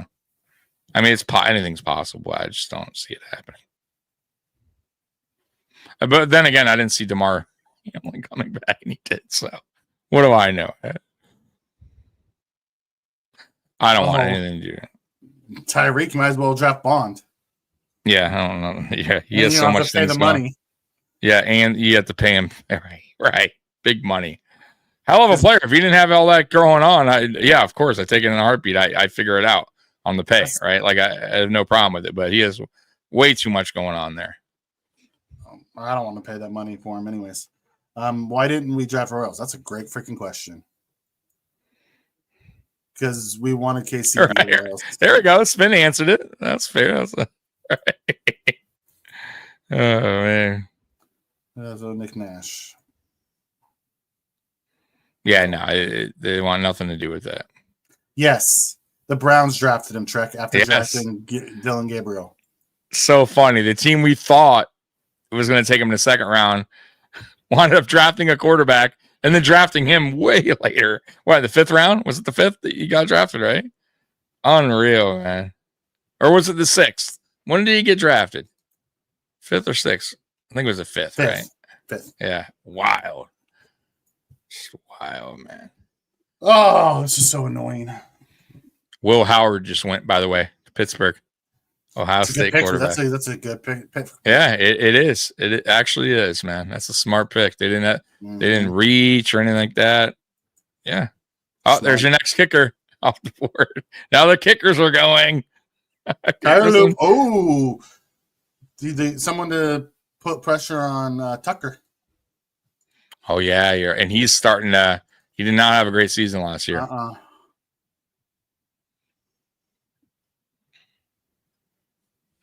We're still a ways away from our next. Yeah, we got a while. We most certainly do. We most certainly do. Man. So we're what, 30 picks away. Yeah. I mean, do you want to even stick around round 7? We can dip after round 6 if you want. I doubt. Yeah, I'm out. You know what I mean? Like, we're at the fucking tail end of round 7. I'm not. Or are we? I don't even know if we have a round 7. Do we? Where are we at? We do. Okay. Oh yeah, we do. 240. Yeah, we'll dip after round 6. I know. No sense of sticking around 7. I don't think there's going to be any unbelievable surprise. I'm not overly excited about what we're going to do with our next pick. I know, but we're not going to stick around. We stuck around through half the 6th round already, almost. So. Time, Mike, I feel Bean and McDermott are trying to upgrade the cornerbacks. Yeah, you think? Yeah. You know? Maybe Sandals will turn into Cordell Stewart. Cordell Stewart was okay. He started off slow in his career, and he wanted up being a decent quarterback. Slash. Yep.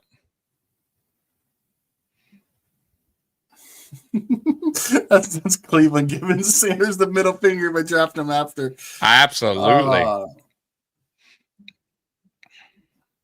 The defense definitely was upgraded. Is it upgraded, or do we have new players? I'll believe it's upgraded when I see them play. I think it was slightly upgraded. I would say I do. I like the Jackson. Our cornerback room is upgraded. The corners room's upgraded. Line has been upgraded. Yeah, I'm not sure our safety room has been upgraded. No, safety. No, that's correct. But maybe they're holding off for Cole Bishop. Maybe they think that he is going to be and Forrest. You're right. So maybe they're comfortable with what we have right now in house. I don't think we've upgraded our linebacker core either. We did not. You're right. I didn't even think about that. Yeah. We did upgrade our corners, which we needed to because the Kansas City game once Benford went out just showed you everything. Oh, it showed. Trey White is probably going to be CB3. And my guess is You Dorian would think. Strong is probably going to fight Dane Jackson for CB4. Makes sense. And who knows? Maybe Dorian Strong doesn't even make this team, and it's Hancock or someone like that who can play all the positions, gets the game day jersey plus special teams. See, that's the thing. Dorian Strong, Hancock, and Haas all have special teams ability. Like they played it a lot in college. Right. So we'll have to see how this plays out. Let's see here. At a minimum, our depth is upgraded. Yes, at a minimum. You're right, Spen. At a minimum, that's what we've upgraded. Transport payments. Kind of like Antonio Cromartie. Hancock probably takes Cam Lewis off his team, but McDermott really cut Lewis. I don't think McDermott will cut Lewis. I'll be interested to see how this all plays out because there's a lot of bodies now in that room. There is. There's a lot of bodies in that room. And I have a feeling if Hancock or Strong get cut by us, they're going to be picked up by another team.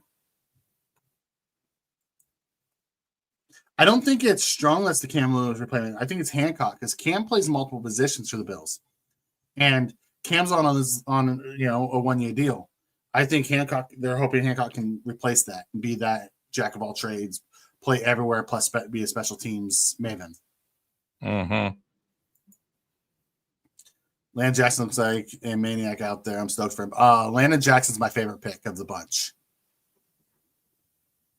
I'm a big fan of Landon Jackson. He was the one pick that I really liked, this weekend. Yeah, he was definitely one of my favorites as well. I'm with you there. I think we can get rid of Lewis, Ingram, and Jackson. We need room for our D-line players, right? We have like five or six defensive tackles and edges, and we're not going to be able to keep them all. So I'll be interested to see who gets let go or gets traded.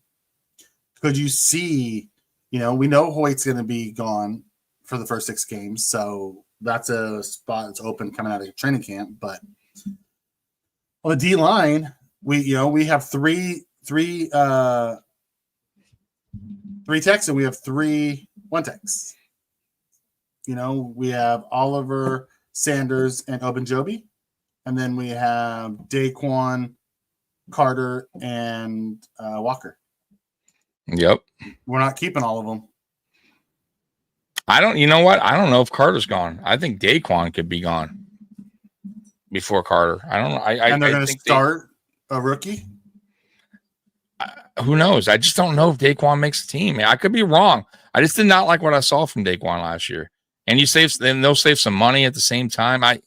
But maybe I'm wrong. Maybe you're right. Yeah, that would be risky. Starting a rookie, but they could start Carter over. Are they going to trade Carter? They used the 3rd round pick on him last year. They could. You know what? I would. Maybe they'll see. Bean also does those trades during camp, like how player. He has done that before to see how players are doing at camp, and then he goes and moves on with them. So maybe that's a possibility. I don't know. They could do that. They also could use Hancock, who is a slot corner too. I think I don't know if Benford is a slot player. I think Benford's only an outside guy. Yeah, I personally thought Benford was going to be a safety for us because he had safety. I did too. Early on. We thought, remember that? We thought maybe he was going to be because he had some experience in college. And Kyer was going to be the outside corner, we thought. And so we thought they were going to move because they talked about moving Benford and letting him cross train at safety. Yeah. And he just beat out Kyer and never looked back. Oh, look. They took a quarterback. Who? The Colts. Who'd they take? Riley Leonard. Notre Dame. Backup. Man, Ewers is wishing he didn't come out, isn't he?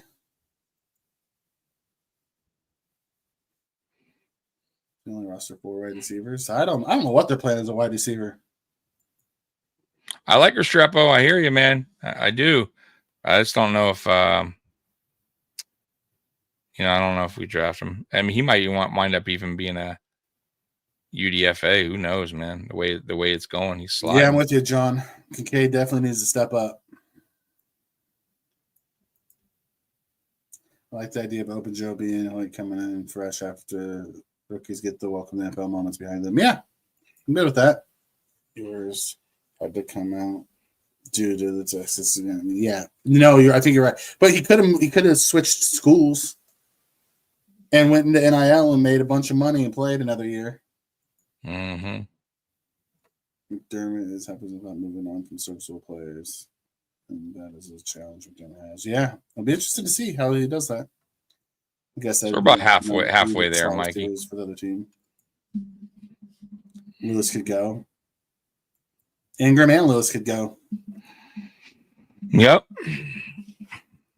Right, Arch didn't transfer to a team where he could play. Arch didn't want to. He said from the beginning he was going to Texas and he's gonna stay and back up for 2 years. Like he knew it when he gets there. That's why I don't think he's coming out next year. I think he's going to stay in college for the next 2 years and play. Peyton said as much after his freshman year. Everyone just assumes Arch is going to play next year and then come out. I don't think he's going to. I think he's going to play at least 2 years of college. He's making a crap ton. He's making more money in college than he would make in the pros. And he wants to, live the college life before he gets to go live the pro life.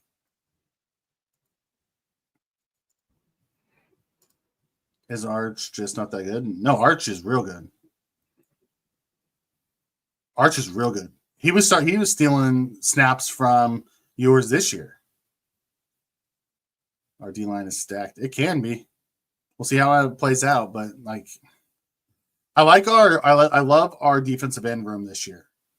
Yeah, absolutely. The fact that AJ is DN4 excites me. Yeah, absolutely. Is this the 5th or 6th round? It's the 6th round, John. Yeah, it's our last round, by the way, because we've been on this mofo for a while. 4 years. It's not a big deal for QBs unless they're closing on 30. Yeah, we saw a couple 25-year-old quarterbacks get drafted early this year. Yeah. At the end of the day, it's actually smarter for a quarterback to stay in and, mature in college. Yeah, it is. It is. But usually NFL teams don't really like to go with the older quarterbacks, but they've been doing them more and more. Yeah, they have been. A lot of people used to come out early because of the money, but now they're making all that money in the NIL deal. You might as well stay in college. Right. A lot of these that guys is true. More money I didn't even think about that. Yeah. I didn't even think about that. The money now. Yeah. Yeah. Especially the late round guys. You're gonna make more money in college than you will in the pros. Might as well stay. Mm-hmm. We're on the 16th pick, so we're gaining traction to our pick, Mikey. And then we'll get out of here. And then I'll text you with our 7th pick. The exciting 7th round pick. We're only 15 picks away. Yeah. I'm not sure I'm even going to care who our 7th round pick is. I know. When Bean let both Royals and Horton go, it just killed me. Yeah, that hurt. That definitely hurt. Just Roy hurt me on the inside. Hurt my feelers. Yeah, we're spent, man. This is the longest 3 days of streaming. And it's not even the streaming part. Like that one wasn't even hard. Like I enjoy coming on here and talking to everybody. Like I enjoy this. It's what we did that's killing me. It took Mike. It took Mikey a little bit down. The excitement of the draft, how the draft's gone. I think right. Just a little bit.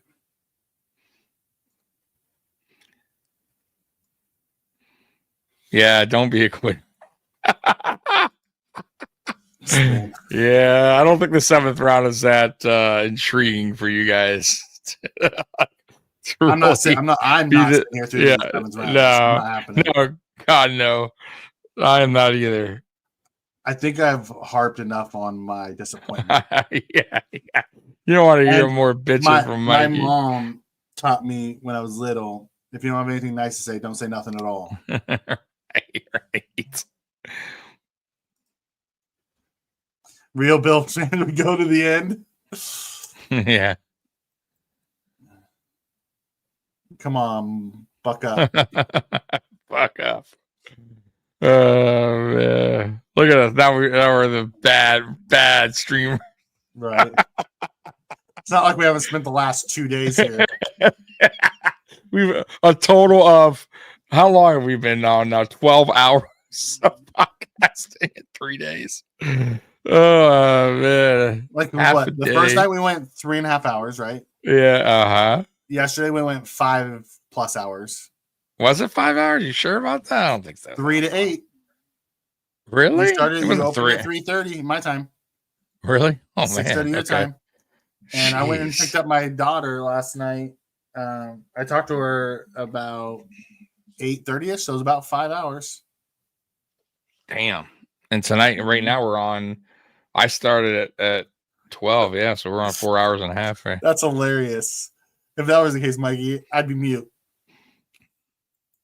Because my mom said, if you're not nice to say, don't say nothing at all. Roy said he'd never talk. I really want Cleveland to draft another QB. Have them take Quinn Ewers. They have Gabriel, Shador, and Ewers. Our next pick is at 206. We're about 14 or 15 picks away. We're getting there. Gaining traction. And we're on, 18. Yeah, we're right there. Look at that. It's not too terrible. Bengals took a running back, Taj Brooks.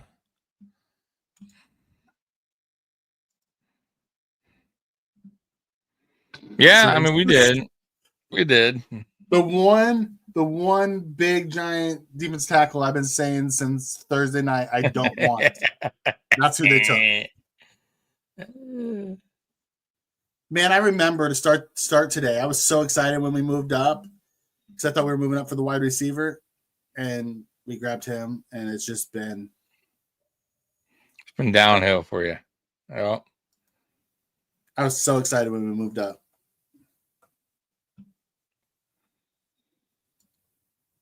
But hey, he's a Buffalo Bill now, so I hope he pans out. So let's see here. Jacksonville took a linebacker, Jalen McLeod, whatever the hell you say that, McLeod. Bears are up. We're getting there, Mikey. Getting there. Bears are up.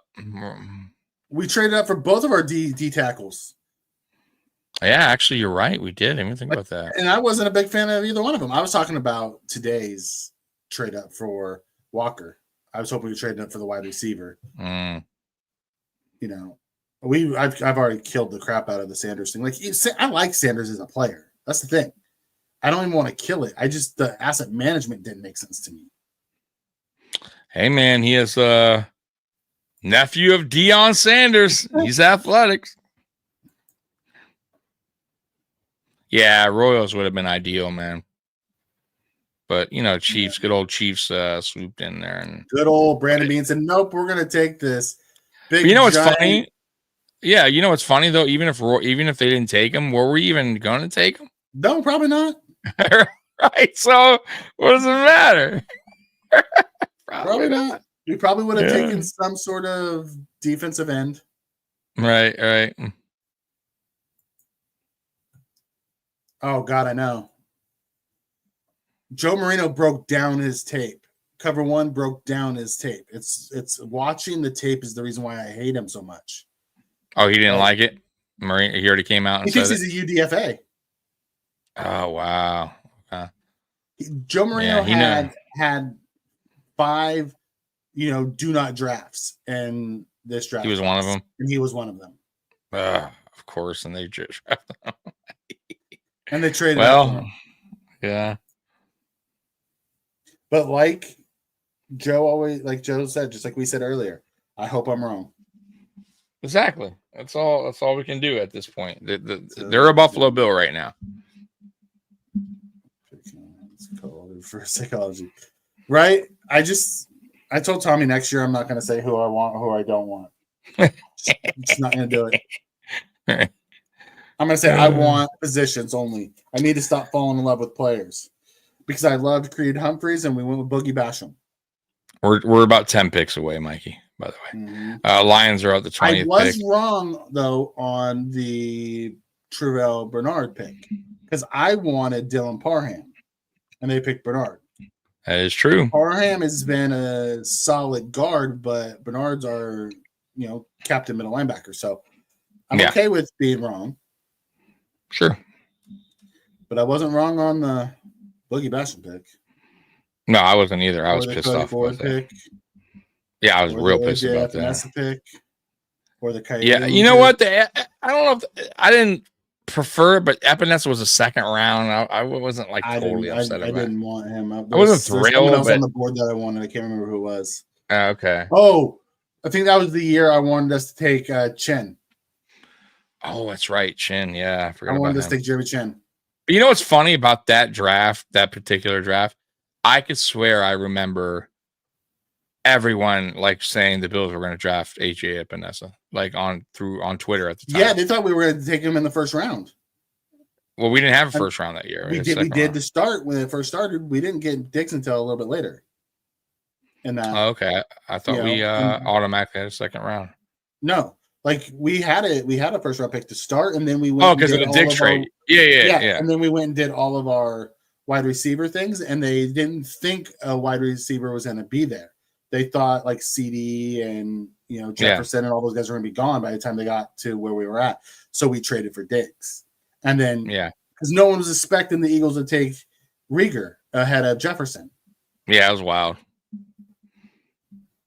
But I mean, I'm just saying everybody was kind of like he was one of the players that most people thought the Bills were going to go because he came from the athletic family, super. He had a lot of upside, but I wasn't totally sold on him either. But a lot wanted Rosen, but that was crazy. Not me. I remember. I wanted Allen or Lamar.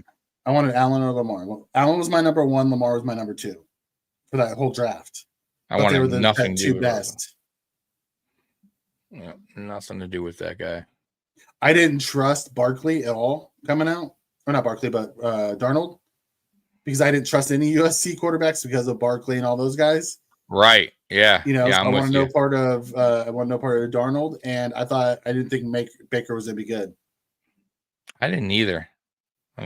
Surprisingly, he's turned it around though. Yeah, I'll give him that. I still don't think I'm not totally, I don't sold on him as being this awesome quarterback, but he's a good quarterback. I think he's a quarterback that'll get you into playoffs. I just don't know if he'll lead you to a Super Bowl. I will say, Josh ended up being better than I thought he was going to be.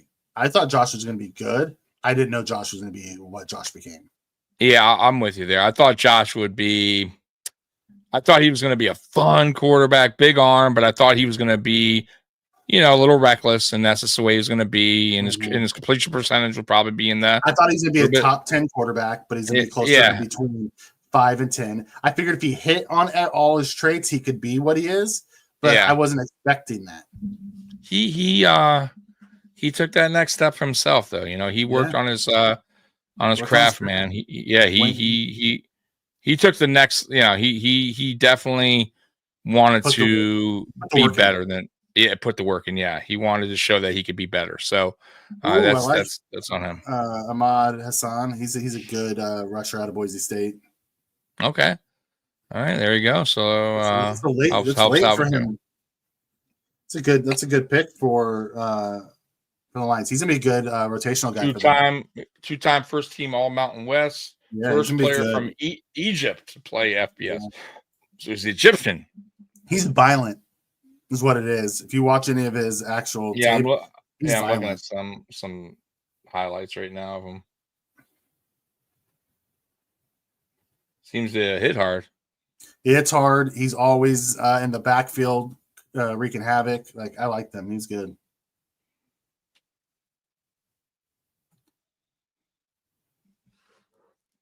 Oh, good pick for that. Probably for that round. Right? Bean is drafted better weapons round though. Yeah. Yeah, I don't get that. I still don't get why you're not trying to build around $300 million for a quarterback and then not surround him. We just watched. Yeah.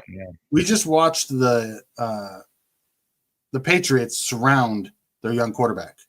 We watched, Joe Burrow get 2 all-pro receivers. Spoiled. He's spoiled. Yeah.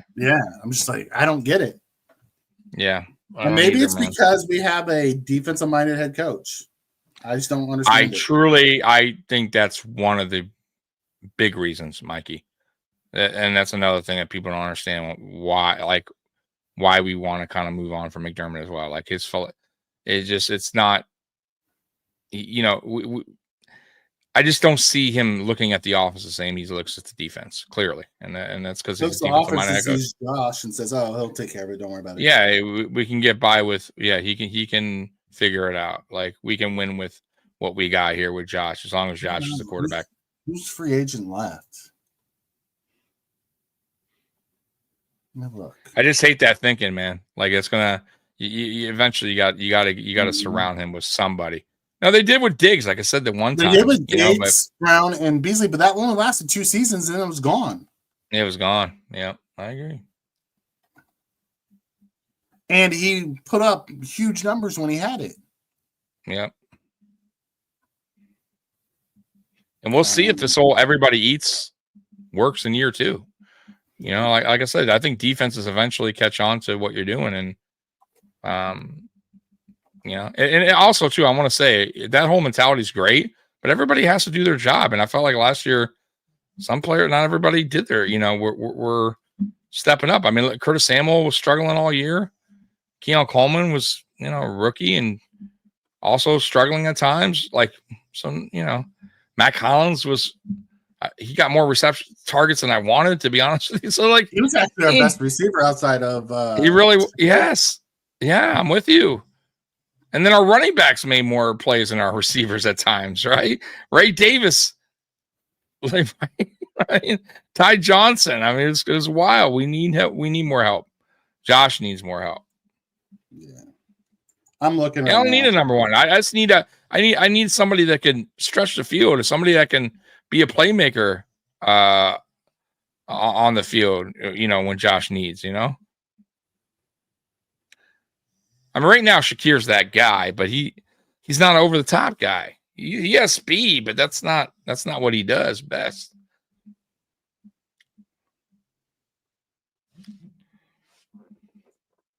Okay, available. Keenan Allen is the best available. So it's Keenan Allen, Amari Cooper, Deontay Johnson, Robert Woods, Nelson Aguilar. Tons of injuries too. Right. Tyler Boyd, Elijah Moore, Brandon Powell, Chris Conley, Jameson Crowdy, Deontay Hardy, Allen Robinson, Colin Johnson, Mike Taylor.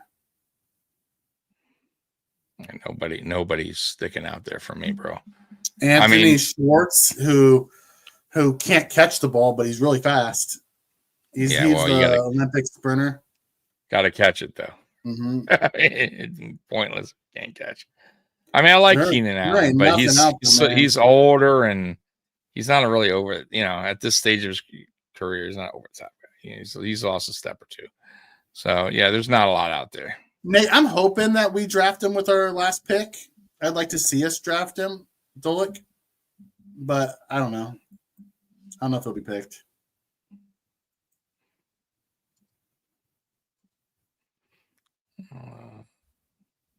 So we're on pick 21. Coleman's the only wide receiver being drafted before day 3. Yeah, wild, right? He is not. Yes, we did. Yeah, record-breaking scoring last year. Yes, we did. Most did. We've ever put up. Yeah, but I'm just saying, will that continue? You know what I mean? Like that's what I was just asking Sophia. Like, can that continue? The whole everybody eats mentality. Can that continue in year 2, year 3? You know what I mean? Like before we need, before defenses catch on or play us better, or the receivers we have just aren't doing it right. Like eventually you have to get a better receiver. Part of our high-powered offense was our run game last year because our receivers didn't do great. Yeah, well, yeah, including our running backs that were receivers, and Ty Johnson and Ray Davis, who had big receiving games. Remember that? I mean, a couple games they led the game in receiving yards. So I mean, yeah. So we'll see. Like once again, if it works, it works. Great. I mean, it is what it is. But yeah, spin. Yes, you're right. Keenan is more of a slot, but he did play outside last year in Chicago. Yeah, exactly. I don't see us going wide receiver early next year as well. I don't see us going wide receiver early ever. Right. Yeah. He could have drafted McConkey. Still not over it. I'm still not over the, passing on Creed Humphreys either. So I get it. Tommy's still not over passing on DK Metcalf. Yeah, that was terrible. For Cody Ford. Right, Cody fucking Ford. Of all people. And we traded up for him. Yep. We need DN, safety, linebacker, running back, wide receiver, guard. Those are our needs next year.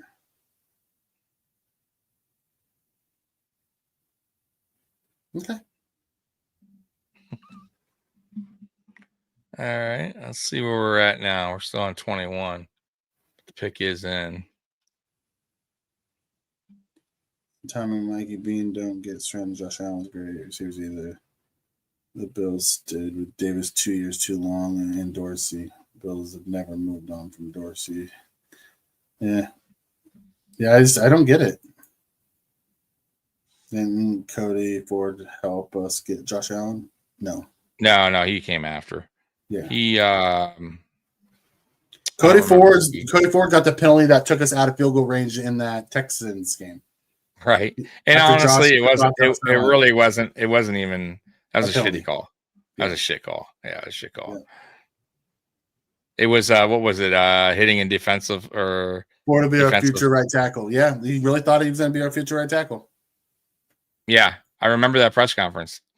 Boy, was he wrong. Yes, he was. What's funny is he's still in the league. You think he plays for the Bengals? He is. He's just one of those guys that will continue to, because he has the size. He does that. He's been around. He'll continue to jump. He's like the Hart guy, Bobby Hart. Right? He'll continue to kind of bounce around. You know what I mean? He's a body, and he can play multiple positions. Doesn't mean he does them good. He plays them well, right? But he could fill in if need be. Restrepo. I like Restrepo, but I just you like a Miami player? I don't believe that at all. Has he? I don't think he's been drafted, has he? No, I don't think so. No. Another quarterback went Graham. I don't know. Graham Mertz. Yeah, Texans. Backup, I guess. Does it suck to be Quinn Ewers?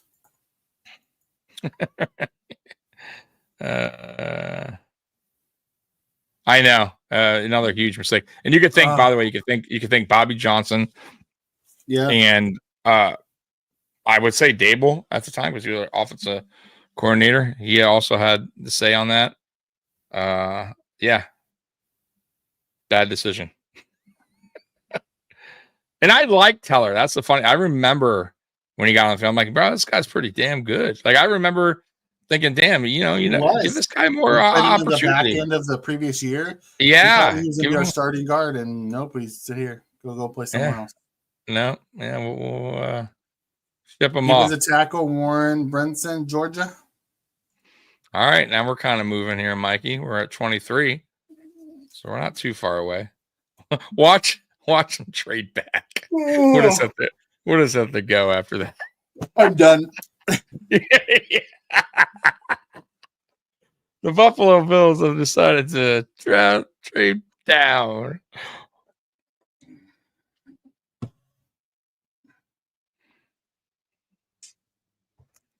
I'm not even sure there's a quarterback there that I like anymore. Yeah, all the quarterbacks that I like are gone. I don't even know. I don't even know any of them. I know Ewers from Texas. I like Jared Ivey. There's the guy, the Curtis Rourke guy. I told you that they were like some article I saw. I'm like, I don't want that guy. Right here, hey, Tommy Mello. He has a cool name, Tommy. From Montana State. Antoine Powell Rayland out of Georgia Tech. He's an edge. Brady Cook. Look at this guy, there's Taylor. still a few guys I like out here. Bro, look how mean they are. They don't even give this guy a face. Who? Our team. Taylor Elegzerma. I don't even know how to pronounce the name. I don't know. Look. Hold on. I'll go to quarterbacks. Hold on. So you see how everybody has a team or whatever? Mm-hmm. Except for this guy. Nothing. Taylor, and no. He's a no face. Nothing on him. It's Taylor, like a Madden creation. Yeah, so maybe did he not even play for college? He's just a guy that's like, hey, maybe not. I'm gonna join the draft. I'm gonna jump in the draft. I'm a good quarterback, man. He's a 16th ranked quarterback. Yeah, he's better than this guy, Brady Cook, apparently, who's played for college. That's interesting. Who the hell is this guy? I almost want to look Google now. Yeah, I'm gonna Taylor. Let's see here, Taylor E. How do you say? Taylor E. Who else could they take? So let's go look. What do we have that we need? It says we need wide receiver and safety is what ESPN's saying that we need. Oh, the two best are RJ Mickens and Isaiah Bond. He's a Canadian football player. Oh, okay. Yeah, that's why. Is Tez Johnson still there? Is Tez still there? Yeah, he went to Laurier football in Canada. So that's why they're Yeah, Tez is still there, Bond's still there, Brew McCoy's still there. Restrepo's still there, Ricky White's still there.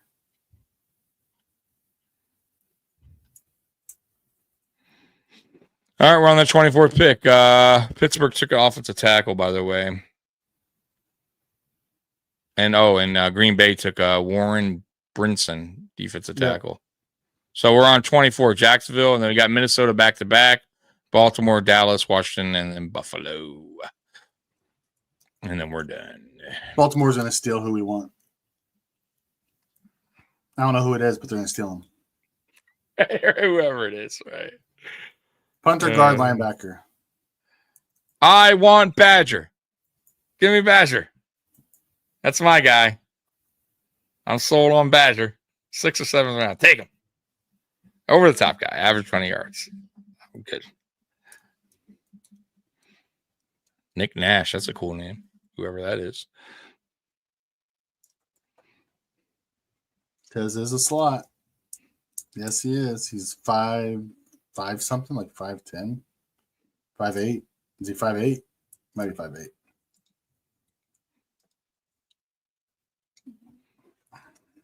There's a couple edge rushers I like. There's an offensive tackle, Chase Lunt, I like. There's a couple running backs that I like. I don't really see anything else that I like on here. Is there any linebackers? Thomas DeLucas saying, wonder if the Bills bring in Isaiah as a UDFA. Isaiah Neors. You know who that guy is? Isaiah Neor from Nebraska.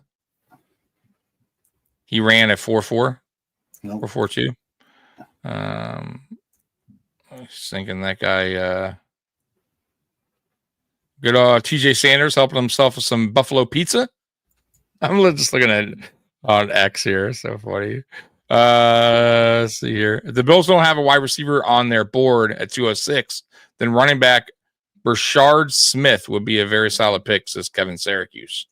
You know who that is? Brashard Smith, running back? Running back. SMU. Okay. All right. Alex Brasky, TJ Sanders on what he is most excited for after being drafted. I am a little excited to meet the MVP. All right. Everyone Sanders, was. Yeah, he doesn't have a prior relationship with anyone in the Bills. Did you see the No, piece? not yet. There was like a 45-minute embedded piece, and everyone was out, and they were like, people were going out and asking like Ray Davis and that's what I was telling you to watch. Yeah. They were asking him who's the most famous person in your phone. They're like, your phone. Josh. He's like, will he pick up? So they call him, and Josh picks up for all of them. I thought that was cool. Yeah, in the school. They're like, Josh. He also did it for Keon at some military event. That's cool. Kobe King went, by the way, to Minnesota. Lane went safety to Jacksonville. So we're on the 26th pick now. Minnesota's second pick, back-to-back pick here. So Kobe King, and then let's see what they get here. McCoy does have a little bit of speed. Nick Nash could be our old friend James Lofton. That's high praise.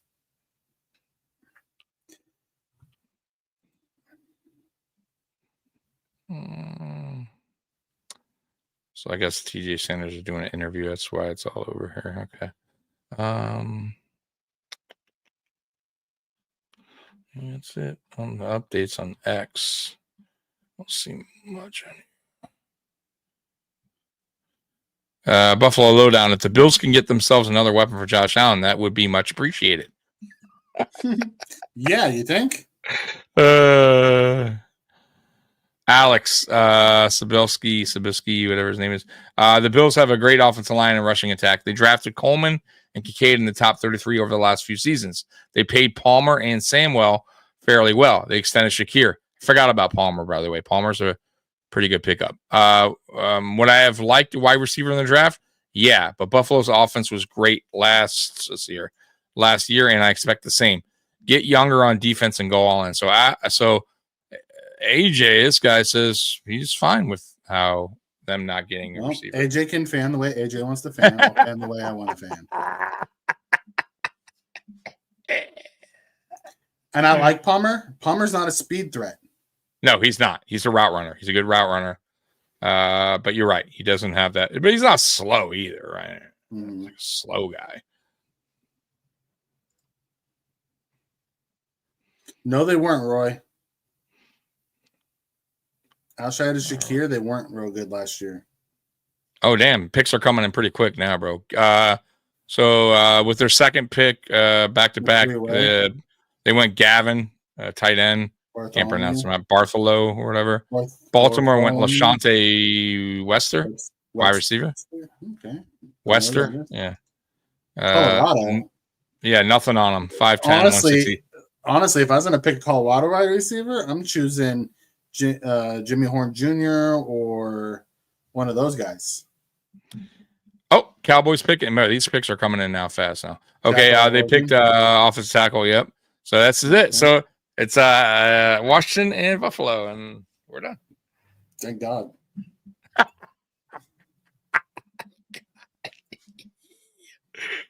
Oh my God.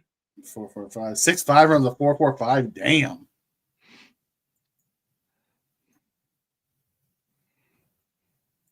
No, Sal, I did say that earlier. We still have 5 months until we play, so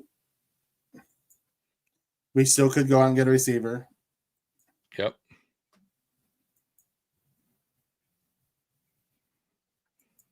Cowboys pick is in. We already saw that. I think Dolac may be our 6th-round pick. See, Washington still has 4 minutes on the clock, so their pick's not in yet. That's a wrap after this, bro. We'll talk about it on our next live, our 7th-round pick. We'll dive deep into what we missed on that important 7th-round pick on Friday Night Lights next week. Me and Mikey. We'll spend an hour on the 7th-round pick and how important that pick was for the Buffalo Bills. Game-changing 7th-round pick. Oh, my God. All right, the pick is in for Washington. So the Bills are on the clock. So, Mikey, what do the Bills do here with their last pick of the 6th round? Anything? Any guesses? Okay. I quit guessing. I just expect to be disappointed. Okay. So let's see what Washington does here. The pick is in. We'll wait on the top here. This is great, man. This is great. Let's see here. They're playing Mr. Brightside during the NFL draft. Next Bills picks is going to be a stud for years because they're playing that song. So, guys, Mikey, that does sound promising.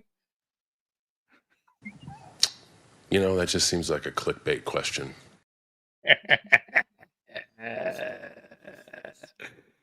Oh no. That's what he's been doing all draft long. Oh my On god. his defense. The Bills trade back 2 spots. What? Did we really? No.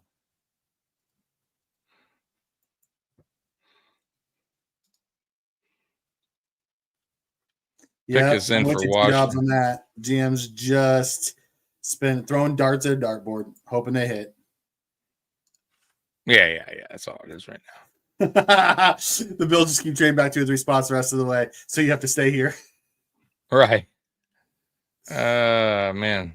They haven't announced Washington's pick yet. Mike Williams, offensive tackle. Yeah, we did that once before. Look at the Bengals, Raiders, Chiefs, wide receivers, then look at the Bills. So Bills Cast, I'm not sure who their it's a podcast, but they say it's their favorite Buffalo Bills draft since 2019. Oh, they want to make me throw up. They said desperately needed pass rush and run defense. Addressed it with TJ Sanders, Deion Walker, and Landon Jackson. And neither one of them are run defenders. Only had CB1 locked in. Grabbed CB2 +3 plus MB2 and Harrison. Dorian Strong and Jordan Hancock. Youth movement on defense. So Bills Cast says it's his favorite since 2019. It was a youth movement on defense. I'll give him that, but I'm not sure I'm going to say this was my favorite defense. All right. So Washington made their pick. Kane Medrano. So Bills are on the clock. And let's see. So we'll wait and find out. Bills on the clock. 4 minutes and counting. Let's see how fast this pick comes. I hate McDermott. Ooh, someone's saying you hating on him? No, he says, I love how you guys hate McDermott. I don't hate McDermott. I just don't trust McDermott. Yeah, I don't hate him, but I definitely would like a change. I don't see him getting us over the hump. Right. And I hope I'm wrong. But to this point, I haven't. And I feel like him being a defensive-minded head coach is really hurting this offense. And not only that, him being a defensive-minded head coach, and we're going to year 9, and we're still figuring out the defense is troublesome. It really is. Troubling, I should say. On the clock. Oh, the pick is in. All right, so the pick is in. So let's see who the Buffalo Bills pick in their final 6th round pick. Let's see. Oh, I like him. Offensive tackle Chase Lunt. They have made Mikey happy.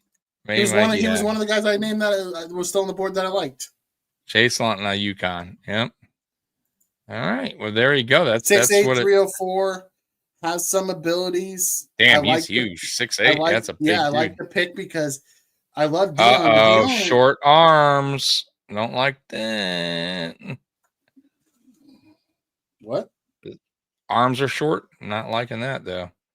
But his punch isn't violent. So that's not good, Mikey. But he also has Cromer, and if Cromer likes him, that's all I care about. I got you.